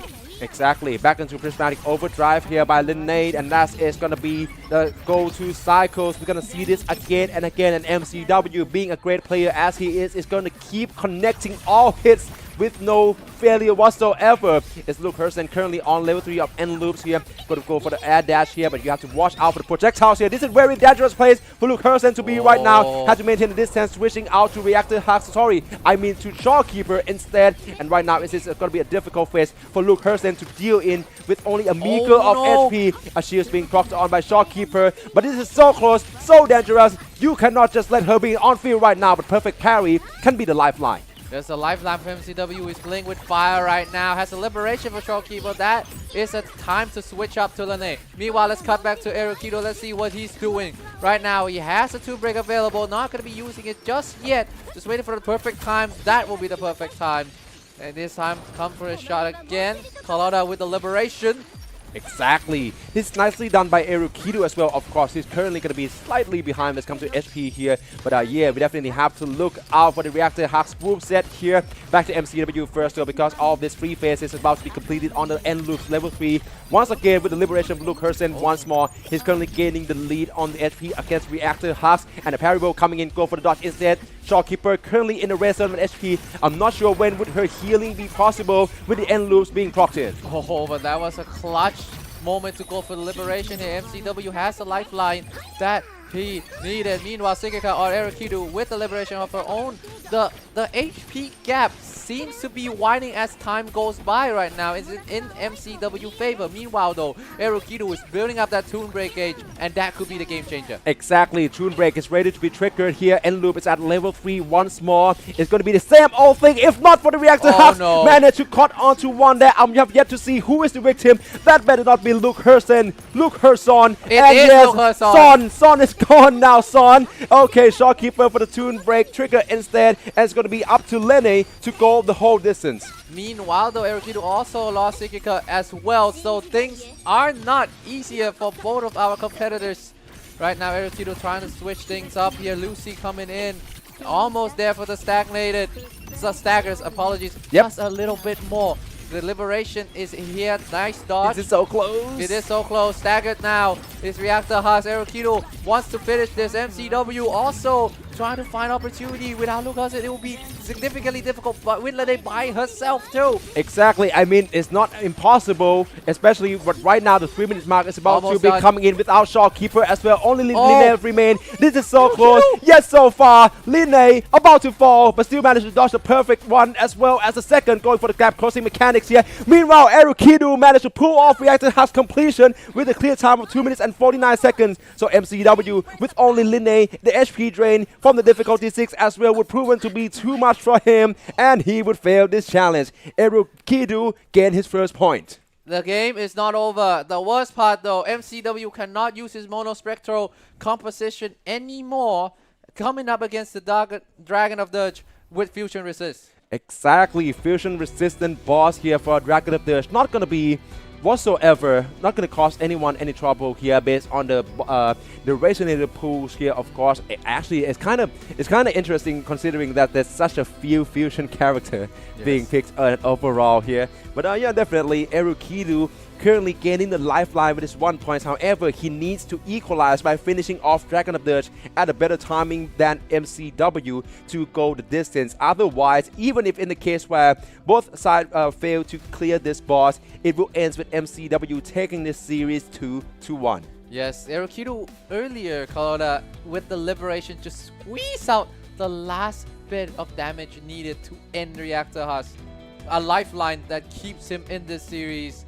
But the Dragon of Dirge, though, it looks like Erukidu will tamper a little bit with his selection of choice. Exactly. I mean, yeah. Switch things up. Of course, we are seeing probably a lot of, as you can see here, this is a developer account, as we already mentioned, provided by Kuro Games. So a lot of the artifacts here, also, I'm not sure if it's called artifacts, but yeah, definitely this tuning echo sets here is going to obviously be used differently according to everyone else here. This is the same access in order for you to maintain the stats that you would like equally on both accounts. The echo sets and the weapons would all be available for both of our competitors here. It seems like MCW will go with Yang Suanli, Sanhua, and Katarella. This composition he used against Sigilum. Exactly, but with that being said, for MCW, Luke Herson, Linne, and also Shopkeeper would be out of the picture, considering that I'm pretty sure all three of them has been used for 3 times already. They are. So the Mono Spectro Solo No-O not gonna be there no more. Yeah, exactly. Probably have to rely on Yang Shuling though, who's actually gaining quite a lot of damage as well, as we have already seen it being displayed against Sigilum. But yeah, that is only going to be near enough. But however, with Dragon of Dirge, I have faith that either MCW or Erukidu can actually go for a finish, considering that he has been quite a dated boss by this point. Yes, even though the dated boss that he is, you cannot underestimate. Exactly. Especially with hologram difficulties. I mean, that's the point, right? Okay, heading into our boss deciders for the match up here between MCW and Erukidu, who will secure the first tickets in the Thailand slot to be proceeding on to our grand finals of Holographic Overdrive 2026. But as we speak, MCW just lost Yang Shuling real soon. No. This is suddenly going to be such a pickle for him. Yes, as we speak, this is not the start that MCW need at all. He lost another member on the way too, so now it's only Sanhua will remain. Exactly. There's going to be such an unlikely attempts on MCW, despite coming in from Dragon of Dirge back to Erukidu first, because Carlotta just proc a Toon Break, dealing 77k of damages here, and in the setup for Baiji once more. But I'm not really liking this lack of action items or action per minute being on his side right now, so he has to be very calculative. He has to also watch out for any moveset from Dragon of Dirge as well, considering that this dragon can fly. Yes, and now MCW has lost off the Resonator. Only Erukidu now has a chance to tie this series up 2-2. All three Resonators are up and running at full speed. Baiji, here comes the Liberation, switching up to Carlotta, which is his bread and butter so far for Erukidu. And Jinshi coming in very soon. Yes, and coming in but tag out almost as quick as he tags in. Carlotta again with the Liberation damage, always a bread and butter. Already half HP, has a Toon Break available. Will not already use it perhaps? Yes, already use it. And now, yes, Jinshi with a lot of damage. Again, just keep pouring in. I mean, yeah, of course, Erukidu, right now, this is such a likely case for him to go on and finishing Dragon of Dirge right now with all three Resonators still remaining. So, of course, the Dragon will take the flight as of now. And yeah, this is another chance for Jinshi to chasing him. Let's see if we would get to see the exact same mid-air combos being used here right now. But currently, it's the Cyclone movement here. Has to go in with the Echo's shield coming in from Sanhua. Sorry, that's a Spy 2, right? Hard part. Yeah, exactly. That's going to be the hard part as well with Jinshi. Has to go in with Baiju once more into the landing here for Dragon of Dirge already. Still maintain the shoot, go for the quite close quarters here and dodge right out here. Nicely done by Erukidu into Carlotta once more. For the gates has not yet been filled, so has to switch back to Jinxie to deal in the spectral damage. Yes, but this will not get easier here. The Dragon of Dirge, you have to time it correctly. Jinxie or use the enhanced attacks. Now here comes time of stagger as well. Carlotta with her guns, the pistol. Exactly, and Toon Break, that's going to be a lot of damage. And there we have it. I believe that this shotgun shells would be it for Carlotta's by Erukidu's side, making it 2-all. We have another tie in here with a clear time of 2 minutes and 5 seconds. It was not over till he said it was over. Erukidu ties up 2-2 with being 2-0 down. But we have to go to the tiebreaker, and usually you know what that means? It means the Mono Spectro is back on the menu. Exactly. Once we have another boss being randomized into the pool for the tiebreaker, this means that all of the quotas on the Resonators will also be reset. So yes, definitely, as Mr. Loyal has mentioned, the Mono Spectro by MCW, which are securing him 2 games beforehand, is currently in play. And let's see which one will be the team comps or which one will be the boss of selections here. Don't tell me that it's Sigilum. If it is Sigilum, yeah, then we may need another tiebreaker of how tough this boss is. But hey, let's not underestimate these two Rovers. Maybe after 3 attempts, they already cracked the code. Exactly. All right. I mean, probably we can look for more or look forward to more, but no way. Sigilum. It is Sigilum. What? That means the Mono Spectro is not on the menu again. He has to switch back to Double Havoc. Oh, my days. And we would have to watch out for another confirmation here. But as we speak, it seems like Sigilum is going to be that tiebreaker boss which both sides of the competitors is going to have to face. Yes, but if after this is not end, then you're gonna random the boss. Exactly. That is what we've seen so far. So yeah, definitely that seems to be the case. Sigilum it is. Let's see if anyone would actually manage to pull it off once more for MCW. This is so unlucky, but once again, that Mono Spectral comp is not going to be of use. Yes, and already got stagnated to start. This is not the start the MCW wants at all. Erukidu again going with this time still a remnants of the 3 main DPS, again with Brand back in the menu. Exactly. Okay, back onto MCW though, currently with the Mono Havoc of Yang Shuling as well as Cantarella. That it seems going well so far in with the Liberation in from Sanhua. And we have to also watch out the moment that you choose to go for the rest of Liberation, there's a chance that the moveset from the boss can also cut onto you as well. Toon Break being triggered by Yang Shuling and dishing all of this Havoc damage on. Another Stagnate being ineffectuous to switch out for Cantarella and get out of that situation. The thing is, when Stagnate, I don't think that MCW would want Yang to get hit with anything because Yang needs to stay alive. You cannot afford to lose Yang in this composition. Meanwhile, Erukidu now, he's behind a little bit when you comparing the HP, compare and contrast. But right now the goal is to just get the Sigilum onto the second phase. And it seems that Erukidu would get a lot of damage done in a short period of time to take the health lead back. Exactly. So we have to also watch out as well for MCW. Currently, I'm seeing it's going to be another quick swap moment for Yang Shuling. But as we already mentioned time after time, with her requiring a lot of airtime on fields, it's going to be very risky to going up against all this move set by Sigilum as well. Back to Erukidu though, proccing another Toon Break coming in by Brand here. I believe he can finishing Sigilum first phase in a relative ease. Yes, as things goes, then it should not be that much of a problem for Erukidu, although Sigilum will recover before the stagger was over, but I don't think that would be enough. The Stagnate though, that would be a bit of a problem, but not too much problem for Erukidu. He should be able to get the first phase done. Yes, and MCW will follow him close behind. Exactly. All right, all 3 Resonators still remain on air here, which is what I like a lot. Meanwhile, Yang Shuling got staggered once more, but I think the stagnated that. You have to also watch out for that. And here's come the second phase of Sigilums from MCW. Erukidu's getting to work straight away in with the intro from Brand though. Going in with another plunging attack in with Carlotta as well. And here's come the Source. Go for the perfect dodge once and twice. Managed to sneak in a couple of hits in as well before finishing off with Brand's Liberation. Meanwhile for MCW, he has lost both Cantarella and Yang Shuling as well. The first attempt on Sigilum once more seemingly unlikely. Yes, it's a little bit of a luck of the draw that was not on MCW's side. Sanhua is the last one remaining. His fate right now could lie on whether or not Erukido is going to finish it off. But unlike all the previous round, Erukido is on a good pace. MCW run will end right here. Now all eyes are on Erukido. Would he be the first of the Thais to qualify into the qualifiers? Exactly. Let's head into this one by Skrika's Liberation first. That is quite a lot of damage, around 141 Ks of arrow damage there. Switching back into Carlotta, back to Skrika's first. You have to watch out for the lasers here as well. The plunging ground attack for the AoEs.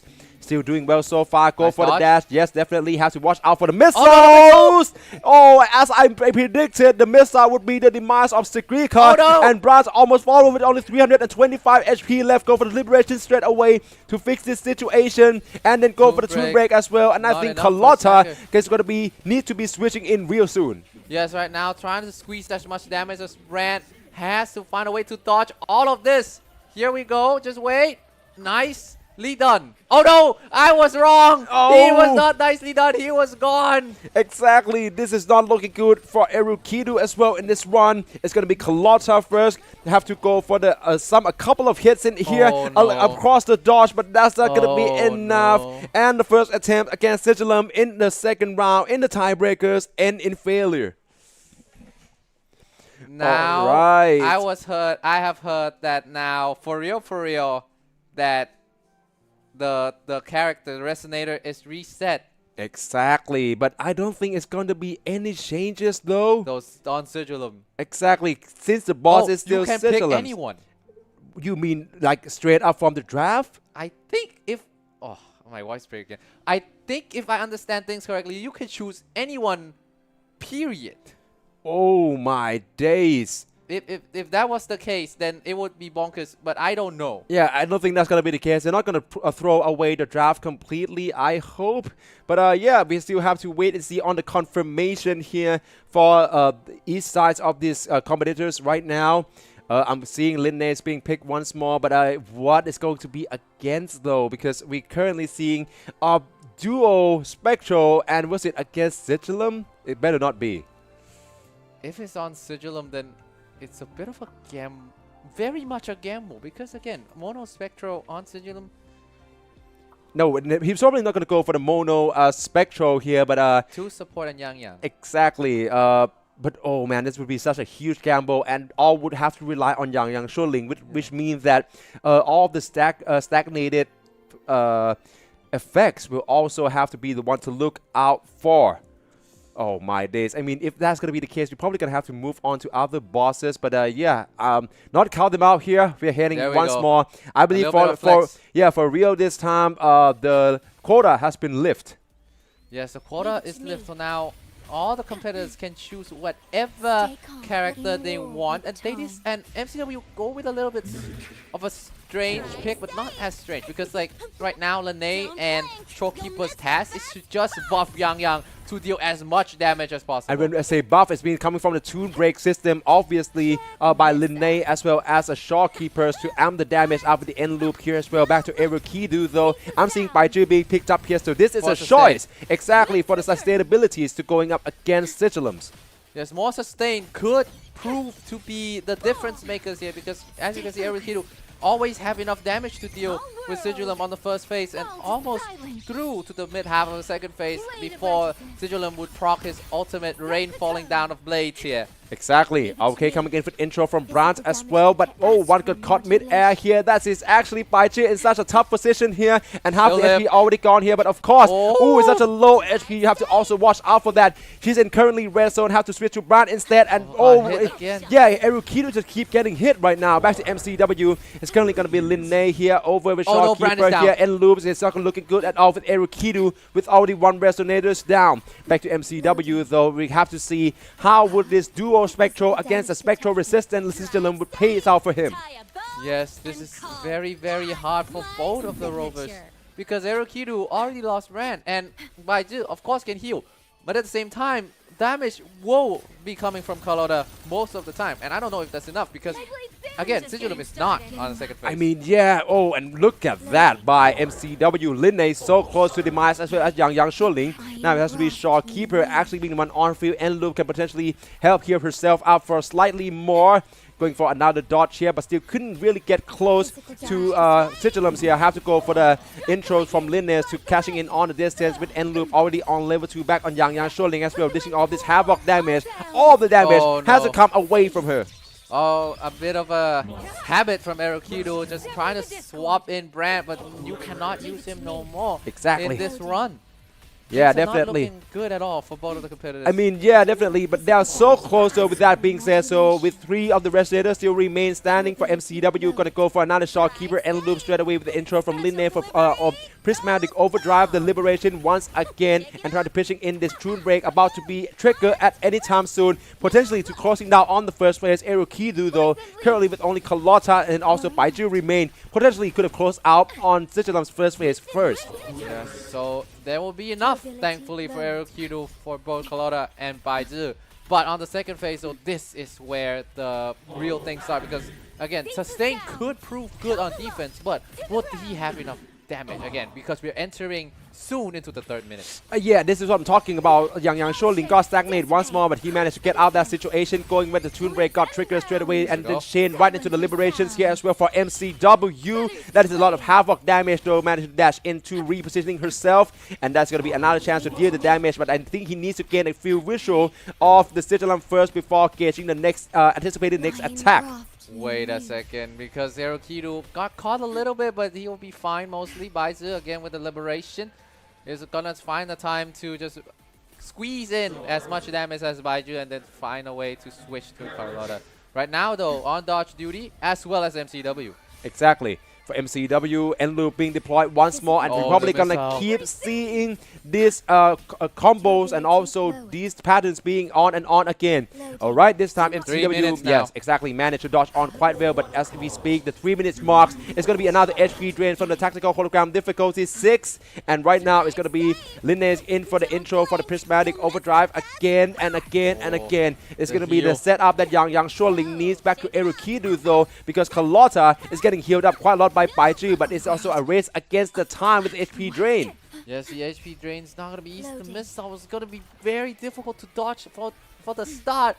And Baiju is down for Erokidu. Carlotta, the last one standing, will get beamed down away. Exactly. Back into MCW now that Erokidu has already fallen. It's going to be Yang Shuling once more. Back into this move right here, and Shawkeeper has just fallen. Only Yang remain. I think this is looking very unlikely by MCW. We are gonna have to be decided by this Liberation here for the Tune Break, but of course that HP gonna keep dwindling down and down more and more. He has to dealing all the havoc damage here, but it's gonna be the race against time. We're approaching the final minute here, and of course with the Sigilum also flying here, this is the worst thing that could have happened here. It's way too time wasting for MCW to actually deal with it.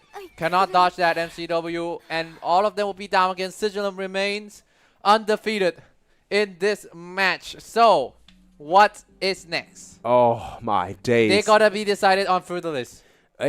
Oh, yeah, I'm seeing currently the graphic seems to determine that if in case where okay, then I believe that it's going to be fleur-de-lis for our tiebreaker for real this time after being randomized from the boss pool.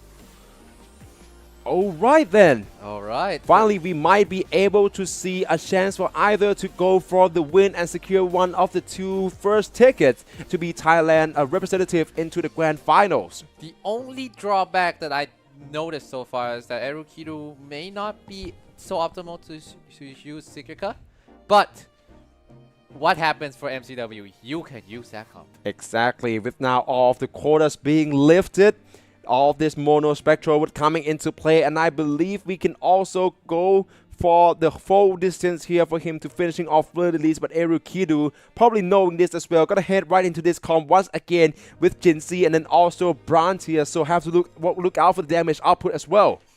Yes, Jinxie and Brandt, a lot of damage, and then Baiju again for the sustained value. So this is gonna be a bit of a sacrifice on the damage part, but more sustain could prove to be crucial for Erokidu. Now, here we go. Deciding round. Exactly, and this could be the one to end it all. We're gonna start off first by Erukido's side. I'm still seeing gonna be the main mix up on the mid-air combos here from Jinsi, and then also for MCW. It's going well so far with Resonance Liberations coming in from Luke Herson as well, and that's another tune break damage here for the combo extension. Stack again is about to be falling down, going into Discernment, an outro skill by Shopkeeper to end the cycles, and I think End Loop is about to be unleashed at any time soon.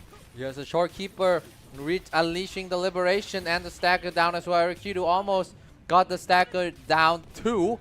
So, Free about to reach the second phase, I presume. Already reached the second phase. Exactly, but we have to also watch out for that one as well. Luke Herson being in, deployed it once more in an end loop, level 3. This is going to be the pattern we see time after time after time, but it's also working, and that's what makes MCW currently on the lead in the HP race against Erukido runs, but he managed to make it close to Jinsi coming in with another Liberation here. This is quite close, in with the intros coming in from Branch, but right now MCW just get another lead from the huge chunk of damage being dealt here. Going to be the ground AoE dodge first though by Shopkeeper to end into another Liberation. Now it's on dodge duty right now. MCW Erukido is time opportunity to go for the damage, but now also on the dodge duty, trying to get Brand in the air to try to bypass as much damage as possible. But now on the ground, Baichu has to be the one on the dodge. Meanwhile, MCW Lene trying to unleash the damage. Erukido comes in as well, has to dodge. Ooh, it was nice. Exactly, for MCW, just comfortably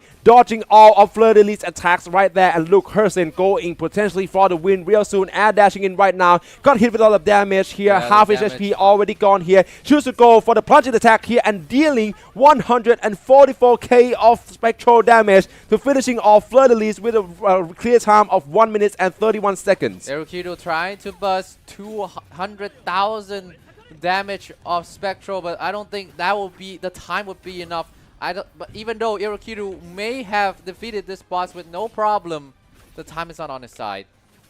Right now, Brand is going to dodge the pillar attack again from Fidelis on the dodging duty again. Exactly, and I think that with this being the case as well, we can also expect to see more from Erukido, but this is going to be his time to complete this run, of course, to do his due diligence here. He has yet to be informed about the result, obviously, from MCW side. So yeah, definitely, and I think he can definitely clear this bosses here right now with another mix-up coming in with the intro from Branch as well as Jinsi for the spectral damage, and I think that we have a finish inside for Erukido as well, albeit the times, albeit the efforts here, it is not going to be enough as is his run would also be complete, but at the way after time, MCW for the win. He is the first of the two Thailand qualified for the grand final event. Congratulations to MCW, the first Thai to qualify through the grand final in the Thailand qualifier, but the journey in this tournament is not over yet. Exactly. Meanwhile, for Erukido, all hope is not lost. As I mentioned, this is an upper brackets final, so he will have another battles in the next round of our brackets here, and that would we have it. The entire Thailand qualifier has been staggering with so many ups and downs so far, but finally we have gained our first representative here for the Thailand community, and of course he would have to face up against the 10 Southeast Asian qualified for the grand finals already, as you can also check out on yesterday's VOD stream as well for the Southeast Asian qualifiers. Meanwhile, we still have way more match to go. Erukido, I think he has just gained quite a lot of fans from his performances in that run as well, and we can expect to see more of him in the upcoming matches coming to you right after a quick break.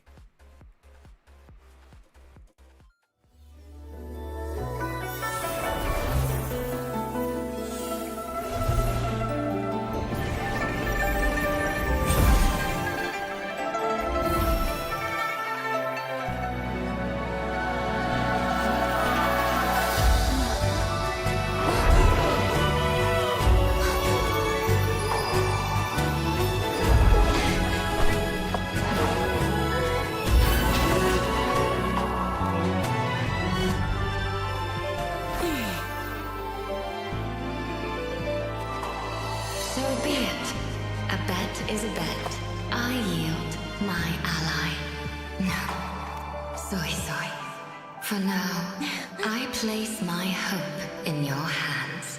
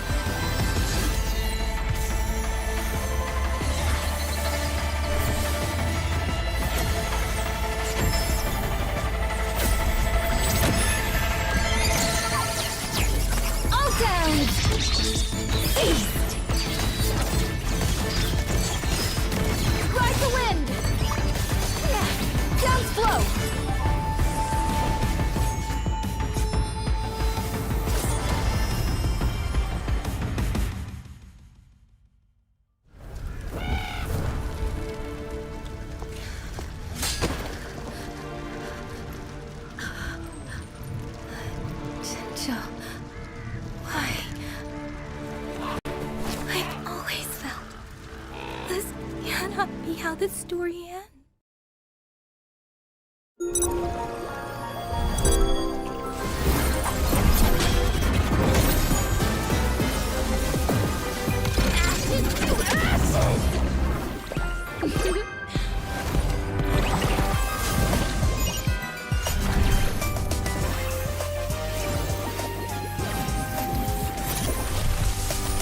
Please don't.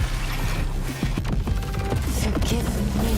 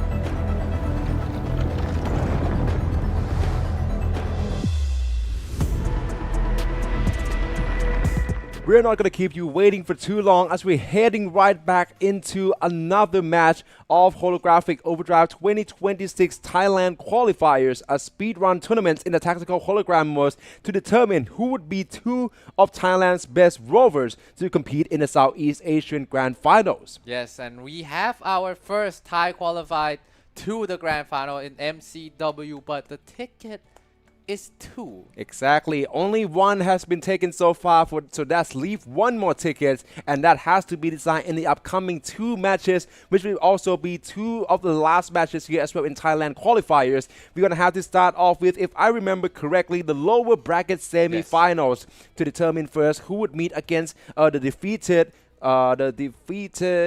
Erukidu, right? Yeah, on who's currently going to waiting in the lower brackets final as well to contest for that tickets one last spot here. So of course we're going to have to wait and see for who would be the one in the upcoming matches here, and definitely there's going to be another staggering competition here. Make sure to like and share these tournaments out. From my understanding, many people seem to not being aware that this is currently ongoing, right? Considering how huge it is. There's already been Southeast Asian qualifiers happening from 2 days ago as well, so you can also check out the VOD here. Meanwhile, it's going to be another matches coming right up here, and it's a do or die between Fresh Nano or Futazilla. Both of the competitors has been solid in their lower brackets run, so we have to see how it goes from here.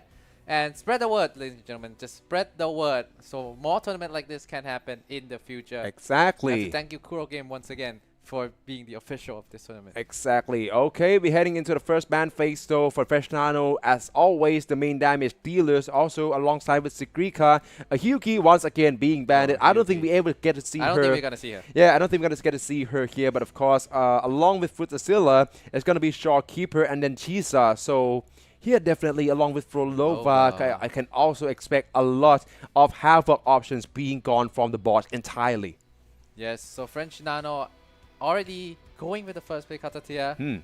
It's gonna be interesting how the first pick will be. Okay, it's gonna be Monye. So that the Toon Fracture comp is still here. I mean, yeah, kind of, but you also have to watch out for the final ban phase as well, where either side will have a chance to ban their opponents 2 picked resonators from away from their picked pools. Yeah, exactly, and we're gonna see this straight away. Linnae being picked alongside Monet, that's quite complimentary, alongside with Rebecca. Her Fresh Nano going with Yang Shuling, and then also Lucy and Carlotta.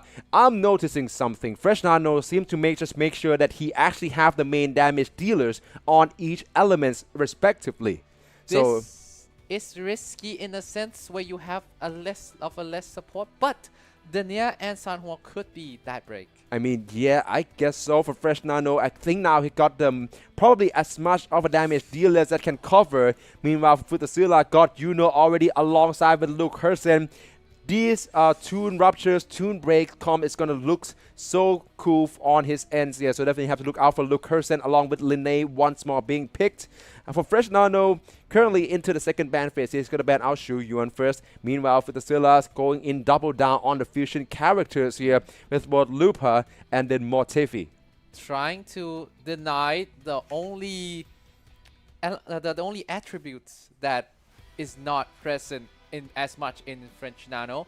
And so French Nano decided to ban Augusta to deny the combo with Wutherilla, but Wutherilla decided to open with Sunny, forcing French Nano to pick Phoebe and Kakona. Exactly. It's nice call on you. A nice call on that, Mr. Royal.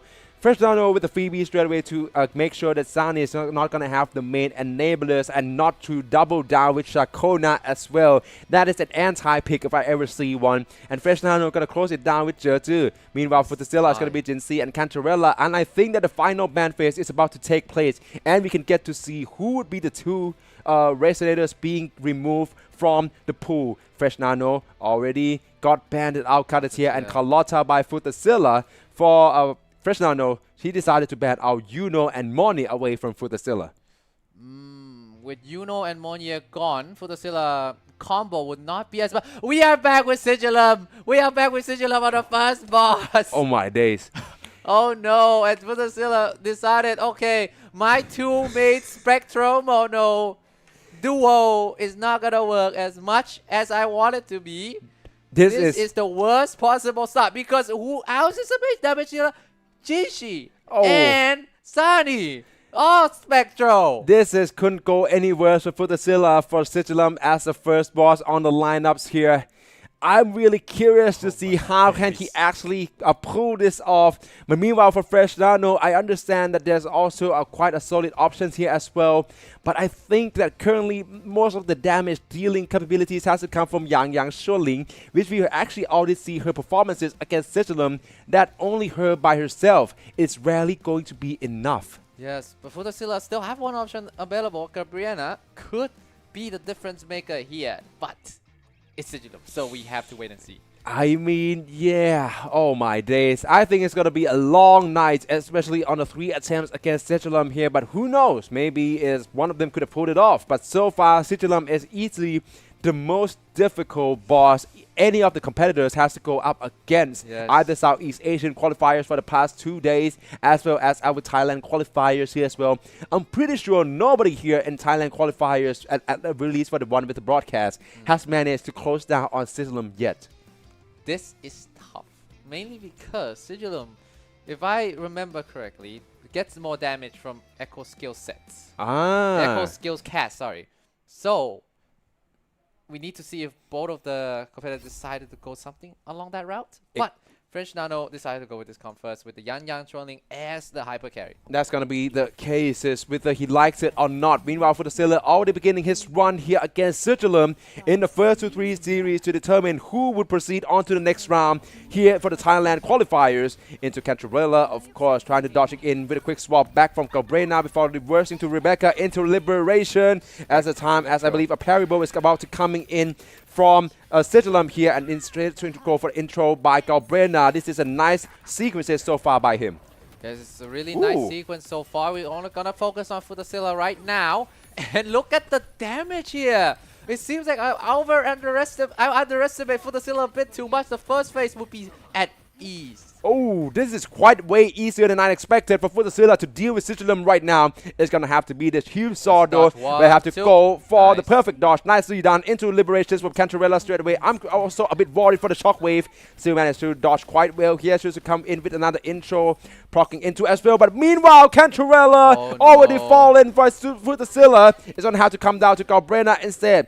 Going in with another lateral dodge here, switch back into Rebecca's, and also Sigilum's about to entry from behind. You have to look out for that. The missiles, nice dodge there, but also the second one coming in as well, and still Rebecca stand tall. Futazilla is still dancing so far, and Rebecca with the Liberation would unleash a lot of damage into Sigilum. Look at that health bar, just keep chunking bit by bit. This is the pace that usually you don't see so far in this tournament. Exactly. We have to also look out for this one as well. This is such a nice timing for Futazilla. He could have gone on for a win here, as now Sigilum is now weakened once again, but he has now recovered. So it's going to be up to this two to dealing in another damage here. Stack again, already less than half here. Cabrenas, HP is not full anymore, but still can manage to hold off well. Out here's come the missiles, and Rebecca can do quite well here. You have to keep all that stamina in here, but meanwhile, the missile, and just as well to give him praise here, Rebecca caught on with the missile here and fallen as well. Yes, but right now though, the last person standing, Gabriela,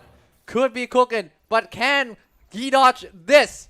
He can! Wow! That's nicely done, but only Galbrenas left though. Has to go in with another chance. intro exactly in order to make sure that he can crossing in on the distance. And right now, I'm seeing quite a lot of rinse and repeat, slice and dice. Galbrenas, meanwhile, Professional already starting off his pool as well, but straight away he's losing Sanhua. So right now, I think all eyes should have been on Futasilla's first, considering that he's already halfway with the Decision boss here. Right now, currently Galbrenas being the last one standing. It's only her. It's only Sigilum's one-on-one, and Galbrenas by Futazilla pull it off and finishing off Sigilum in his very first attempt with a clear time of 2 minutes and 10 seconds. Gabriela was the answer after all. It doesn't matter if all of your Spectral main DPS is gone when you have Gabriela. Oh my days. So with this being said, I think Fresh Nano has quite a large footstep to fulfill here. Without being understated here, he already lost Yang Sholing, Denia being the last one left here for him to match on to his competitors' performances. I think this is so unlikely with only the near remains for the case. It's currently being built up though, so let's watch and let's see him making the most out of this. Yes, just watch him dance all on the Sigilum attack. It's going to be difficult and his dance will not be fruitful. He will fall and that will be it. This match have a winner. Oh, and Sigilum would be secured by Futazilla. As the first marks here go on, definitely. Yep, and I think, yeah, exactly. Finally, for once, it has been completed. And it's going to be Futazilla who registered a lead in our first to 3 series. Indeed, the best of 5 or first to 3. This is the round that would cause Futazilla problem, especially when his composition is mainly Spectral, with Jinshi, with Luke Hersen, and also with Lene. I think the main points here, which is actually adjustable by both sides of the competitors here, is actually the echo tunings here. If you're going to look at why exactly can Futazilla come out on top against Sigilum in such a fashion, it's most likely has to do with echo tunings here, but I'm not really sure what he cooked up with the developer accounts being provided by Kuro Games himself here though. Yeah, meanwhile, yeah, exactly, we're going to head right on to Hyvertier, our second boss, and the run has already begins. Again, luck is not on Futazilla's side again, because Hyvertier is also a Spectral resist. He cannot go with his bread and butter team that he literally draft out of his mind for. But his Gabriela has been on point so far, so this is the round that he can take the lead to 2-0. Exactly. I'm thinking the setup from Rebecca has also been quite fruitful so far. For Futazilla, French Nano as well, disrupted Hyvertier right now, and it's going to be Denia to go in with this liberation straight away in with the intro from Yang Sholing, going for the close quarter one. You have to make sure that you have all the windows you take to do the combo strings, otherwise a lot of HP would be wasted. And now a parable coming in perfectly done into another liberations by his main damage dealers. Yes, but Futazilla got caught. Gabriela, the main damage dealer, is gone, and so was Rebecca. So this is not looking good for Futazilla. After a very, very good first run will fall to Hyvertier, and French Nano has an opportunity to tie the series. Exactly. We have to also watch out his performances as well. Hyvertier is, of course, difficult, but according to this competition, she's by no means going to be, I would say, unmanageable, right? Yes. So, yeah, we have to also watch out for the performances from Fresh Nano as well. Right now, it's going to be Yang Sholing on the field here. This is quite risky, I have to admit, but he's managed to perfectly dodge quite well here. Got to chain into another combo string straight away. Tunes, Strikers coming in straight up, and right now, I think that the 40 gate can be built up to level 3. Gonna have to switch back to Sun for first to proc in the Echo skill for the shields, and of course, another chance for the Nia to do a quick swap. Yes, quick swap is going to be essential with Yang right now, even though you want Yang to be on the field as much. Right now, on to the dodge duty as Hyvertier just slashing in. Exactly, and we have to also watch out if any could actually get caught on here. Okay. Ooh, it seems to be one time Oh the no, he damage got here caught. at all. Exactly, and the near would also fail. Now it's only Yang Shualing remains. However, Sanhua is even dead. though, currently it's also still standing here. So Sanhua, pardon me, still being alive, gonna be the one to deal the liberations here. And with the tune breaks here, gonna be the chance for Yang Shualing to deal with this damage as well for the tune break. Of course, being Okay. triggered right now to extend the combos with the Liberation. liberation as good as it can take. Yes, here we go. The French Nano going in very strong right now, having all the damage, all the combos, right? But Havitia is starting to recover a little bit by bit. Has to play his card very carefully here. Onto Sanhua right now. Was waiting for the moment to Shane into Yang. Exactly. Nice parry. Yeah, perfectly done for Fresh Nano so far into Yang Shuling, and I think that he also making sure that he can maintain the tempo, the rhythm, in order to facing up against higher tier moveset here and make the most out of the damage dealing opportunity. Meanwhile, it's going to be Sanhua. Of course, the safer choice to be left on field here to dealing with all of this higher tier moveset, but so far Fresh Nano 3 dodge minutes. has also been quite on point here. We're about to pass the 3-minute mark, which means the HP drain in the difficulty 6 of Tactical Hologram would also be in effect. Back to Yang Shuling right now, and probably going to go for the dash in order to close quarter. And Sanhua being switched right in, going to fall as well. And Yang Shuling currently in the red zone. It is looking so unlikely, so close, yes, so far. Another dodgeable coming in, has to go in for the dash instead, and that would be her demise. Fresh Nano also failed the first attempts against Hyvidia. This is tough. It seems like even though Sigilum has been a breeze for Fudasilla, Hyvitia is the one who bring up the challenge. Exactly. So right now, Fudasilla gonna go for it straight away. Once more with the Galbraina picked here, but it's gonna start off first with Cancharella, obviously. So we're gonna head right into another sequences. It's gonna be a cycles, and we can see this being repeated time and time again. So it's also meaning that in the between, how can both Fresh Nano and Fudasilla deal with higher tier movesets to maintain the safety for the 3 of their resonators?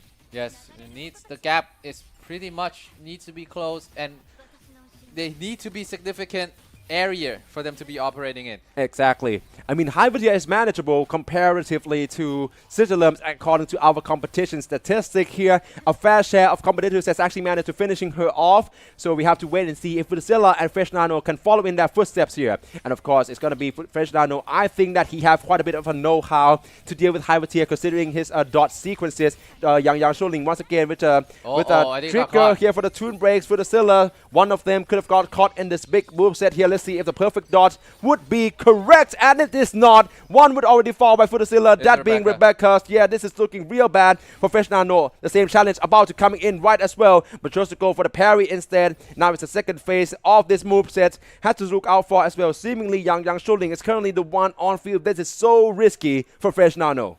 And Fudasilla, only last one standing here with Gabriela.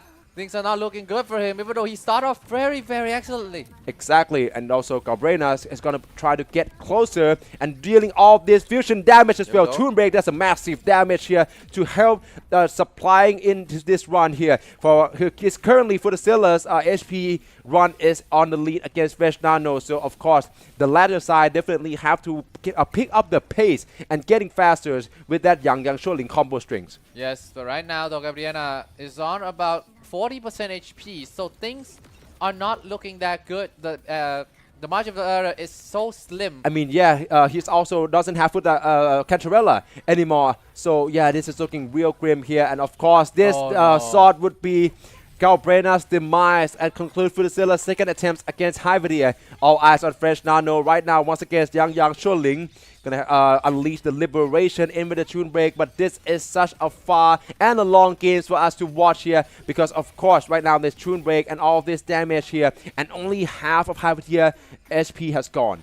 Half the Hyvidia HP is gone, but right now the things are still looking good for French Nano. 3 Resonator is still alive. As long as he doesn't make mistake, he has the opportunity to tie the series. And as I say that, the Dia got slashed to bits, but she will live with a 38 of HP. Someone with the liberation could try to change it to Yang. Here we go. Here comes Yang time.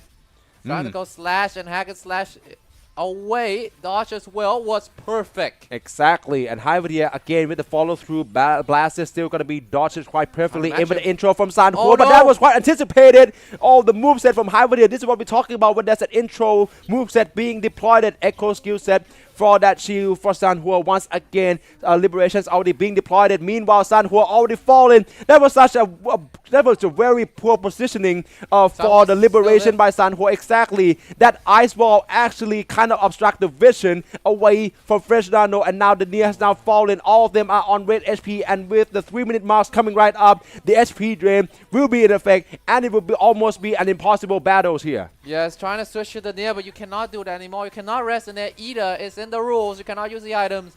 Here we go. It's on Sanhua right now. The dodge is perfect. It's in the lock-in mode. It's not impossible to win after 3 minutes. It's just going to be significantly more difficult. Yang Songli is still alive. Now tag it in. Has the Liberation. Those dudes are too big first. Almost get the stagger. If this got staggered, then this could be the change that they need. Staggers up. Here comes Yang. Here comes the Liberation. Oh, this is looking suddenly come closer for Fresh Nano. About 90 seconds left, and Yang Sholing just dishing in a last bit of this damage here. This is looking so close for him right now for Fresh Nano. It's going to be Yang Sholing once again. Has to go in as well. The parry getting confirmed by Sanhua once again. And right now, yes, this is looking very likely. Again, a plunging attack perfectly dodged by Sanhua. Even the intro from Yang Sholing. The crowd burst will perfectly dodged into another chain combo by Sanhua with the intro from Yang Sholing being ready for the paternal skill. And there we have it. Fresh Nano equalized by finishing off Hyvidia.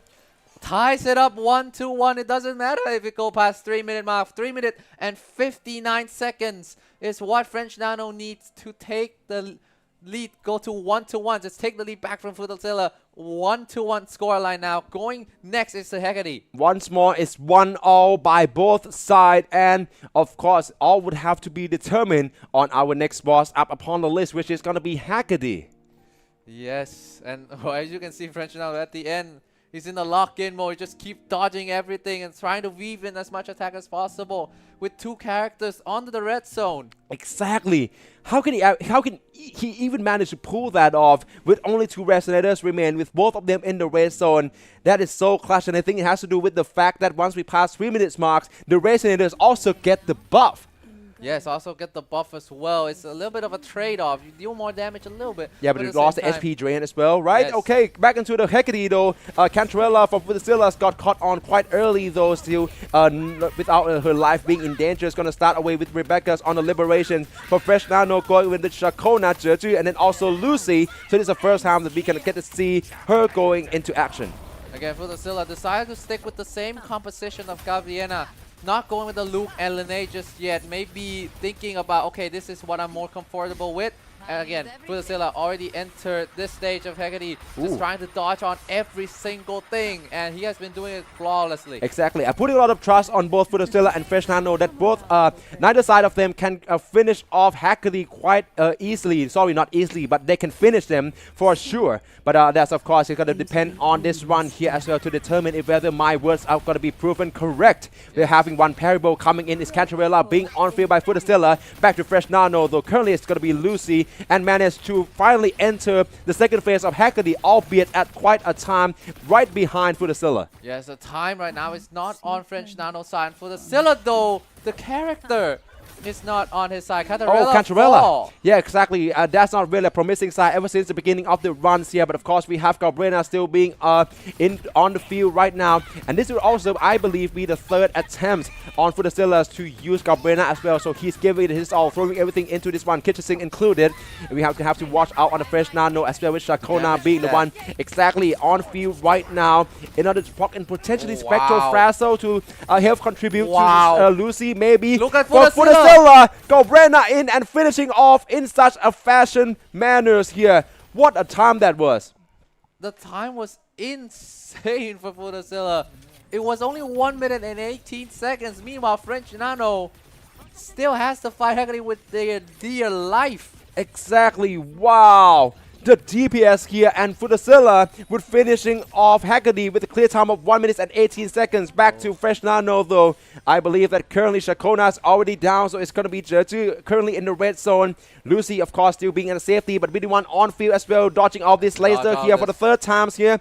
Going to be successful so far. So, of course, the moveset is going to come right back in and choose to go for the close quarter, in with another enhanced basic attack, in with the intro coming in from Jeju as well. But she got stagnated. All would have to be decided on this shake-up, and, of course, the dodge would also be in time for Fresh Nano to launch into Liberations. Yes, so right now the time is not on his side. Probably not going to win by time, but French Nano can give us a show and trying to defeat Haggerty here. Right now on the Lucy, trying to find a way to deal a lot of damage, but look at Haggerty. This is really hard to land a hit against. I mean, yeah, exactly. Haggerty is as mobile as ever, and with the team comp currently being Lucy as well as Jeju, meaning that French Nano is going to have to make sure that he can chase her down. Lucy in with the tune breaks first. Right now, it's going to chasing into another Liberations. So this is also going to be a good cases for him as well to shooting this one out. Meanwhile, when it's come to the timing, this is a lot of spectral damage coming in from Lucy with the tune hack, in with another intro by Jeju for the mix-up. Of course, going to build up with the Liberation once more for Lucy to, of course, finishing off Haggerty in the meantime. Yes, there's probably going to be enough damage to finish Haggerty off right now. Lucy switching right back in with the Liberation. This should be almost at the end, but right now has to dodge all of these wheels. Look at all the lasers and the wheels. This is not easy at all. Exactly, yeah. Doing his due diligence, of course, Fresh Nano just proving to the world that he has what it takes to finishing off Haggerty with this team comp and make sure that he is no slouch in this competition here. But I think Lucy got stagnated. Okay, so managed to go for the dodge here, and there we have it. Fresh Nano also completed the runs against Haggerty, albeit, I suppose, at the way a longer time spans here though. The clear time is going to be at 3 minutes and 16 seconds. That's way too far. Almost not, sorry, did I say almost? More than twice of the time that Futasilla took to destroy Haggerty. Right now we're moving on to the Dragon of Dutch. Though Futasilla cannot use the same composition anymore. Exactly. Cannot be picked, but he still have Luke and Lene. Oh, so finally, after all of the hard push by Futasilla, actually going over Sigillum as well as Haggerty, we can expect to see this mono spectral comp by Futasilla being deployed for Fresh Nano. Currently, I'm also seeing Lucy. That's probably going to be his choice as well, but we have to wait and see. Since Dragon of Dirge is going to be a fusion-resistant boss, which means that right now, both teams can be at the full powers with their picked resonators, respectively. Yes, and I think that's the reason why Futasilla decided to go with Gabriella on Haggerty first, because Gabriella cannot be used against Dragon of Dirge, mainly because of fusion resist as well. Exactly. So, yeah.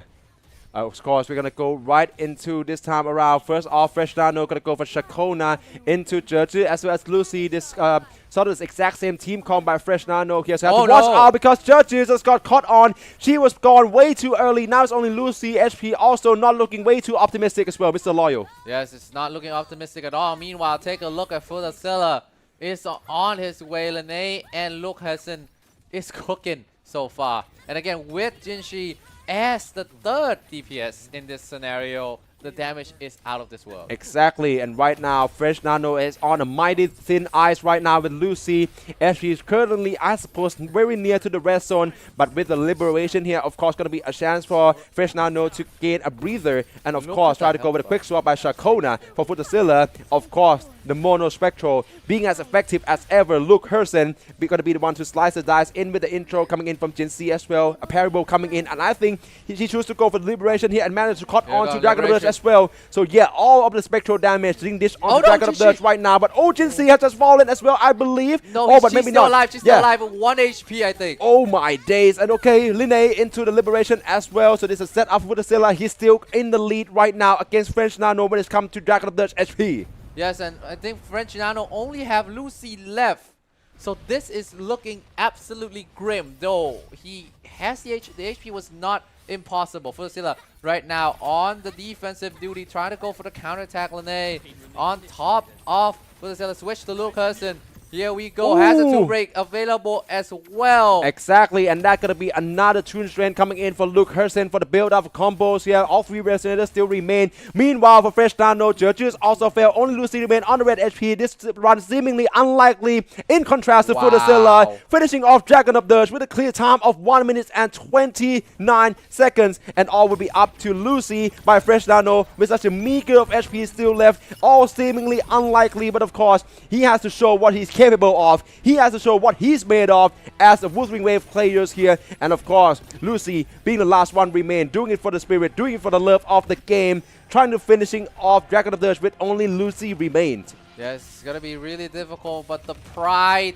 as a Wuthering Wave player, this is not the moment to be trifle with. Exactly, he doesn't made it this far, only to not going out without a style here. Lucy with a red of an HP here. If he can manage to pull this off, this would also be an accomplishment in and of its own here.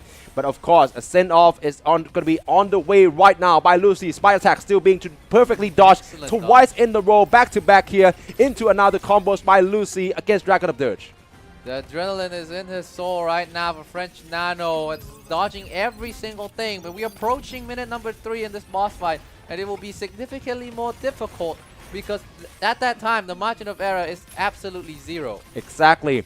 Lucy is still being doing well so far by Fresh Nano in the Liberation once again. But I believe that up till this point, the winner has already been registered, so all is about us seeing Fresh Nano's skills on display right now as the Thailand Qualifiers Holographic Overdrive, but that's it. Fresh Nano has to bounce out of this competition. He has left a lasting mark, definitely, with that higher tier performances as well as the run in the lower brackets here. So kudos to him. Yes, kudos to French Nano. He dodged every single thing right there. It's a dance to behold. Unfortunately, it will not be enough for him to secure the win, and Futazilla would advance to the lower finals and has a chance to grab the second ticket. Exactly. However, his next opponent is going to be one of the toughest one he has fallen to so far as well, with that being Erukidu, who has just fallen from the upper finals here, who's definitely going to want a retry and also the second chance where he wants to grab that one of the last 2 tickets as well, correctly, right? Yes, although Futazilla, this match, his performance, he deleted all the bosses, even Sigilum, the boss that even Irokido struggle against. So exactly, it's going to be a tough battle in the lower finals. The last ticket will not be easy, but who will get it? We will determine it after this break.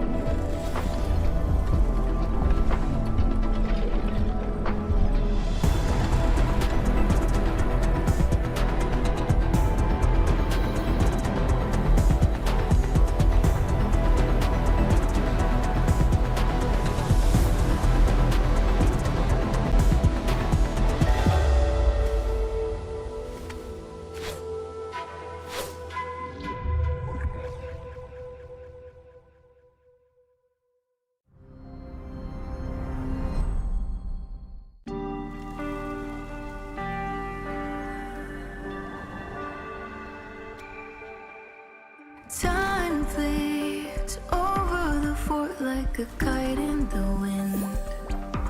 Though bygones echo unceasingly, the island's guarded to stay serene. By the stream, weaving chaos into harmony. By the flame blazing trails to be free. By the keen blades drawn from heartstrings. When the schemes lurking in mist set a trap, tangled with memories. Fight and cut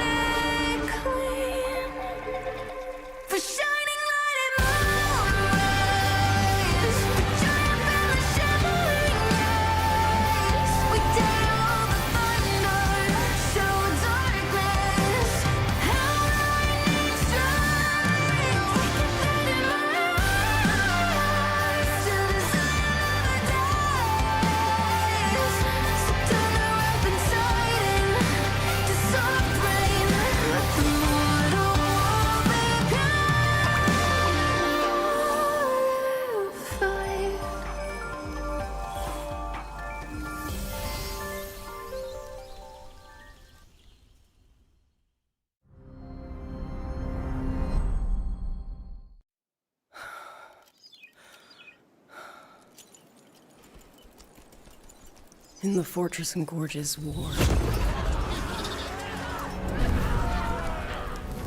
we lost everything we had built.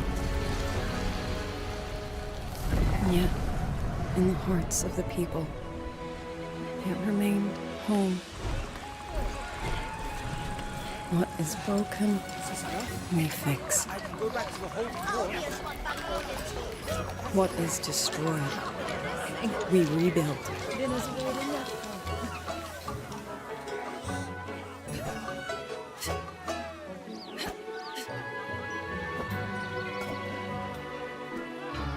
Even if the tragedy repeats time and again, Together. We will always make the same choice. Then, from the past, we walk toward tomorrow.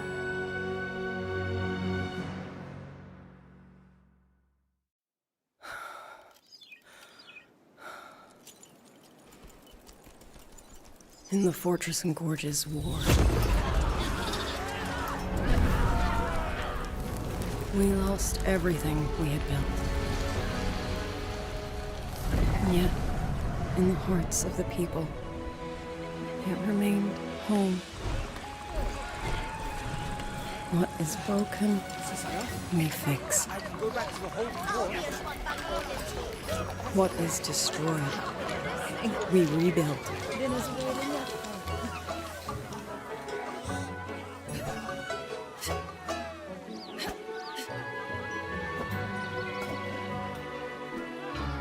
Even if the tragedy repeats time and again, Together. We will always make the same choice. Then, from the past, we walk toward tomorrow.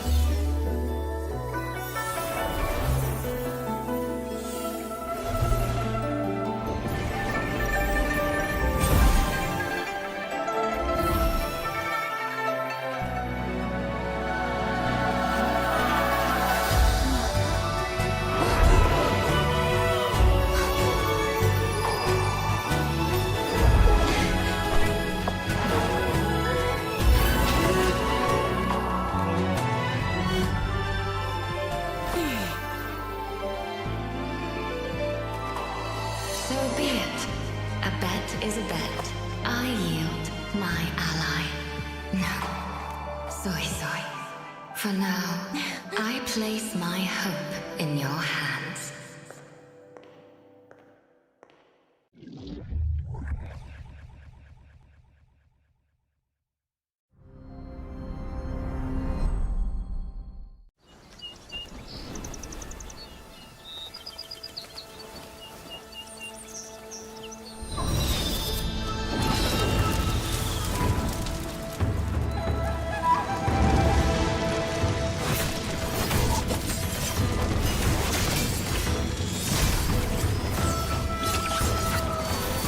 Follow the wind's lead.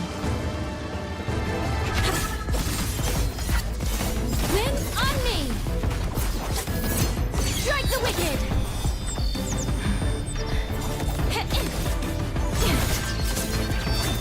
Gone with the wind! Sever the discord!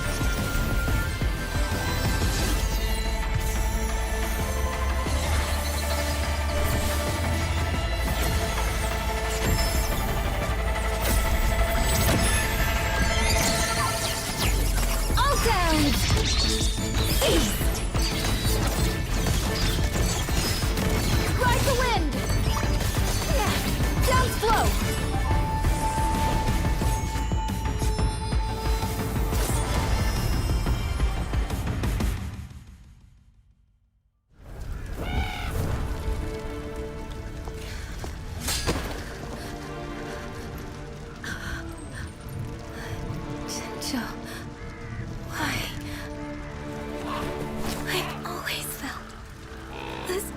cannot be how this story ends.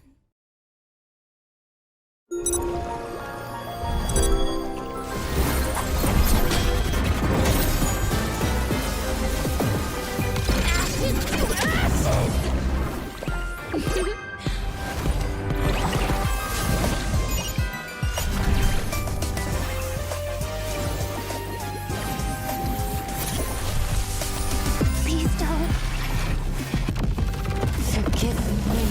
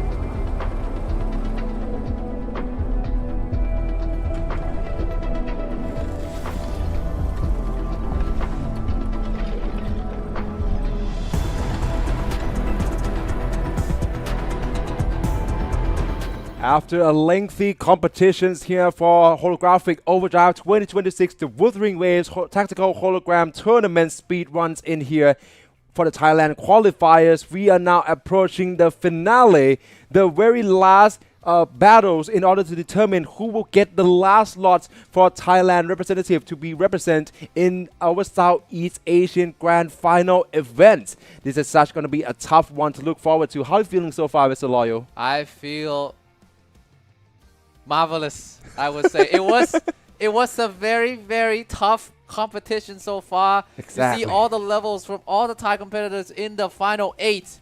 And this is indeed the final 8 top of this country. Erukido and Fudasilla, 1 ticket remain, 2 competitors left. Who will join MCW in the grand finals? Ooh, very interestingly, this is going to be the last match of this broadcast, because we are going to determine who would be the last Thai players, the last Thai Rovers to secure the last tickets as a Thai representative in order to compete it in the grand finals event. We're starting right off with the first band phase here. It's going to be against Erukido, who just suffered defeat in the upper brackets, coming up against Fudasilla, who have just emerged and continued his run here in the lower brackets. Right now, it's a do or die or both. They've come so far, and I think that this is going to be a chance for them to go the full distance and win it all. Yes, first pick for Erukido, though, is going to be Katatia. Although, I noticed something. Yep. Hiyuki is open.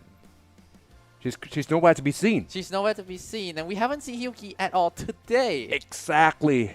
Neither side have decided to ban out Hiyuki so far. I think that she is simply too good to be left unpicked. Well, so for right now, for the Fudasilla, I'm seeing that he has to go with this sort of like a tune break team comp. And there we have it, Erukido. For the first ever of today's broadcast, the first ever of today's tournament, Hiyuki has been picked. Hiyuki has been picked, but again, you need to watch out for the second ban phase. Will Hiyuki get banned in the second ban phase? I think should be about 99%. Could be almost up to 100. Unless Fudasilla decided, you know what, you can have him. Exactly. Oh my Over days. Sunny and Phoebe. Yeah, Futasilla, of course. I'm seeing already that Phoebe is his profile pictures, right? So it kind of makes sense that Sunny and Phoebe will both be picked here, but that can easily be nullified in the final ban phase if Irukido would choose to not be so kind. With that being said, we're heading into our second ban phase here. It is going on quite early here with both Lucilla and Sanhua being Futasilla's choice here. Both of them are glacial supports and enablers, which is a quite interesting choice there, considering that Hiyuki has now been picked. And with this being case, I'm thinking that Futasilla might do something funny and decided to leave Hiyuki unbanned. Why? Because he decided to ban out the rest of the enablers instead with Lucilla and Sanhua.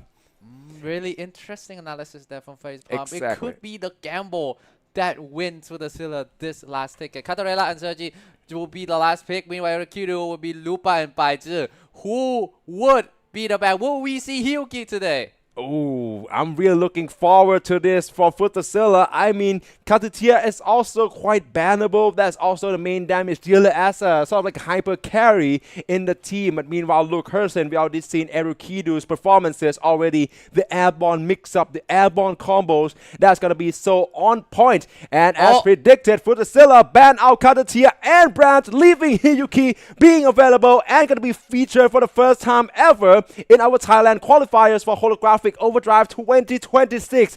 This is what I mean when they say that this is the finale. This is what it means, that this is the last match of the day.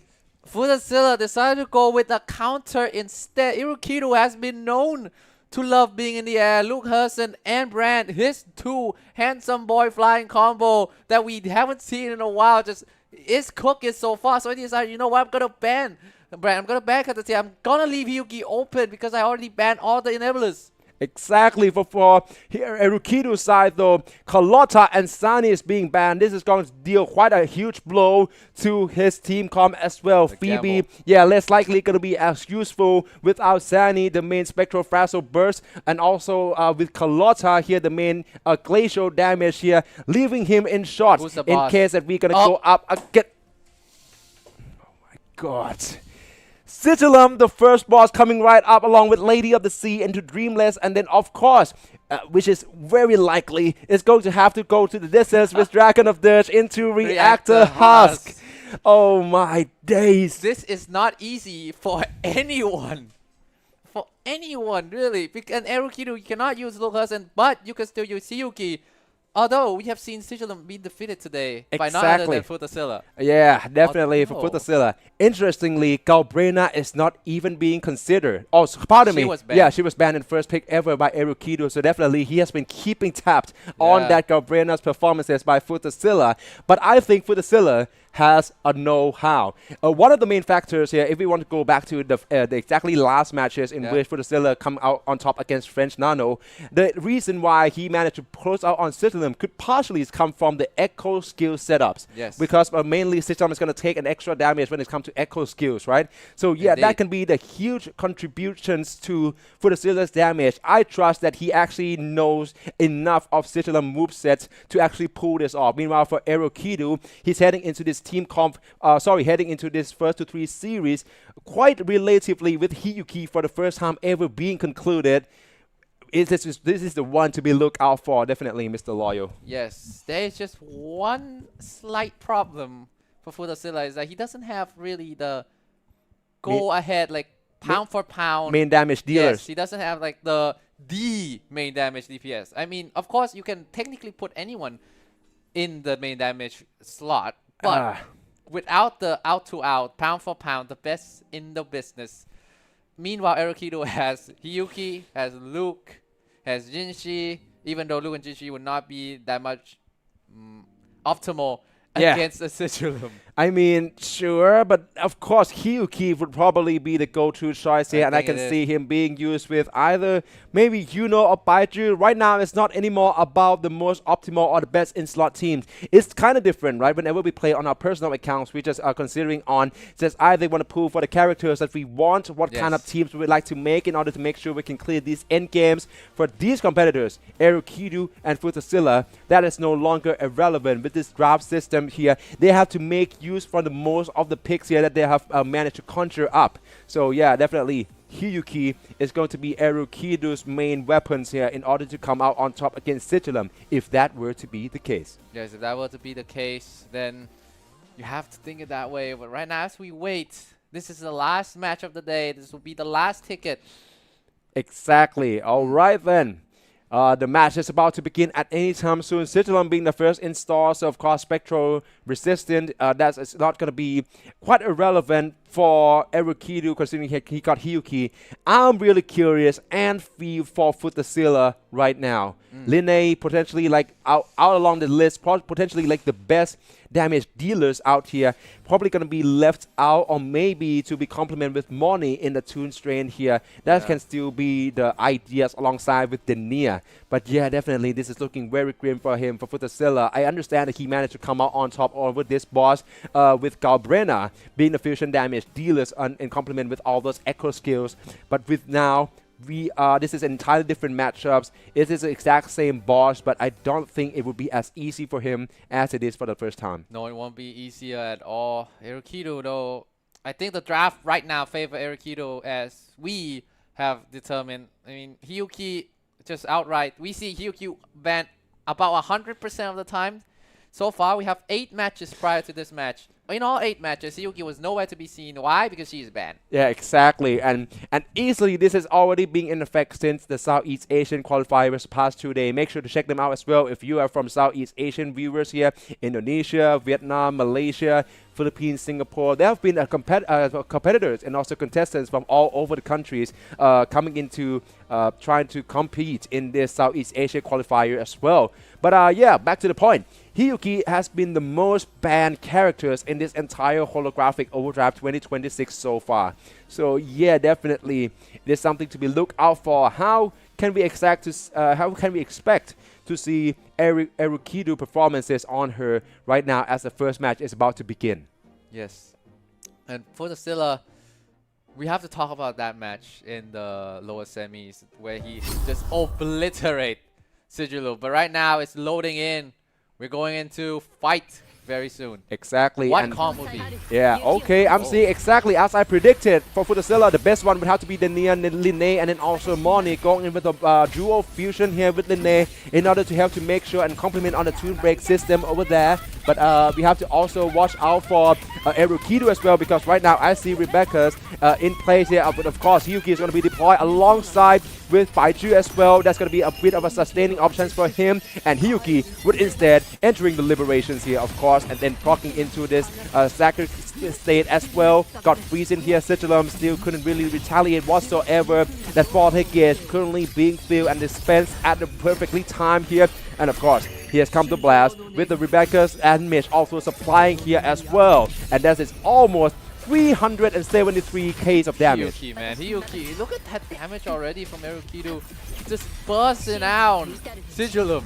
But this is the first phase. Again, we have seen a lot of smooth sailing in the first phase before getting absolutely struggled in the second phase. With this composition, of course, we have Hiyuki as a hyper carry and then Rebecca just assisting and Baiju just keep sustained. Futazilla, like you said, facepalm is just having the synergy and just do as much damage as possible. Exactly. Also, it's gonna be a little tough. Yeah, I mean, meanwhile, Futazilla, I mean, considering this team common situation, he's actually not that far behind from Erukido. Meanwhile, the latter side is going to take the lead and currently entering Sigilum's second phase right now.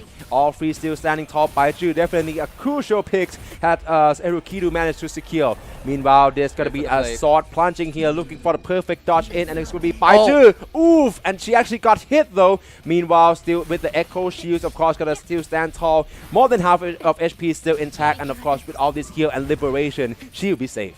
Yeah, she would be safe. Meanwhile, let's take a cut to Futazilla. Already proc the second phase as well, trying to dance around and deal as much damage as possible.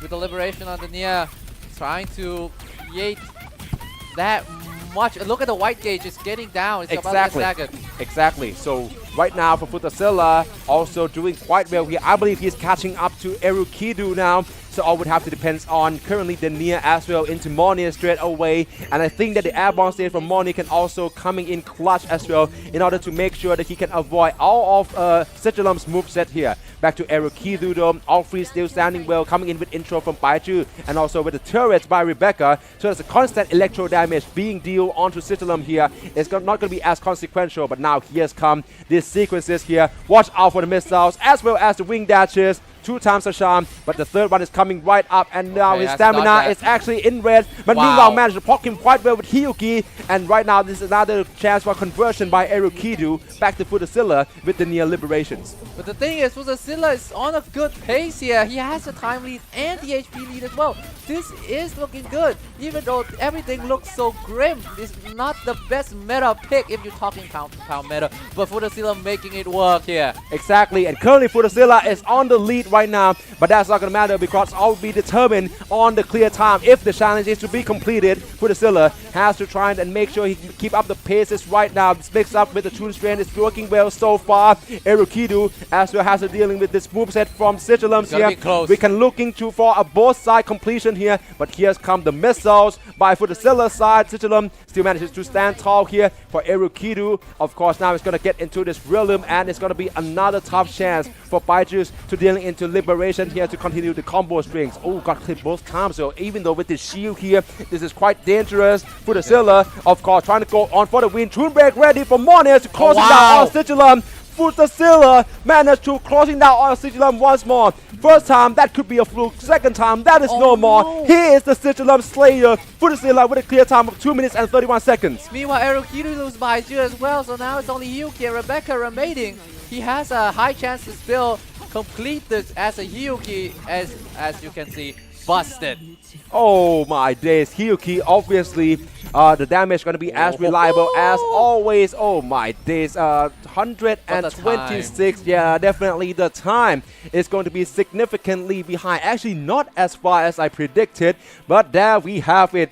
Sigilum this time around being cleared by both sides, potentially for the first time ever, and it will be Futasilla who claims the first point. Hyuki lose in a pure DPS check. This is a speechless moment. I mean, Hyuki, even though she is best at dealing in waves, but her solo target damage is still out of this world. Exactly. She doesn't need no one. And also for the Glacial Shaft as well. And I think Futasilla read this through once he banned both Lucilla and Sanhua in the second ban phase. I think this is a crucial point why exactly he let Hyuki being slipped into Erukidu's team pools. Yes, the synergy though for Lene and Monye. That's why Monye is also being the one that always get banned in the second phase.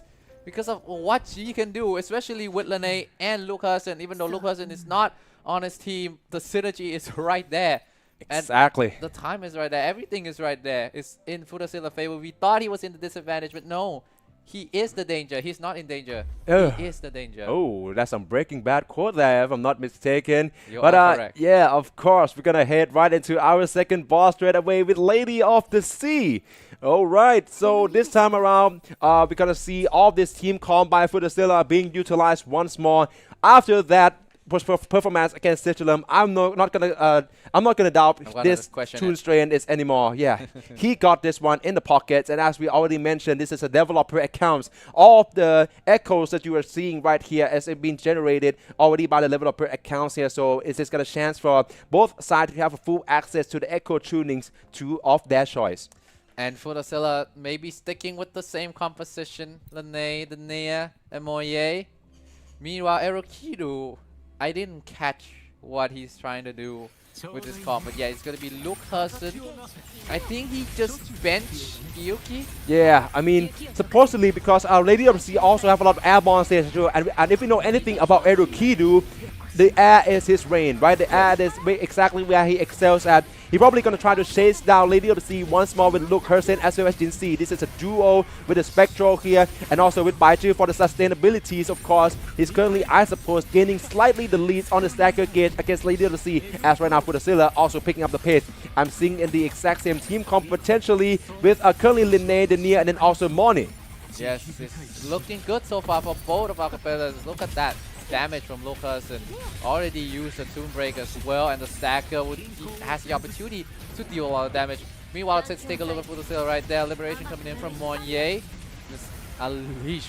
Exactly. Okay, both sides still so close so far. I'm also interested because I believe that Futasilla actually changed the order of the resonators between Denier and Linnae. So now Yes. Linnae is actually the first one on top. So we have to look at how this one is to turn out for him, if whether this is actually going to affect any sorts of damage dealing capabilities, and also the setups here with Linnae currently going in for Prismatic Overdrive, the Liberation once more. Erukidu currently have to deal with Lady of the Sea airborne stage, and this is going to cost him sometimes in the run times, but the same thing can be said for Futasilla as well. The tides upcoming projectiles is their first choice, where they have to actually stamina. escape first, but meanwhile one got clipped by Erukidu, who's actually Baichu, who's actually HP on the red zone, have to try to remain outside the range completely. Yes, and Baiju can sustain herself right back, so it's not the biggest problem in the world. But in this stage, you cannot counter-attack. You only have to dodge and wait for the right time. Futasilla, though, with the time advantage, will be able to be the one who strikes first. Exactly. But with that being said, Erukidu currently with Luke Hersen, another moments of conversions come right after her liberation from Jinxie here. So have to go in with another second follow-up straight away, and that is quite a lot of damage. 200 Ks into Luke Hersen intro once more. HP is currently in the lead against Lady of the Sea, and he's still gonna chase him mid-air. Yeah, definitely. This is exactly what I'm talking about. Going in mid-air in order to chase down onto this Lady of the Sea as well. And with the Toon Break coming in from Futasilla, and with Linnae, there's gonna be a huge Toon Rupture damage. It's gonna be very close. Actually, though, Futasilla has a huge time advantage, but the boss is gonna probably fall at the same time. No, it actually is. Oh, right now, Mone against Jinxie, Liberation against Liberation. This is going to be toe-to-toe Psychic Gauge coming in from Erukidu. Futasilla in the last one, but he lost it near mid-air. Still going to be Nautical Commander. Mone, though, in for the Linnae's intro here, and Toon Rupture is about to be proc in with the Stacker, and Futasilla finishing off Lady of the Sea as well. Erukidu obviously right behind with Luke Hersen. All would have to be determined on the clear time finishing. Of course, this time it's only a matter of courtesy. All three resonators still remain with Jinxie and Luke Hersen mixed up, and would be her ultimate, potentially dealing 84k of damages to finishing off Lady of the Sea as well. Yeah, but look at the time. About 40 seconds-ish. 30 to 40 seconds. I did hear you mutter your calculations there, Mr. Loyo. But yeah, definitely Futasilla take this series 2-0. Just need to count to make sure, but wow, Futasilla is on the bricks of getting the second and final ticket to go to the grand finals, where the winners of our tournament, the qualifier, will be duke it out with the 10 other qualifiers from Southeast Asia at AIS Esports Studio, Samyan Mitrtown, August 1st and 2nd, or as we say it, next week. Exactly. Oh my days, and with now the Dreamless being the next one in store, it is a Havoc resistant boss, meaning that both sides still can excel in their best in slot team comps. Futasilla, potentially another Toon Break teams can be in play for him here, and maybe he can have gone the full distance, making the 3-0 for Erukidu. Right now his back is against the wall, no more room for mistakes. Otherwise, if Futasilla still maintain to keep coming out on top, this can be the end for him. He's so close to be qualified as the Thailand representative. So right now, it is his chance to step up. As the Dreamless has a Spectral resist as well, but Erukidu decided to go with double Spectral. It's going to be a bit of a gamble here. Exactly.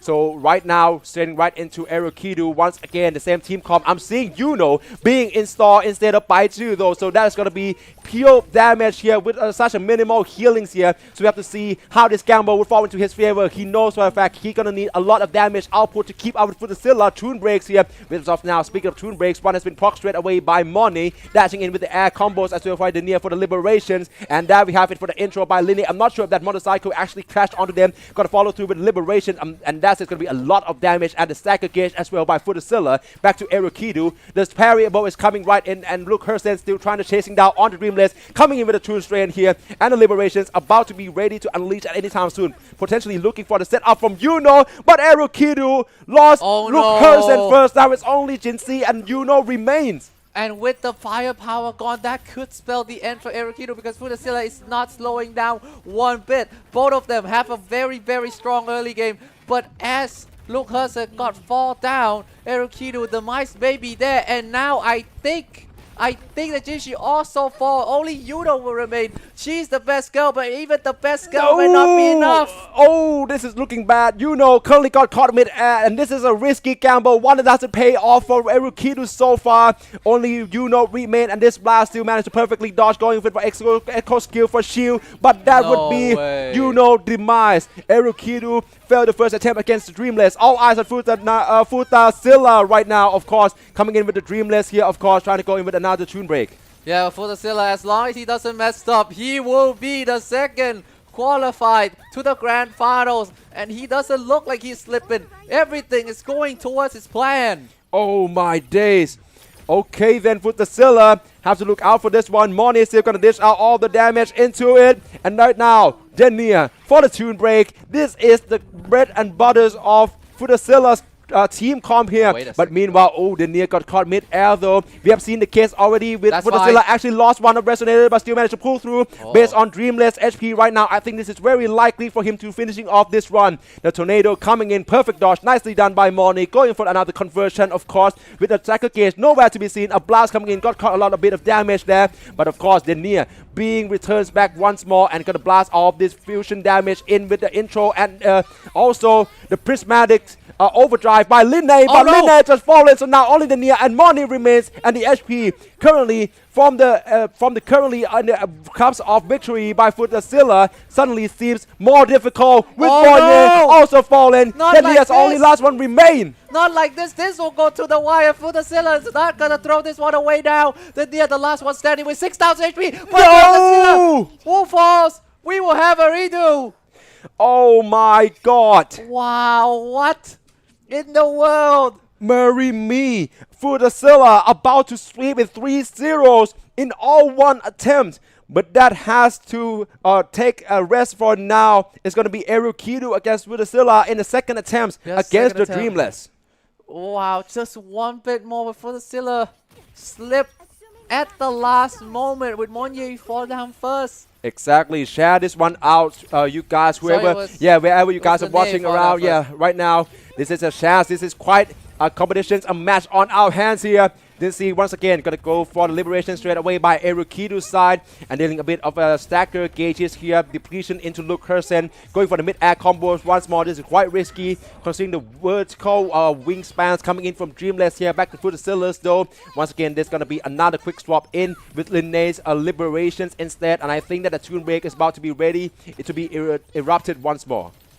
Yes, and right now Futazilla and Erukidu, the last time he lost, mainly was because Luke Hersen fall down a bit too fast. But right now, if he doesn't manage to get Luke Hersen to fall, then it should be a bit more tight. But Dreamlet has Spectral Resist, so that could dampen the DPS output. Exactly. This is quite a huge loss for Erukidu, going with a dual Spectral against a Spectral resistant boss, if I'm not mistaken. So yeah, definitely this is going to be a huge task for him to not only maintain both free Resonators on free, but also to keep up with Futazilla, who's currently onto Linnae with the liberation once again. The HP is quite close though. Also with the timing here, it seems like actually Futazilla still have more seconds in spare. So of course, Moni once more being the one on field here. Erukidu's already with Luke Hersen liberations, dealing in quite a lot of damage here mid-air, chasing down onto Dreamless, keeping relentless. He's not gonna let this one go away that easily. Yeah, Futazilla's trying to match Dreamless in the air. Yeah, exactly. Erukidu going for something as well, going for the same strategy in the air, just meet them there. Try to shave off the precious second off the clock. Erukidu has the lead, but the time is on Futazilla's side. Yeah, exactly. Oh no! Oh my days, and yeah, as I mentioned there, alright, so we have to go in with Moni once more. Yeah, apologies for that. Actually, Dreamless have a Havoc resistance if I'm not mistaken, so yeah, definitely thank you for that. Yeah, alright, going right back into though, so the Mono Spectral, the Duo Spectral is still in play. Back into Jinxie once again, so we have to go once more, but Jinxie just got clipped.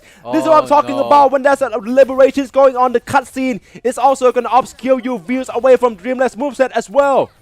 Yeah, but right now Futazilla has the opportunity. Both person have only 2 Resonators left. Futazilla and the HP has a stacker right now. Everything is on his side. But Erukidu about to end it all right here, but the 6-second advantage for Futasilla. Would it be enough though? It's going to be very, very close. Exactly, in with the liberation, and this could be the lasting shot, obviously. In for the Dreamless here. Erukidu actually managed to finishing off onto the Dreamless with a clear time of 2 minutes and 1 second, and Futasilla about to follow through exactly with the Toon Strand here, but Dreamless chooses to fly it out instead. This is going to cost him so much time. In for the parry, and Futasilla can of course do his due diligence, and then finishing up with Linne's liberation instead. And of course another hit is probably going to be required, going for the perfect parry, dashing in for the mid-air plunging attack coming in as well, and Futasilla would of course finish Dreamless as well, but the timing is going to be 10 seconds too late. This is not possible. Futasilla was so close. Erukidu was so close of being knocked out this tournament, but Futasilla has lost a Resonator as the end of getting Dreamless just 25% HP. Exactly. And right now, I think here is another huge problem. So for Futasilla, Dragon of Dirge, the next upcoming boss is fusion resistant, and this Toon Break comes with Denier, Linne, and Monet will no longer be of use. Futasilla simply almost have no more DPS left in his team comp with a 3 use quota for each of our Resonators. Yes, that's the problem. Futasilla would love to make it over with a 3-0 scoreline, but now he has to survive the rest of the series. Exactly. Without the best combo that he has. Exactly. Oh, that is so costly. He should have gone 3-0 there. That's probably what he has in mind as well. It's almost possible, but it just came out on shot in the first attempt, and right now everything is going to come bite back onto him. So right now his skills have to be tested like never before. Futasilla, I think that he has to make do with the most of the team comps here. I'm not sure why he checks onto Camellia though, even though it's not being drafted. But yeah, definitely probably trying to go with the damage dealers echo sets with the Havoc damage being replicated onto Cantarella instead. I think that's the main idea that Futasilla is trying to go on with. It's nowhere going to be near as effective, but right now it is all the options that he got. For Erukidu, right now can be the chance for him to actually equalize on this with Hiyuki coming back into play. Yes, he's going back to this competition, and I think this is the perfect time because Hiyuki can be played twice here now to close out the series.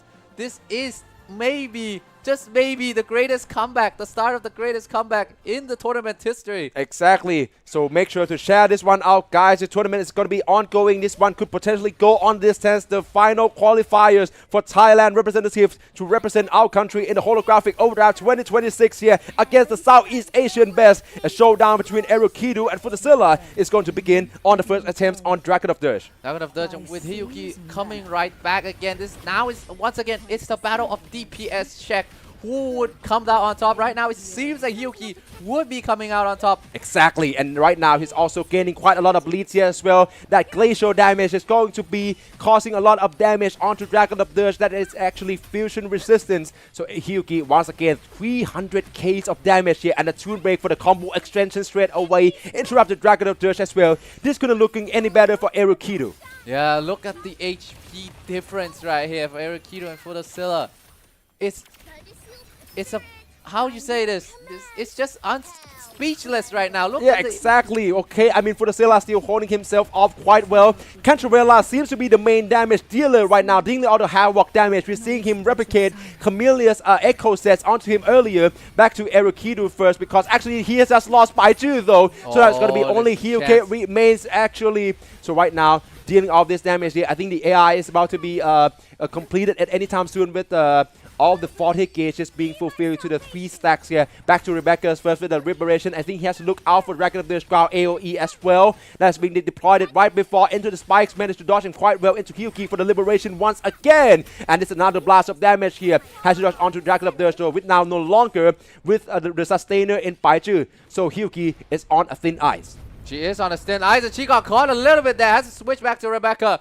The DPS amount fall off a little bit there for Erukidu. To Futasilla now has a chance, but But what just happened? Bullying has Bullying also is fallen. down. Hiya! Fudasilla only with 2 resonators remain, just like Erukidu. But meanwhile, the Erukidu is about to do it with a heel kick here. This boss could be the end of Dragon of Dirge here, and is going to conclude and also complete his run time against Dragon of Dirge with a clear time of 1 minute and 27 seconds. I tried to count right now. Fudasilla still has a chance. No, I don't think he has a chance anymore. Exactly. But right now it's the time to show if Phoebe and Catarella, 2 of them can't just solo. Well, this is not a solo anymore, but can they deal with Dragon of Dirge? It seems like that will be enough, but the time difference will be too much. You know what? Even if Fudasilla managed to finishing off Dragon of Dirge with Cantarella as the main DPS, I think we should give him all the props and respect. Yes. That is such a deep pool of characters, and of course, I would rather say, how do you call it, the on-game adjustment, the during game adjustment, Yes, right? mid-game adjustment. Yeah, mid-game adjustment. So going in with the Spectral Liberation, Shimbasdes coming in from Phoebe as well, managed to dodge onto the ground spike here, and it's seemingly likely for Fudasilla to also complete this run and shows us how good of a Wuthering Wave player he is. Yes, he is a really good Wuthering Wave player for Fudasilla. He's up there with his creativity, and well, the best way to say this is min-maxing. He's maximizing his value from minimum resources. Actually, yeah, definitely. All hats off to Fudasilla as well for finishing off that one. But of course, not nowhere near enough time. Now all we have to be decided on Reactor Husk. Erukidu did it. He managed to equalize it, and now we are in the title decider. Who will be the last Thai representative to make it to the grand final to face off against the Southeast Asians in our grand final event? This will be the answer of all answers. The only saving grace for Fudasilla is that, well, it's not a saving grace. If I say that, I maybe underestimate him a bit too much, but we have seen enough of him for us to not underestimate him no more. Even though the situation may look very grim, he has a tool to pull out of his hat. Oh, yeah, exactly. It's a wrap right now with Reactor Hawks potentially. I'm really looking forward to see that. I think there's going to be a completion right in this boss, and I think that we're going to have a winner here without another decider. But of course, yeah, exactly. Let me not jinx that for now. Of course, for Erukidu, Hiyuki still going to be in play here. And as we mentioned, each resonators have only a quarter of usage against 3 bosses. So Fudasilla straight up has just used a Linne, Moni, and also Denia, which is his best team in slot right now from the resonators pools right here. Gonna be used, already used up for 3 times against 3 bosses in a row, Sigilum, Lady of the Sea, and Dreamless. So right now, he's no longer gonna be off use for those 3 resonators. The thing is, Erukido, I think, if I remember correctly, he can pick either Hiyuki or Lucasen to be here. But Baiju, I think it's out. And Yuno, I'm not sure if he picked Yuno twice or 3 times. In the last boss, he didn't pick Yuno, correct? No, he just switched off from Yuno to Baiju. Yes. Yeah. So, did he pick Yuno 3 times? I don't think so, right? I mean, yeah, probably it's going to be some discussion between them and the staff, definitely.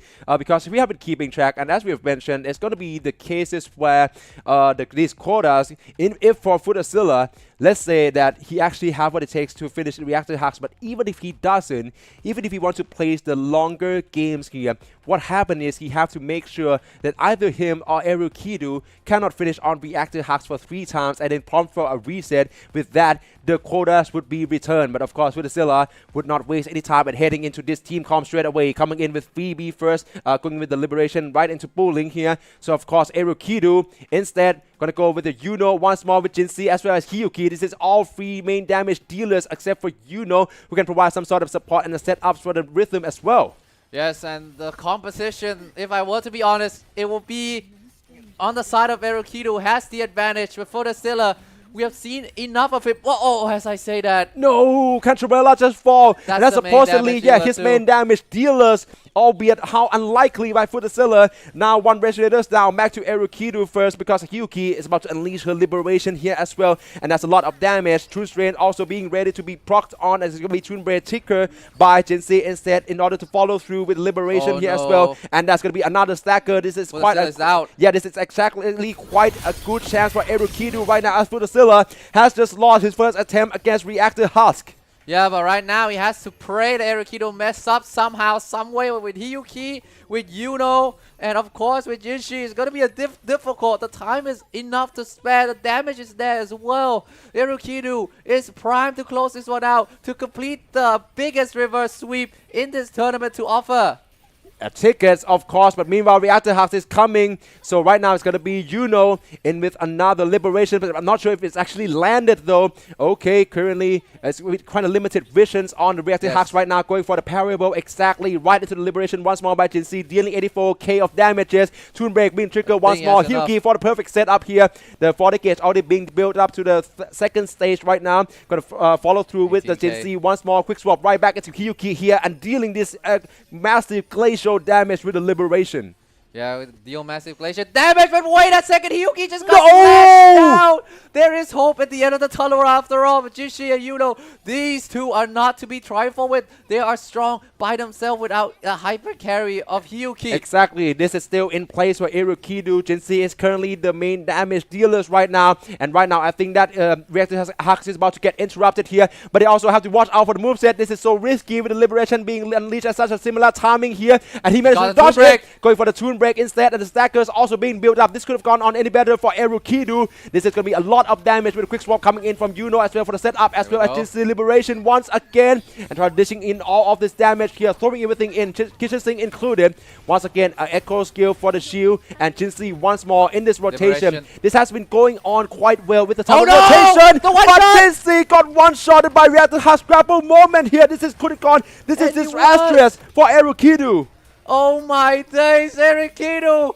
Are you gonna extend the series? You know, the best girl by herself. Can she do it? She got hack and slash once and hack and slash twice. Erukido falls. We're gonna go on the second try. Oh my days, who would have thought? Who would have thought? This is the finale of Thailand qualifiers for a reason. Make sure that you let this tournament be known. Share this one out as well as like and also subscribe to AS Play. But meanwhile, we have to go on to the second attempts against Reactor Hux by both Erukido and Futasilla.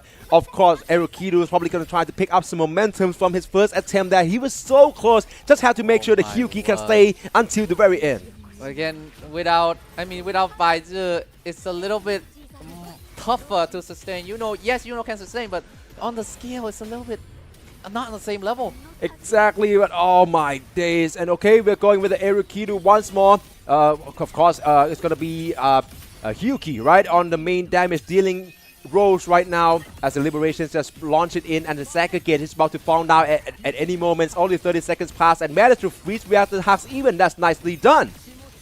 And right now, everything is nicely done for both sides. So Erukido and Futasilla, the damage is neck to neck so far, but Erukido with Hyuki, I think it's still grim situation for Futasilla. Exactly. So Erukido currently has to make sure that he finishing this one within the series, because in cases that there's going to be another retry with all of the quota being reset, Futasilla can return to that Toon Break comp once more, and that would be an equal terms, and that would be the battle to look out for. So Erukido obviously would want to finish this series within the third attempt.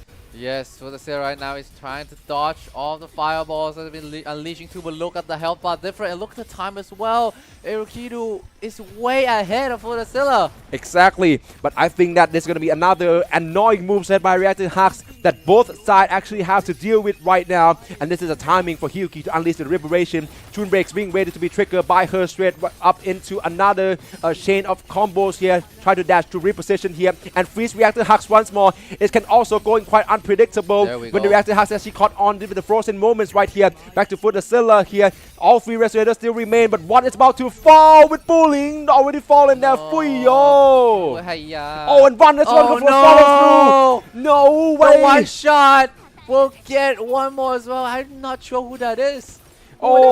Is it Cantarella, the main damage dealer? Only Phoebe remains. Futasilla's profile pictures actually. Let's see how can he help his sweetheart here. But for Erukido, I'll have to start to chasing down as well, because Hyuki, I believe, as well as Jinsi, has been nicked in a bit of an HP here. So after going back to actually Jinsi once more, going airborne without AoE. And yes, there we have it. Futasilla failed the second attempt against Reactor Hux. Back to Erukidu, obviously right now with Jinsei dealing the same amount of damage here with 84k. Back to Hiyuki. She's currently standing tall right now, and this could be the chance for Erukidu to finish it all off with the blast coming in by the Liberations, dealing this glacial damage onto Reactor Hux, but he is about to getting recovered here. Managed to force him quite on time. This is nicely done by Erukidu, definitely for another blast. Indeed, charge it up to 4. Hiyuki, that is why she is a very strong character, but that's not gonna be the end. The only way that Erukidu throw it away if he somehow landed into the attack path of the Reactor Hus, but the freeze will keep coming in, and that should be it. This should be the end, and Erukidu will complete the reverse sweep. Oh my word! Erukidu is the last Thailand representative being qualified to compete in the grand finals of Southeast Asia tournaments of Holographic Overdrive 2026. The reverse sweep has been completed. Erukidu going with the long run, picking up onto Hiyuki despite without all the enablers in Lucilla and Sanhua. He knows for a fact that that Toon Breaks team by Futazilla can also be quite dangerous, and he almost got swept 3-0, but the reverse sweep has completed. He got something in store, and he will be Thailand representative to compete in against the Southeast Asians. Congratulations Futazilla at the end, just running out of gas when his 3 bread and butter Toon Rupture has been, you cannot like click them anymore. Then yeah, that is the end of his run. It's unfortunate, but that's the harsh truth. Exactly. Futazilla so close yet so far. He was planning, and I think that is solidly his plan, to go 3-0 with the Toon Break comms. It almost completed against the Dreamless, but yeah, definitely this is a chance, of course, to give a lot of massive props to Futazilla as well. I think he can gain a lot of fans here in our viewerships here. Of course, I'm seeing a lot of comments here seem to give him praise here. So of course, congratulations to Erukidu, as well as a massive props and pats on the back for Futazilla as well. Yes, but wow, what a match indeed. Exactly. What a match to close this off. So now we have 2 of our representatives, but we will see that in a bigger picture today. Exactly. This is Thailand qualifiers only. As we already mentioned, the Southeast Asia qualifier has already been completed over the past 2 days. We have a representative from Indonesia, from Vietnam, and then also from the Philippines here. So make sure to check out the day number 2 VOD currently being available in the live section of this AS Play channel. But here we have it. After a lengthy series going neck to neck, the Thailand's best who can manage to make it into this round of the competition, going toe-to-toe, being tested in all the ways possible, and we finally have our 2 representatives, MCW in the upper brackets and Erukidu in the lower brackets. Southeast Asia, watch out for 2 of them. Yes, the 2 of them will represent Thailand in the grand finals of Wuthering Wave competition today. But as we see, it's an upper finals the upper finals players that achieve victory in the end. MCW and Erukidu. This has been a total blast. 9 matches today. We go to the distance so many times. We have seen head-to-head. We've seen excellent draft. We've seen excellent play. Futazilla, you need to talk about that Sigilum burst damage. Exactly. So, of course, I think many of the curse has been broken, right? Sigilum has been defeated, even by both competitors from within the same attempt, even. And then we also have Hiyuki being picked. That turns out to be the key chances for Erukidu to snatch the victory and reclaim his spots in the Thailand qualified. So there we have it. This entire competition has been a blast from the Southeast Asia from the first 2 days at the Southeast Asian qualifiers, as well as these Thailand qualifiers today. And of course, all of this intense competition, where do you think all of them leads to? The grand final event being held offline in Bangkok, Thailand at AS eSports Studio Samyan Mitrtown. Also going to be broadcast live in English and Thai as well. This is going to take place next weekend on August 1st and August 2nd. So of course, make sure to tune in to follow through with all of the Southeast Asian representatives, as well as these 2 stacked Thailand players here as well who have just qualified today, because it's going to be massive matchup coming right up to you here. So make sure to stay tuned. Yes, stay tuned, ladies and gentlemen. This has been a very, very fun matches. It's absolute epic, absolute cinema, and that will be it Both of us, absolutely. Actually, yeah, definitely. So yeah, apologies for any inconveniences. I suppose, and I've been casting for 3 days straight, like He has 7 been casting hours. for 3 days Exactly. straight. I've been with you guys since Southeast Asia qualifiers, casting like 7 to 9 hours since then, Yes. and right now this time with Thailand qualifiers as well. Hopefully, you guys are having a blast and also having much of a good time as I am. I'm Facebomb, joined by Mr. Loyos. We're gonna be seeing you in the grand finals next week on August 1st and 2nd. But for today's broadcast, we would like to bid you a good night and also farewell. Goodbye, guys. See you next time.